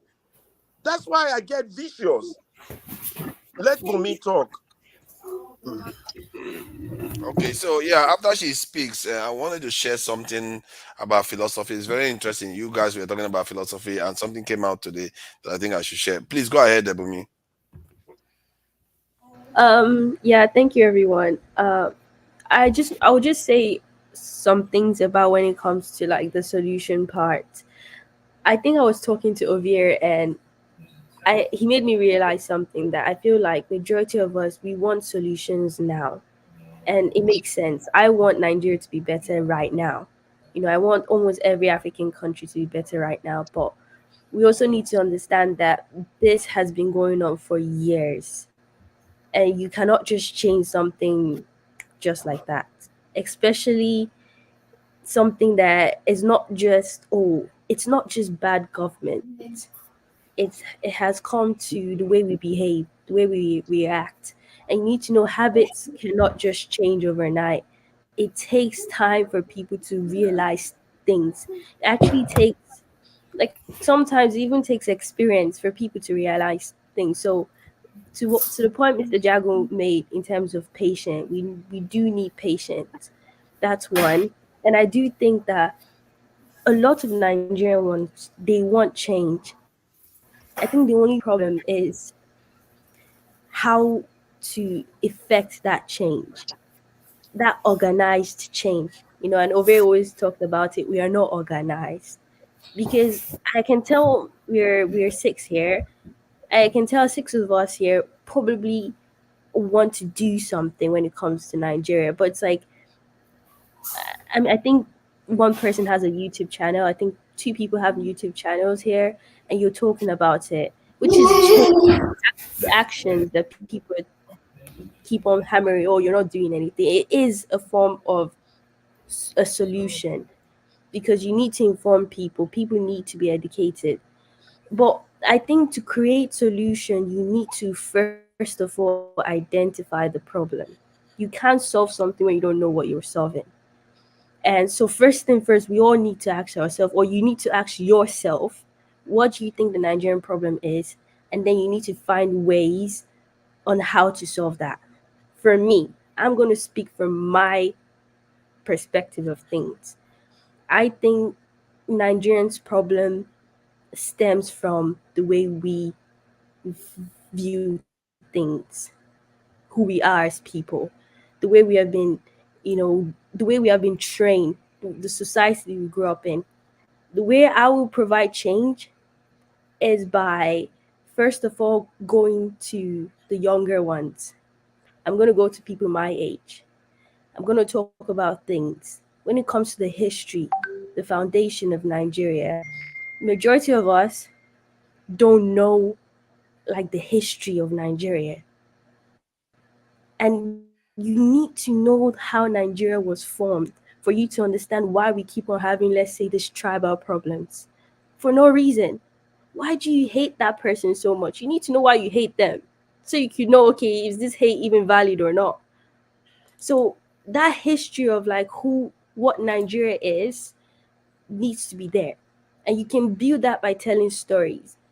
If not because I'm studying and I'm also working that takes my entire time. One thing I really want to do is work on creating more visual, more storytelling narratives so that people will get, because that's what evokes your imagination. That's what builds questioning, because you can't question things if nothing comes into your mind to question things. An example is, I don't know if you guys know Alexandra Cortez. She's an American representative, yeah. And when she was making her New Deal, when she was presenting that, she didn't just go and present it and say, hey guys, like to the Senate, and like, hey, this is what we want to do. Before she presented it, she made some things out there for the people so that the people can understand what this means for them. And then she was able to get the people on her side. So once she has the people presenting that to the Senate or to whoever, became easier because not only was the deal a good plan for the environment and for everyone, but the people also now understand why they need that. So it makes the job of getting every people in Congress easier. So I think that's where we as people you need to find your own, like your own strong suit. I am very big on history, and I would do anything when it comes to the history. And that's why I always keep on going to the foundation of Nigeria to understand who you were first so you can understand where you're going. And I think that that's where the solution really stems from. It's good that we talk about this because it brings up questions about, okay, what this is and what not. But then once we have those questions that identify the problems, the solution now comes by from you asking yourself, okay, what do I want to achieve? And who are people who think like-minded like me? And then you just go and vibe with them. You know, just create something. And it might not be big, but you can start small. My job is to start in a very small village. And slowly, if it grows to a town, great. If it grows to a state, great. That is still a lot of people. That's still a lot of mind that can create change. That's how I think we can create change. You see this stuff. Somebody is saying this stuff here. I don't know why people think that talking necessarily is not part of the process. Whatever you want to do, you still have to talk through it. Whoever is doing anything, they have to talk through it. So the idea Can I that just ask people are Bumi? here, can I finish what I'm saying, please? The idea that we are here just talking, that is not going to make any difference. Nobody says one talk is going to make any difference, but that's how you build a house. If it was that simple, you would build a house with one block, but you build it bit by bit. You have to start from somewhere, and if you don't start from somewhere, you're not going to go and put a roof on a house without walls or foundation. So this is what is happening. So there is no use of people making this out comment like, oh, you are online, and like, you know what some of them were saying, like, you people think of yourselves too much, and like you are too much. Who do you think are all those people that did all those things? You think they had 5 horns? They are human beings. Like, even Tinubu is just a human being too. Make no mistake. They're just human beings like every one of us, and they were just in the right position at the right time that got them to where they got to. So let's not overstate things. This is how it happens. Anybody here can go on to become a Nigerian leader. And when we are doing all these things, is to prepare people for the future, because when they get there, so that they know they are well equipped. I'm not sure Tinubu had too much of this our conversation before he ended up where he ended up. Maybe he should have had him. So please, Jago, go ahead. It's not my turn, but I just wanted to ask Bumi, if are you a creative, and if so, what type of creative? Yes, I would say I'm creative. You know, I'm very much visual based. You know, I try to always find problems. I mean, I program, and I feel like to become a program, you always have to find ways to solve something. So yeah. Very good. So do you delve into graphic design at all, or anything, as you said, visual or film? Yeah, I want to, but those things, they look very. It's something I would love to do in the future. Let me just put it like that. I'm not very good at those things, but it's something I would like to do. No problem. Thank you. Is it my turn? Our new Pansat is here. Check out. Somehow you have been very well, very, very patient with us. You don't interject much, you know. It's interesting. You should be able to interject if you want to interject when conversation is going on. You know, okay. the new Pansat is here. The new Pansat is here. The troublemaker. Come on, I'm going to go help you. Please, Shikao. Thank you for your patience, Shikao. Please go ahead. Is it my turn, Yeah. So No. This would be my last contribution, then I will go off. I just want to say a few things to Brother Ferrari. One, when I talk about the issue of not looking for a messiah in transformation in a nation, the reason being is that you have to avoid personality cult. It's very, very dangerous. Personality cult, what it does is that it put all your egg in one basket. So when something goes wrong, that's the end of that revolution. Like the Sister Bumi said, I think previous before now. Like if something happens to Obi tomorrow, there is no obedient movement. If something happened to Kwankwaso, there is no ideology. That's the problem. That's why ideology is there always is no important. We had this Kwankwasia. conversation before. Yeah, there is no Kwankwasia movement without Kwankwaso. So I'm saying you build an ideology and a philosophy that transcends anybody. It's irrespective of who is there or who is not there.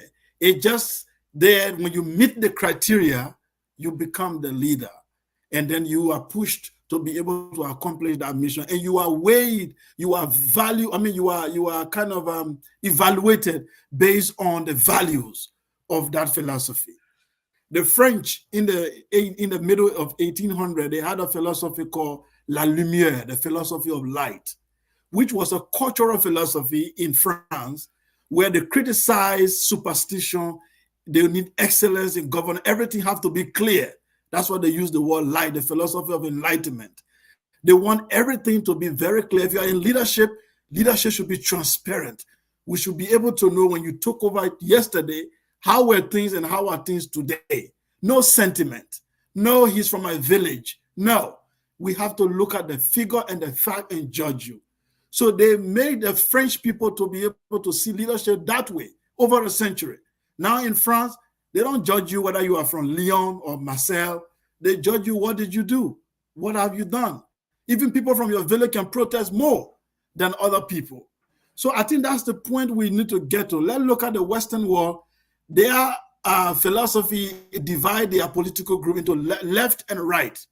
In America, you have the Democrat and the Republican. It's not Irish. It's not Italian white. It's not about British. It is based on whether you are left or you are right. And the left have its way of conservative way of looking at things, and the right look, and the liberal have their way of looking at things. We have to evolve to that point. I remember during the campaign, they asked Obi, what is the difference between you and the PDP? What is the difference between you and the APC? And he clearly stated, he said, we don't have much ideological difference. He said very clearly, there is no much ideological difference. The main difference is that I'm more competent and I'm more able to do it. In other words, these systems are almost the same. Okay, so the only thing we need to know, look for a personality and build around that personality. So if that personality failed, then everything failed. So I'm saying the Nigerian revolutionary movement needs to, and Africa at large, we need to create a philosophy that transcends people. Yeah, I agree with you, Seko. I agree with you. But hold on, Ferrari. 1 minute. Hold on, let him finish. No. Because Ferrari, he has misrepresented something that's important to clarify. Hold on. Let him very finish. Important. Let him finish. I did say that I was going to present something so that we don't go too long. We're going to have a hard stop at 6 hours. So no matter what happens, we are going to go backstage at 6 hours this time. So hold on. You are going to get your chance to speak. Just be patient, Ferrari. Please, Seka, carry on. Yeah. So I think the situation in the country right now, I've seen on internet, it has created a lot of progressive forces in Nigeria. That's the good part, because we've seen from obedient movement to this point, a lot of progressive forces are coming together on the internet, and they've been talking beyond ethnicity.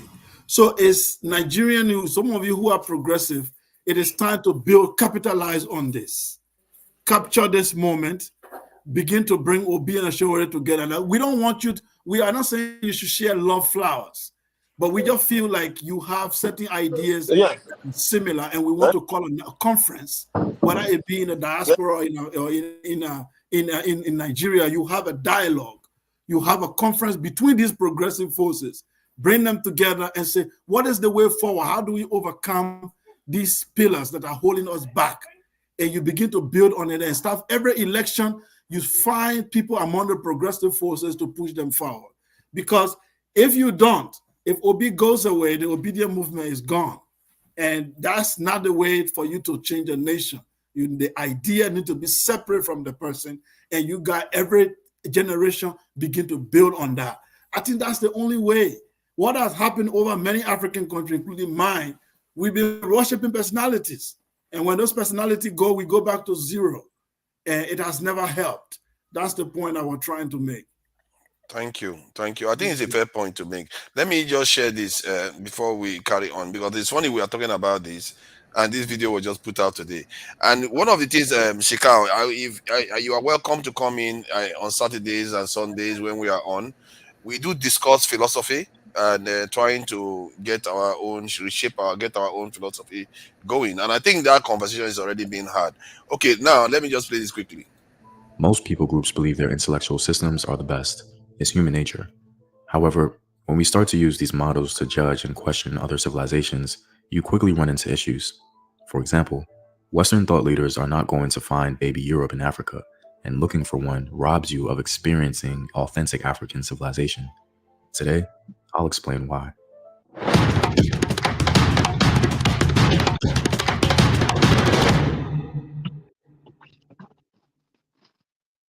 What up, African world? It's Home Team here, and welcome back to another video of African history, culture, and worldview.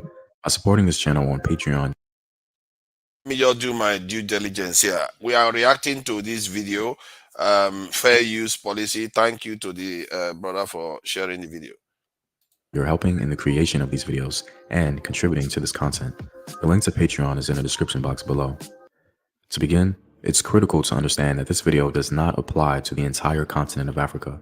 The information involves the regions of West, Central, and East Africa, so please keep that in mind. So where can we find Africa's great thinkers? Who are the ancient and medieval philosophers?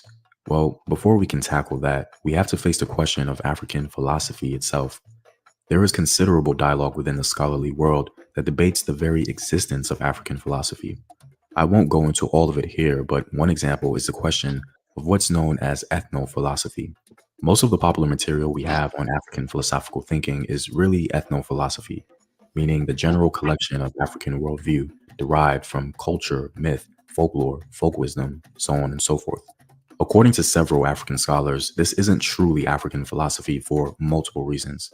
I thought this debate within the African scholarly world was incredibly salient and needed to be mentioned. However, for the sake of this video, we're going to set aside the general consensus among some African scholars because ethnophilosophy undoubtedly evinces the existence of great African thinkers, and that's what our topic attempts to learn more about. Historically, we've been constantly told that these great African thinkers simply don't exist, especially because European anthropologists did not see reflections of Europe in Africa. Africa, to them, was a dark continent with dark people and a dark history. According to scholar Innocent Onyeunyi, Africans were viewed as savages who developed nothing. Some of Europe's greatest philosophers, David Hume and Immanuel Kant, promoted that thread of thought. Hume and Kant held the view that Africans, in virtue of their blackness, are precluded from the realm of reason and civilization. Via hindsight, this was a puerile assertion. They certainly weren't going to find an African Plato with that mindset, nor were they looking for him. However, in the 20th century, a Belgian missionary flipped this narrative on its head when he began to investigate the mind of the Baluba people of Congo. In many ways, the work of Placide Tempels instantiates the rise of ethnophilosophy. His investigation led him to believe that he had discovered what he called Bantu philosophy. Suddenly, the idea of the unthinking, unreasoning African could not stand. Here's what he had to say. The discovery of Bantu philosophy is the disturbing event for all those who are concerned with African education. We have had the idea that we stood before them like adults before the newly born. In our mission to educate and to civilize, we believed that we started with a tabula rasa, though we also believed that we had to clear the ground of some worthless notions to lay foundations in a bare soil. We were quite sure that we should give short shrift to stupid customs, vain beliefs, as being quite ridiculous and devoid of all sound sense.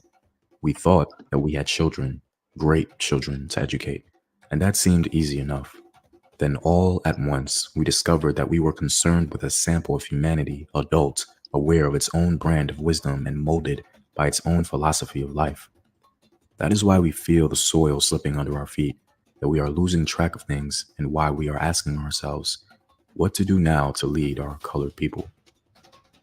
Placide Tempels wasn't necessarily trying to do complementary work. What he was attempting to do, according to scholar Paulin Hotunji, was to find a psychological and cultural basis for rooting the Christian message in the African's mind without betraying either. But instead of discovering impressionable children, he found sagacious men. His discovery is very nice to hear. However, we have yet to find our Plato. Why didn't temples relate to us any Platos? If he was impressed enough to call this Bantu philosophy, surely some names of great ancient African thinkers would have made it into popular culture to some degree. Why haven't their names been passed down in written or even oral form? This line of questioning is perfectly reasonable for Western thinkers. However, as mentioned before, its relevance fails when one considers how some Africans organize their societies. I'll explain. Let's begin with why there were no individual philosophers popularized in these regions. Scholar Oyeka Owomoyela contends that in traditional African society, to attach one's name to an object or an idea is to assert exclusive claim and proprietorship to it, whereas traditional society frowns on the implied possessiveness and ostentatious self-importance. In other words, our African Platos would have been behind the veil of communal tradition. Your knowledge is our knowledge. Thus, promotion of the individual was not a part of many African value systems. For the African, one might argue, to the extent that the generalization would permit, truth has an independent existence and is not necessarily dependent for its validity on who voices it. If philosophers argue that their discipline has no absolutes but depends on personalities, they limit its attractiveness to the African mind. So according to scholar Oyeka Owomoyela, individual promotion of an African Plato was simply antithetical to communal ownership, which as a cultural value was ubiquitous throughout the African continent. One might also wonder why many African cultures were oral. Why didn't they write down their thoughts? Even though writing does exist on the continent, many cultures were oral, seemingly valuing preservation through memory over text. There are pros and cons to both models, however. Unfortunately for us Western thinkers, we desire textual documentation. Without the writing, we cannot see an African Plato, and thus, we presume he cannot or does not exist. This kind of thought process, in my opinion, leads us to the same uninformed thinking of David Hume and Immanuel Kant in relation to Africa. So I think we should be careful with that. There seems to be cultural reasons why the African Platos have not made it to our Western ears, and if we're seeking to understand African culture, we should be open to reframing our line of questioning or simply being mindful of our Western biases. Well, I'm all out, guys. I'm hoping you understand a little better why looking for Europe and Africa isn't an effective way to understanding African culture. And if you like these videos and want to help in this. Thank you. Wow, I did find it more more compelling than I thought it was. You know, I haven't seen it before. Before sharing it. Did you? Okay. AY, since you came in last, what do you make of? I will ask you this. I know you want to comment about the national anthem. What did he conclude about why we don't have our own African Plato or Kant or Humes? Why are you? Africa what? Why do we not have our own African Plato, Kant, or Humes? Those are philosophers. I know. Mm. I know. Good evening, everyone from here. Evening. The Jago himself. Thank you. How are you? Malga. Yeah, where is the other guy? Actually, I came in. Bumi was making a lot of sense to me. You know, Ferreira always make a lot of sense. Just the war. He's a warlord as well, you know. Thank God he's not in Lagos Island. Mr. Jagu. Steph, long time. Come through, my brother. Come through. Completely abandoned us. It's been a tough discussion today. So I don't know that. I think the question that Forefather asked you is a bit difficult because I don't know if you listened to the whole show. I listened to part of it. To be honest, that question, for me to answer it, right? I don't know the direct answer why, but here is what I'm gonna say. I think from my understanding of philosophy, there were a lot of politics in it as well, because the great philosophers I think even plan to study in Egypt. Most of them study in Egypt, actually.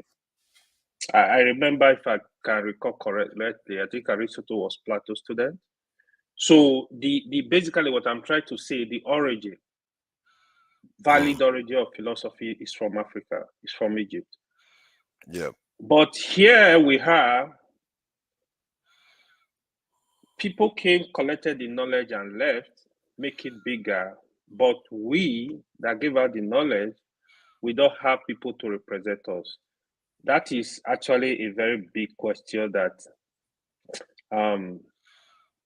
I have to think about. It's a puzzle, actually. I remember the last time I was listening to you when you guys were discussing Professor Wole Soyinka. Your argument was why literature? Why we don't have Nobel laureate in physics, in sciences, in other area? Why literature? That's what they decide to give to us, a kind of. That's another question. It's just similar in that direction. I mean, Wole Soyinka did his best. I heard a lot of people criticizing him, even if I disagree with his utterances. I think it's unfair for anybody to tell you Wole Soyinka is nobody, Wole Soyinka know nothing, that's all nonsense. We need to, my argument here is, we need to try and learn to stay on issues. The fact that Wole Soyinka is saying something today that does not resonate with us doesn't mean that he knows nothing. Come on, we play too much. You know, we can criticize him, you know, but making such statement, I completely disagree. On the issue of sciences, I'll also look at it like we might not really, we don't have the, I think somehow we don't have the resources to, even in research, to really go into research. Research need a lot of money because everything that is affecting us today is as a result of planning. Even today, if we are saying that, oh, Nigeria we don't have, it's not a rich country. We have the potentials. We still have the potentials today, but the problem is planning. I heard somebody said here that the system we are currently operating is not going to work. And that has been my thing. It's not going to work. The system we're currently practicing is not going to work. Even the Peter Obi, all of us are shouting for Peter Obi.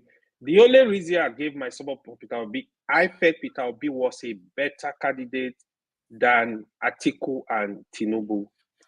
I don't believe, I have stated it here, I don't believe Peter Obi will perform any magic. Because the truth is, even no matter how we love him, even if we don't want to accept it, Peter Obi belongs to the corrupt system. It's a part of it. This is the honest truth. We need to state things the way they are. Showore, on the other hand, Showore does not belong to that system. That is where Showore is kind of different.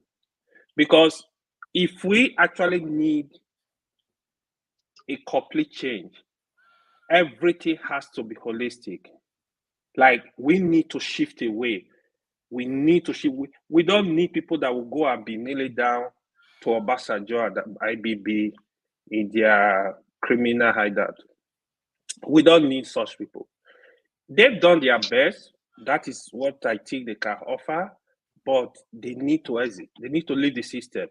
Let the young ones build their own system. Let's assume they've lived their life. Just move away. This is just my whole thinking. If anything would change in Nigeria, just like what is going on in Senegal now, they were able to break the system and bring a fresh system. They have a complete new president that does not belong to the corrupt system. Now, if he chooses to go in that path, he knows the people will not forgive him, God will not forgive him. So this is a good opportunity for him to build.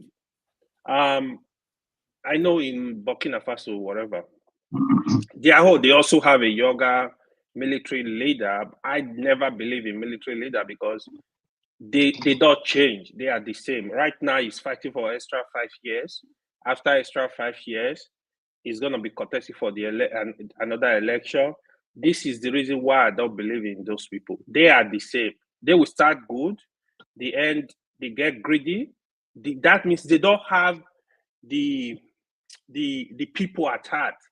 Because if you have the people at heart, you will be your goal would be, let me set up a system that will work for everybody. They don't do that. It's greed. Okay, let's talk about this anthem then. That oh man, I don't even know why you guys are wasting your time. To be honest, it's really how do we reverse it now? Because we can't be singing Oyibo man's national anthem now. So I heard Prophet Michael Zekome change the name of Nigeria. These are not our problem, man. They are not. What is national And they are not anthem? even being creative. From he was saying change the name of Nigeria from Nigeria to the United States of Nigeria. It's like they are But not you creative. say national anthem. We are talking about economy is down. People are hungry. Criminal insecurity. You are talking about national anthem. It's if you don't even know why do you even have time to be? What is it gonna do for us? What is it gonna do for us? You know, not that we cannot change it, but it's the way they put energy on this nonsense. Like a house is just like a house is burning. You looking for sweet you put somewhere inside the house. That is exactly what they are doing. To me, that is a sign of unseriousness. Why are you discussing national anthem? We can do this at a later time. We have burning issue right now. Country is on fire. You talking about national anthem? I'm not going to help you guys to discuss that. Who want to change it? Go ahead. I'm not interested, to be honest. It's so annoying. Very well said. Yeah. And I hear that the House Speaker is the one that proposed it, but clearly we know they are it comes dumb, from higher man. up. These guys are visionless. They are dumb. The House Speaker is. Look at the Senate President. Look at the whole Senate, for example. How many senators today have you heard them like having a proper discussion, criticizing a system, like thinking of how they will change the system, change the country for prosperity? The House of Rep member, 360 empty vessels doing nothing. All they do, what are they doing for Nigeria? If you really want to change the system, you are not greedy. I was just having this discussion the other time. We don't need Senate and Rep. We don't need 360, 109. We don't need them. All we just need one house, one parliament, 109, 3 from each state. And let people work. Let people work for the country. We don't need all those people wasting money on those 360 doing what? The money you are wasting on 360 Rep members, I'm sure those money we build standard hospital for us. They will do a lot of things for us. I don't even know why these people don't. We need to do things very fast. The population of Africa, especially Nigeria, is blowing up. They don't sit down and have this discussion that what is going on. If you see the youth in Africa now, that is the future.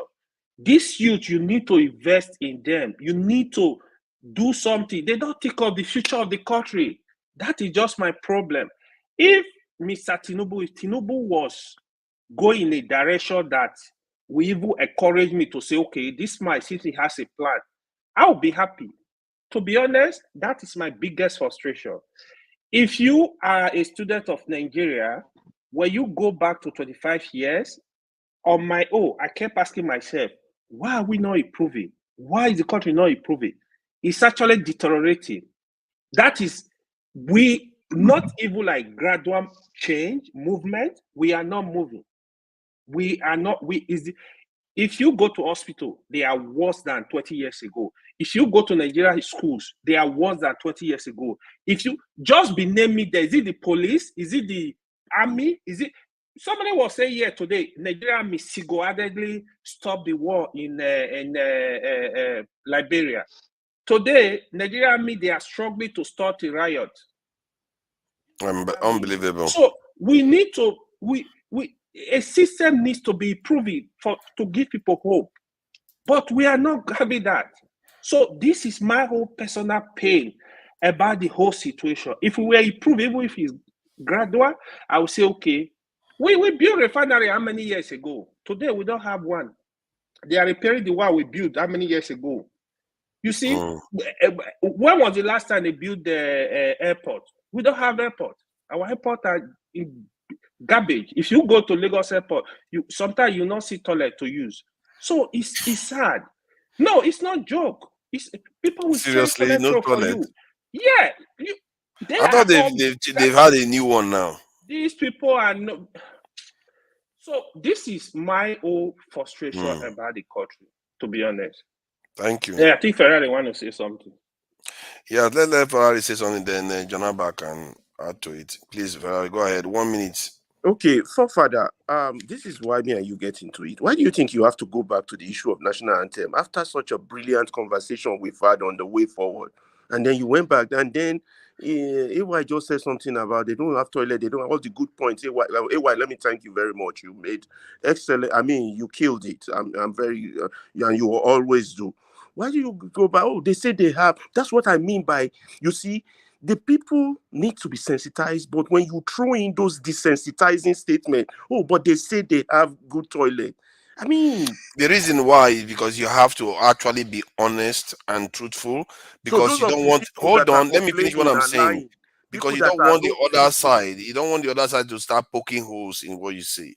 You have to always, and I'm not looking at it from the point of view that AY was being dishonest. I was just adding texture to what he's saying, so that we are more on the same page, and nobody can come and criticize. That pushes, let me show you what that does. That pushes the incompetence of the government to be normalized. When you push that angle, I understand what you're trying to do, but you got to also be sensitive to the impact to the viewers of those. That's your angle. You understand? I don't. You see, my problem with what I've seen before now is that people criticize, and you find out that what they are criticizing, they don't even recognize it. They don't even know it. And it's very important you know what you're criticizing. That's why I always interject and add that information. I agree with you. When you hear them criticize, why don't you question them on their own suggestion or their own way forward, rather than normalize what they are criticizing? I think I'm not normalizing it. Did I normalize anything here? I just said that was there not a new one that was said to have been built? It's not normalizing bad behavior. It's just to express information. Why would I'm now see when I was talking to somebody the other day, and the person said the person is afraid of going to Nigeria because they could get arrested.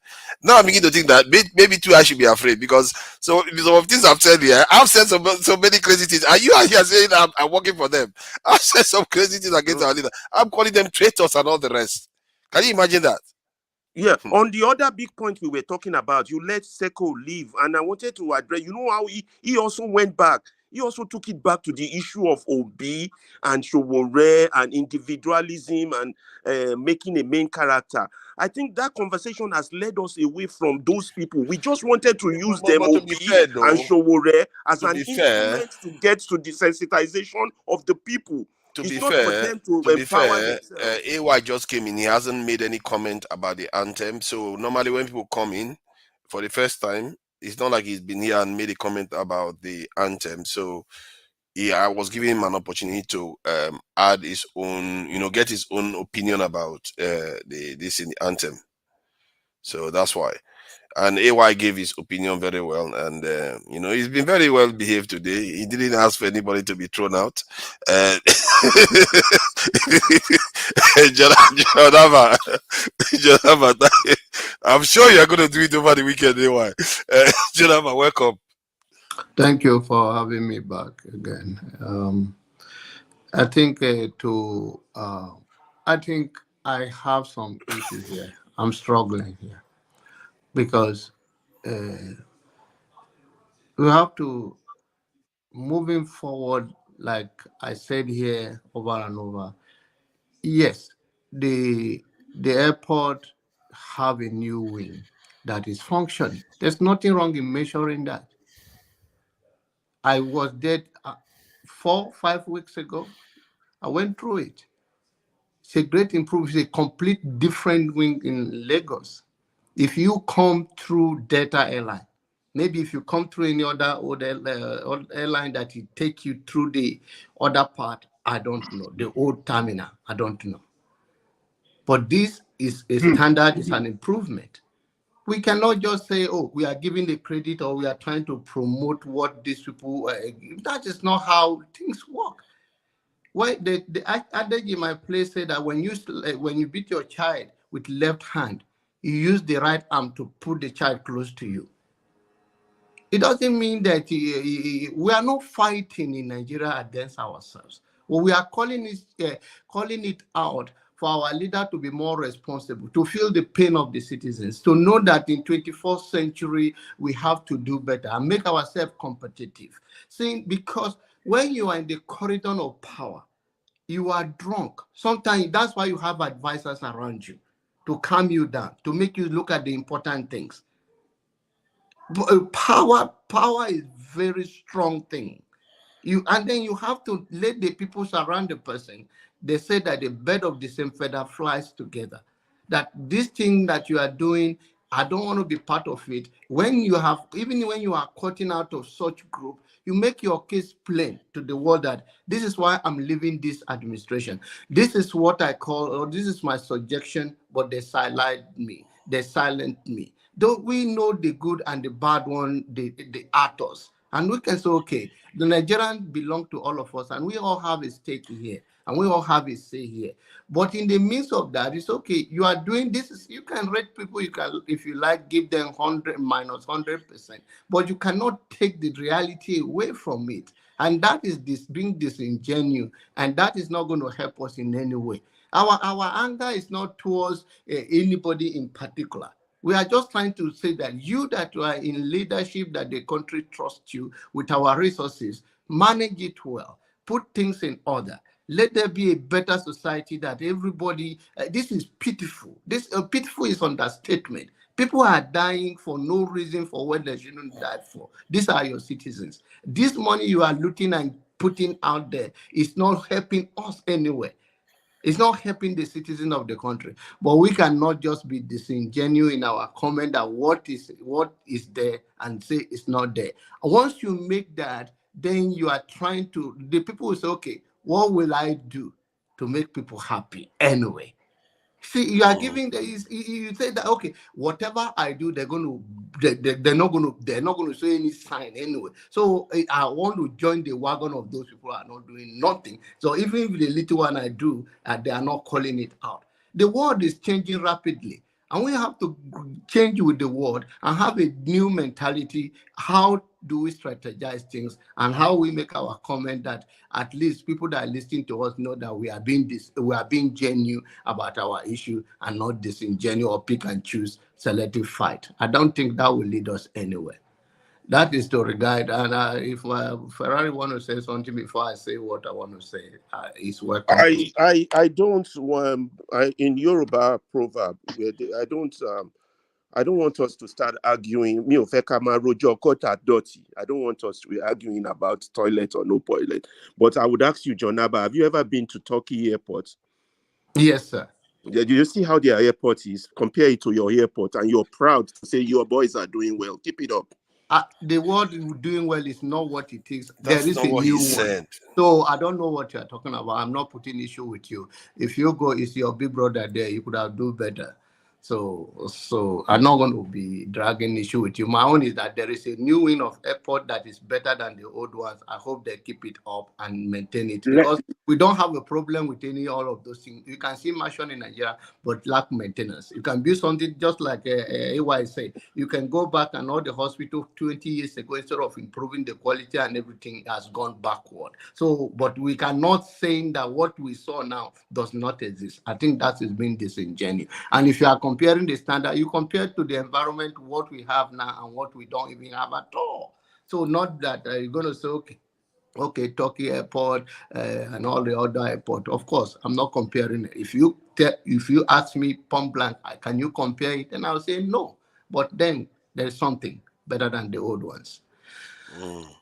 Thank you. Yeah. Thank you. You want to add more? Oh, not on that issue again. Move out from there. And if you want to rephrase whatever I want us to, because on the issue of the national, I think I've commented on it. Yeah, we've already talked about that. Yeah. So, okay. You see, there was one thing I saw recently that I thought maybe we don't have a lawyer here, so it would have been good we had a lawyer here that can read this thing, because all these documents sometimes they can be a bit weird and we don't know what fully they mean. So, somebody brought to my attention our Declaration of Independence document by the UK, and that it was implying that we are still part of the UK to an extent. But I found that a little bit peculiar. So I thought I should share it so that anybody that understands this language is better than I do can shed some light to it. It's a very serious stuff. This could explain why we are where we are, but we don't know. It's just a suggestion. So let me pull this information. Now, this is the actual document from the UK website. Let's see. So what year is that written, please? I think I think it will be just before 1960 now. 1960 independence. I think that's the year.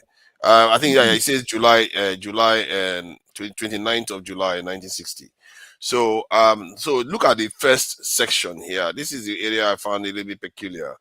It says, on the first day of October 1960, the colony and the protectorate, as respectively defined by Nigerian constitutions, orders in council 1954 to 1960, shall together constitute part of Her Majesty's dominion under the name Nigeria. So they are basically saying these two areas, the colony and the protectorate, they are different. And so they are now saying that they are coming together, that shall together constitute part of Her Majesty's dominion, dominion under the name Nigeria. So for me, that statement is a little bit troubling, because I don't know what it fully means. But then they went on to say, no act of Parliament of the United Kingdom passed on or after the appointed day shall extend or be deemed to extend to Nigeria or any part thereof as part of the law thereof, and as from that day. Her Majesty's government in the United Kingdom shall have no responsibility for the government of Nigeria or any part thereof, and the provisions of the first schedule to this act shall have effect with respect to legislative powers in Nigeria. So, you see, what do you make of that? Jagu, it looks like you may have a little bit, because you know, what do you think? To me, the first paragraph is quite clear, in saying that the Protectorate of Nigeria and the Company of Nigeria is now one thing, as from 1960, has continued in the name of Nigeria under the Queen's domain, basically. And then it goes on to separate itself from the government of Nigeria and the making of laws in the second paragraph, which is again quite clear. I don't know I've never read that document. I've never come across it necessarily, but I do know that our people, Zeke, Awolowo, brought who else was there? A man from the Midwest at the time, a very celebrated. No, Awolowo. Sorry, I've forgotten his name briefly. Well, they came to the table to discuss this with Britain, and it took many years. Actually, we should have actually got our independence in '54, which would have been before, which would have made us the first so-called sub-Saharan country, and not Ghana, to claim independence. But I'm interested in this kind of type of document because there is some kind of ownership, I believe, the UK still holds over Nigeria.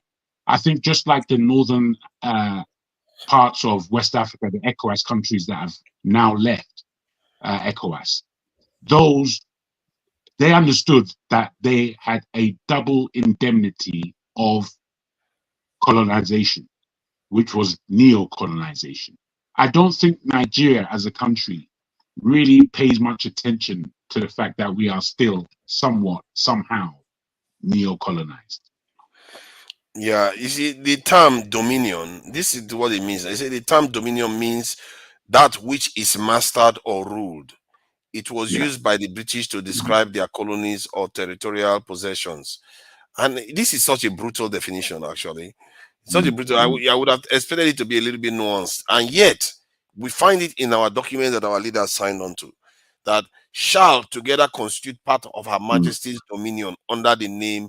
It's almost like this independence document is saying that, you know what, you are now free to do whatever you like, but somehow you are still my dominion. How does that even work?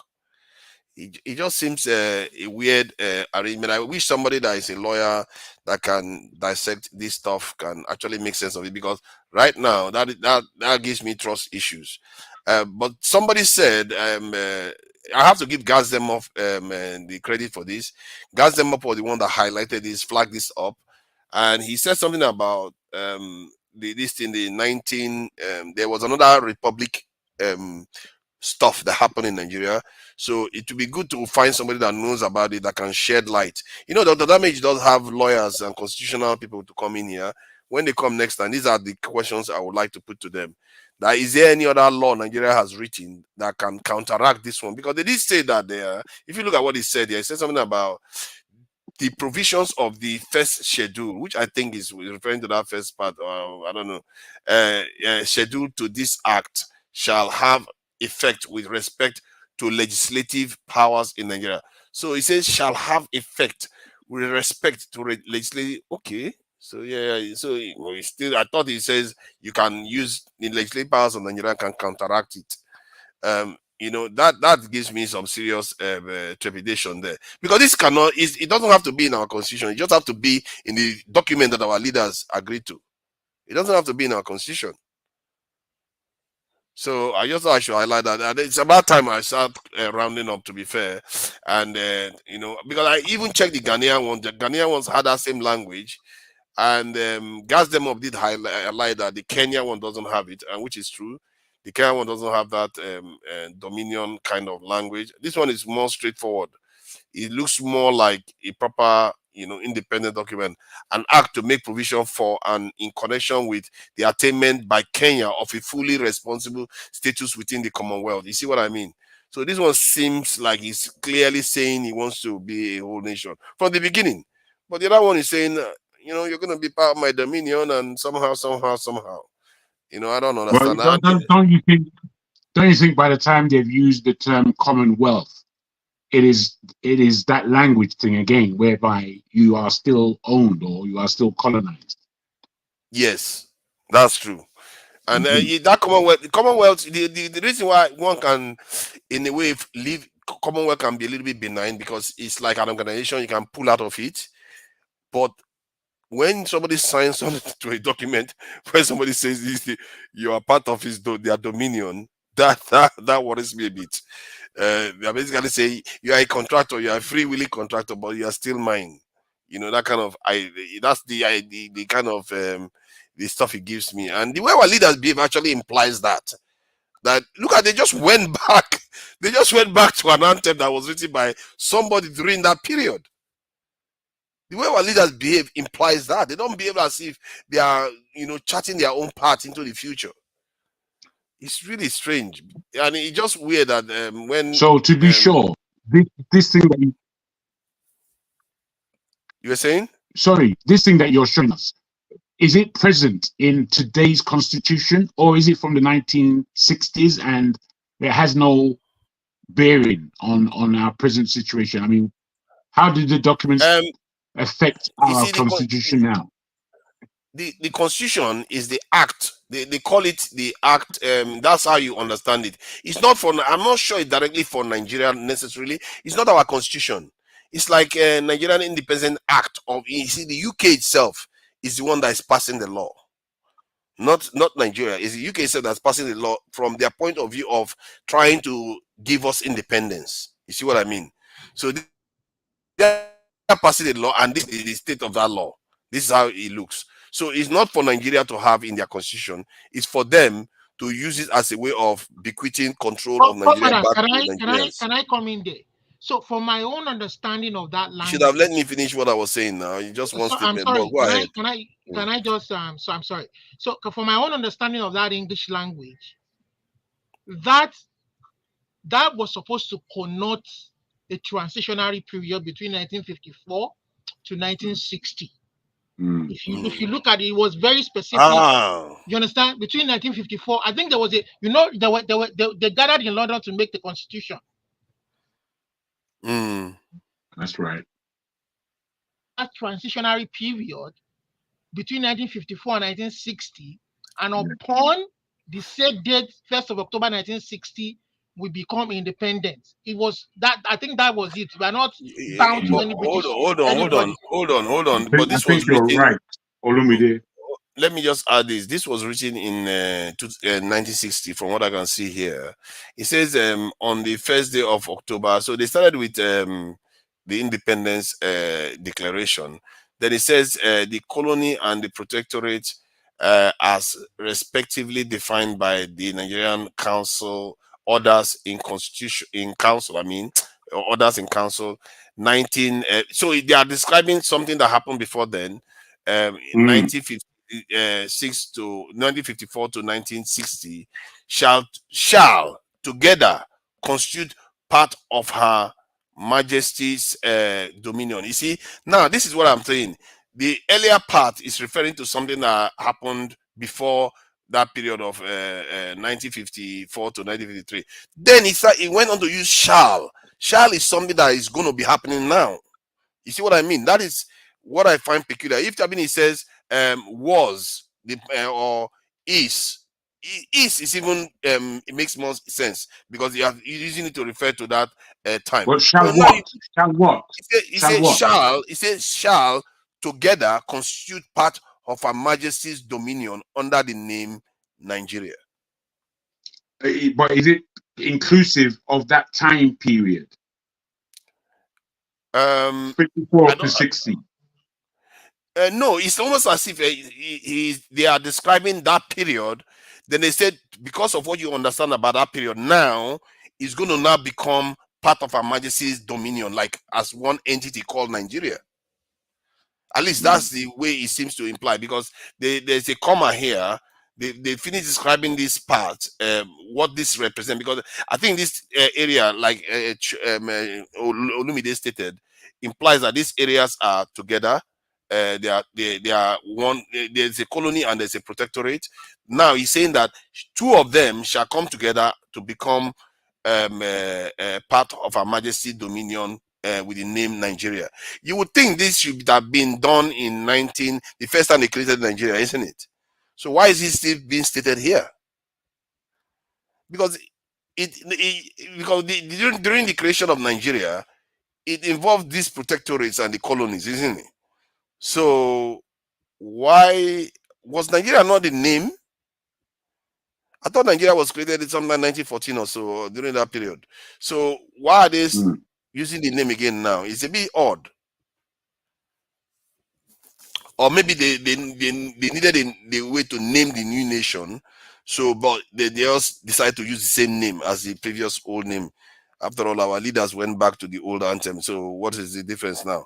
So maybe that's what is going on there. But clearly, they are implying something that is moving forward, not something that has ended.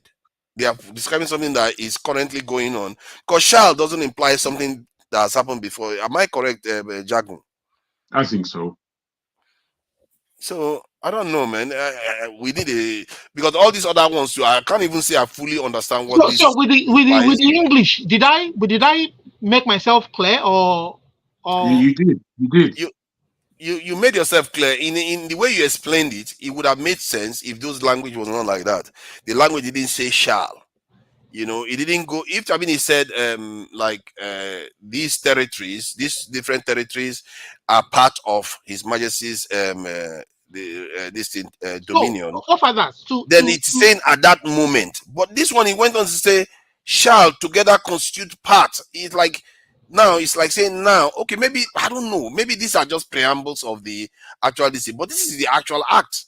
So maybe they are just preambles. Maybe it's a way of saying. How long is that document, please? It's quite long, from what I can see. It's it's quite, I wouldn't say it's too long.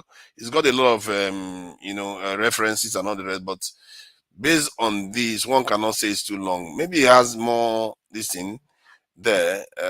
Who knows? I'm not fully read it. But it will be good to have somebody. No, it says no laws and no provisions of any law made on or after the appointed day by any such legislature as aforesaid shall be void or inoperative on the, oh goodness, all this legalism, man. They are I just think it would making be sure. good to go through that properly. I think it would be good to have the Constitution next to it so we can see what we have divorced from and what we maintain from this document. Because what I regather from these things is, as you said, that's how the nation is. Nigeria is a very peculiar thing. And today, this guy, Sekou, he was asking the question, for which unfortunately James didn't take it very well. But he was asking the question, what is Nigeria? What is it apart from the geography? What does it constitute? And I think this is the peculiarity that confounds us all. What state are we in actual fact? It's very interesting. Yeah, I really appreciate the engagement on this. Gas them up. It's a shame you can't come in. You have to come in with full camera on if you want to come in right now. But I'm going to be doing shows on my channel. So let me remind the viewers, if you've not subscribed to True Niger, please do that. If you really want somebody that's actually going to be active, you need to encourage me. If you encourage me, you don't need too much this thing to tell me what to do. All this stuff we talk about here, I'm actually going to action them. Like I said, I don't have the funding. If I had the funding, most of all these things we are talking here, I'll be actioning them. I'll be on the ground in Nigeria. I don't care. I have only one life to live. I'll do what I need to do if I have the resources. So that said, and subscribe to True Niger, because we do cover topics and we cover various, because this platform is defined in a specific way. You have to have your face on, and it's more of a kind of, how do I describe it, establishment kind of platform where you have things done in a more how do I put it, corporate way. You don't want to have the kind of rough edge conversations that can go on the other platforms. So subscribe to True Niger is important, because some of all these topics we are going to cover them, and someone like Gas them up with there and actually be able to contribute, because there are a lot of people that don't want to come on, show their face, and it's not their fault they cannot be here, and it's also not the fault of this channel that they cannot be here, because this channel it wants to do certain things and it wants to reach certain people.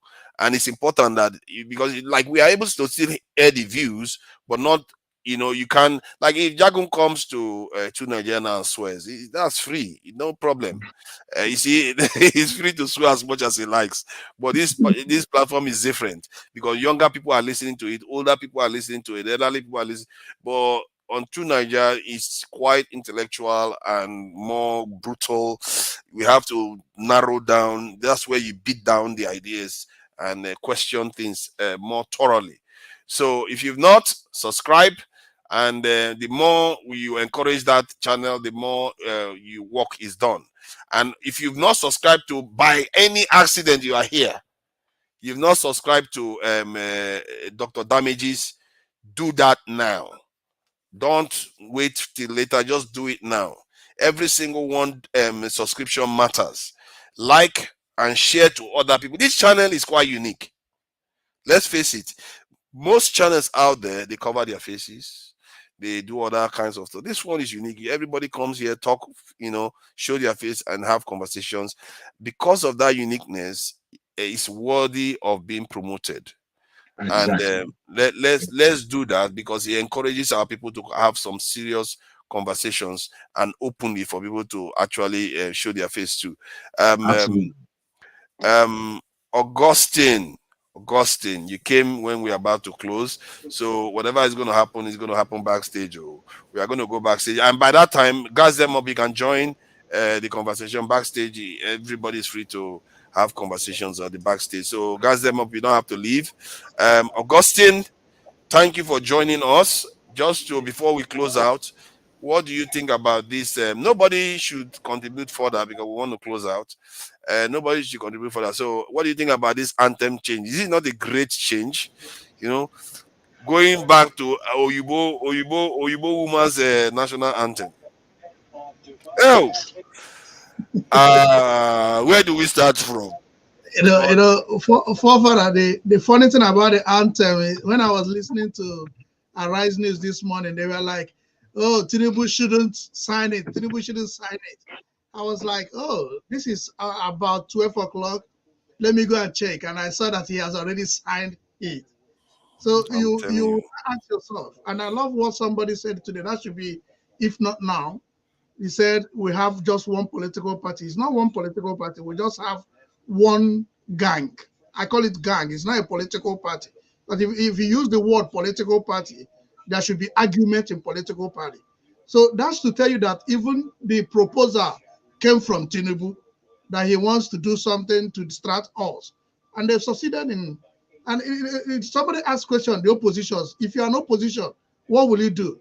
If your house is set on fire and you see the elders of the house pursuing rats, if you're reasonable, you will just try to quench the fire, or you just look at them. So opposition shouldn't come to say don't reverse to old national anthem. It's a shame that we allowed that robbery to hold. It's a shame that we allowed that Mahmoud stupidity to hold in Nigeria. That we allowed that is what gave birth to this. See, 419ers have taken that country. Criminals have taken that country, and they will. What do? They will certify their Western world, and they would rally around. See what will happen on June 12th. Just see what will happen. You see the kind of money. They say there is no money. See the kind of money they are going to spend on June 12th, thinking that they are celebrating. No, they are going to replenish themselves. It's a shame that we came from that country. So. Man, you know, saying that is a shame. Yesterday, I was embarrassed. I was embarrassed yesterday. Yeah, so, but you know that after the national anthem today, if you had listened to what happened in the National Assembly, somebody intoned on your mandate. Somebody intoned in that National Assembly today. So people are still standing on that mandate. These politicians, why are they so sick? What is wrong with But them? actually, forefathers, that's what they should have done. Change our national anthem to On Your Mandate. On your mandate. That would have been better. At this rate, it's better than the one that they went and chose. Yeah. What are you doing on your This is bad. Forefathers, before you go. That was Nigerian. At least it's a Nigerian that sang it. This was oh my God. After 60 years. Listen, I was listening. I was looking at something on IG, and I saw where Bola Tinubu made a statement. This is way long time, that if he ever becomes Nigerian president, that he's gonna change the national anthem. So that's what he said. But he didn't say what did he say what he was going to change it to? That he's gonna change it to this. It's on my phone. Oh my God! He said it a long time. Can you share the link, please? Let me see. Kai, you know that Tinubu name is known for slave trade. 100,000 units. Everything this man does betrays his own people. What is wrong with him? Okay, we'll do 5 meals. And Nigerians, of everybody, they allow this man to sneak in. Unbelievable stuff. Maz, have you finished Augustine? My brother, I've just been listening to you guys. I'm pitying the souls in Nigeria because they can't do anything. I'm pitying them. They can't do anything. I don't know how we entered into this. And where is Mahmoud? Where is that man? Where is INEC? You're asking that. Where is P2B? Where is Atiku? Where are all the opposition? Where is Showore? What do you want Atiku to do? What do you want? Well, at least they should be outraged that this is what they are doing. We are outraged here. Why are they not outraged? What are they doing? Why are you asking about P2B? Because they are nowhere to be seen. Why are we here? What are you talking about? P2B just left Dallas yesterday. Oh, So so that he is did not Dallas. tweet, did he tweet about it? Or did he? What did he say He has been talking to people. He has been talking to people. about this Yeah. anthem? Can we let that man be? Like, Can you for just serious? stop? No. I'm asking. Hold on. Are you saying that it's illegitimate for me to say where is Peter Obi on this? Because I've not heard him anywhere. You're waiting for him to. You're waiting for him to I'm tweet not now, waiting. and the Am I next not thing, online now? Rino Mokri and Buwala will Godfather. take it upon themselves. Atiku Sure, wait tweeted yesterday. I am Atiku tweeted online now. yesterday. All of them should be coming out. They should have come out days ago because they are closer to the politics of The Nigeria. people you should be asking about, the people you should be asking about is Showore. I have not seen Showore I am asking tweet. for Shore. I ask for everybody, just as we are dragging ourselves out here. So Where are they? Maz, if you are asking me to ask any None of them are shouting. What are you doing? That means your argument is not correct. I should put it backstage. Okay. Quick one. That election. If you before you go, oh, she's gone. Sorry, I was just gonna say because I've been watching you guys. Sorry, since if you mentioned there's a video, you know me now. I'm the production assistant. Is on IG. Don't worry. Since if you mentioned it, I've gone on Twitter. He ends up on Twitter. Those of us on Twitter, we'll get it as second hand. I've gone on Twitter just in the last few seconds. What's your handle on Twitter? I'll drop it in the backstage. Let me hear what he's got to say. So I've downloaded it quickly and I've added it to the stage for you, forefathers. If you want to play the video, that's what I've come to say. Let me see. I've added it to the studio for you, so you can share it. Oh yeah, let me check it. Forefathers, please put me on backstage. I told you, All right, I'm your production assistant. Thank you. Let me see if I can find it. Is it the one at the bottom? I don't know. The one at the bottom. Yes, I didn't rename it. Sorry, I just did it quickly. Is it this one? We are one Nigeria, and we should be proud of our going back. That is the passport. In fact, if I have my way, I will bring back our old first national anthem. That describes us much, much better. I don't know why we change it. It's about service. It's about diversity. It's about commitment, the value and nation building. So that is my message. You're welcome. So you see, the problem, if you listen to him, you will realize that the problem of this anthem is not anything other than fighting Obasanjo, because he almost mentioned his name. I don't know why we changed it. He almost mentioned Obasanjo's name. Yeah, this is a nation that they are playing with. Yeah, they are using their personal squabs to toy with the national.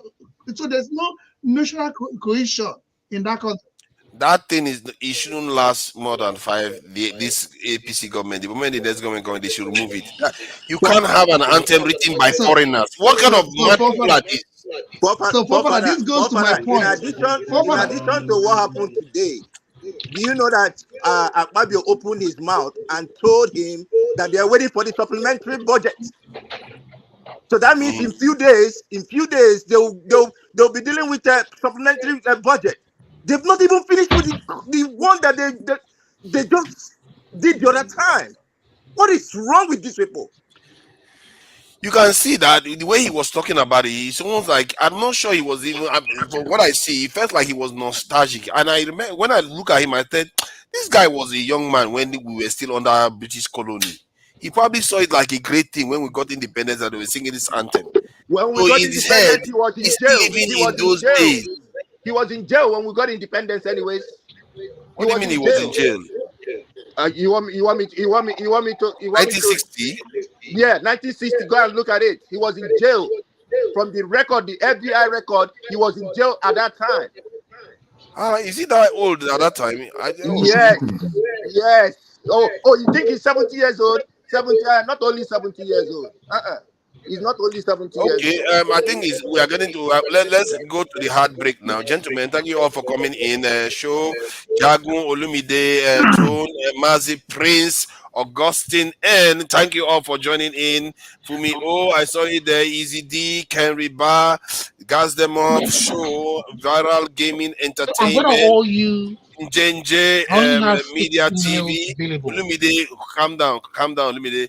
Njenje Media TV, thank you for joining us. Oh, that's just a link. Black Experience, I see you there. Black Experience, One Nigeria, I see you there. Thank you for joining us. Until next time, we're going to catch up with you guys again later.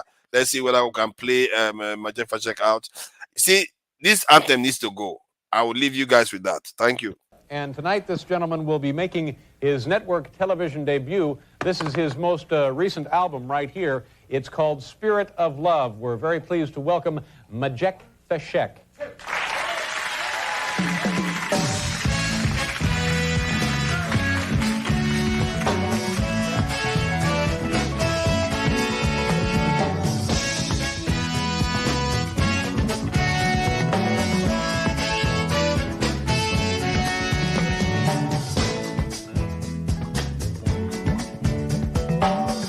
Arise from your sleep, Africa. Rise from your sleep, America. There's work to be done, Africa. There's work to be done, America. But if we unite,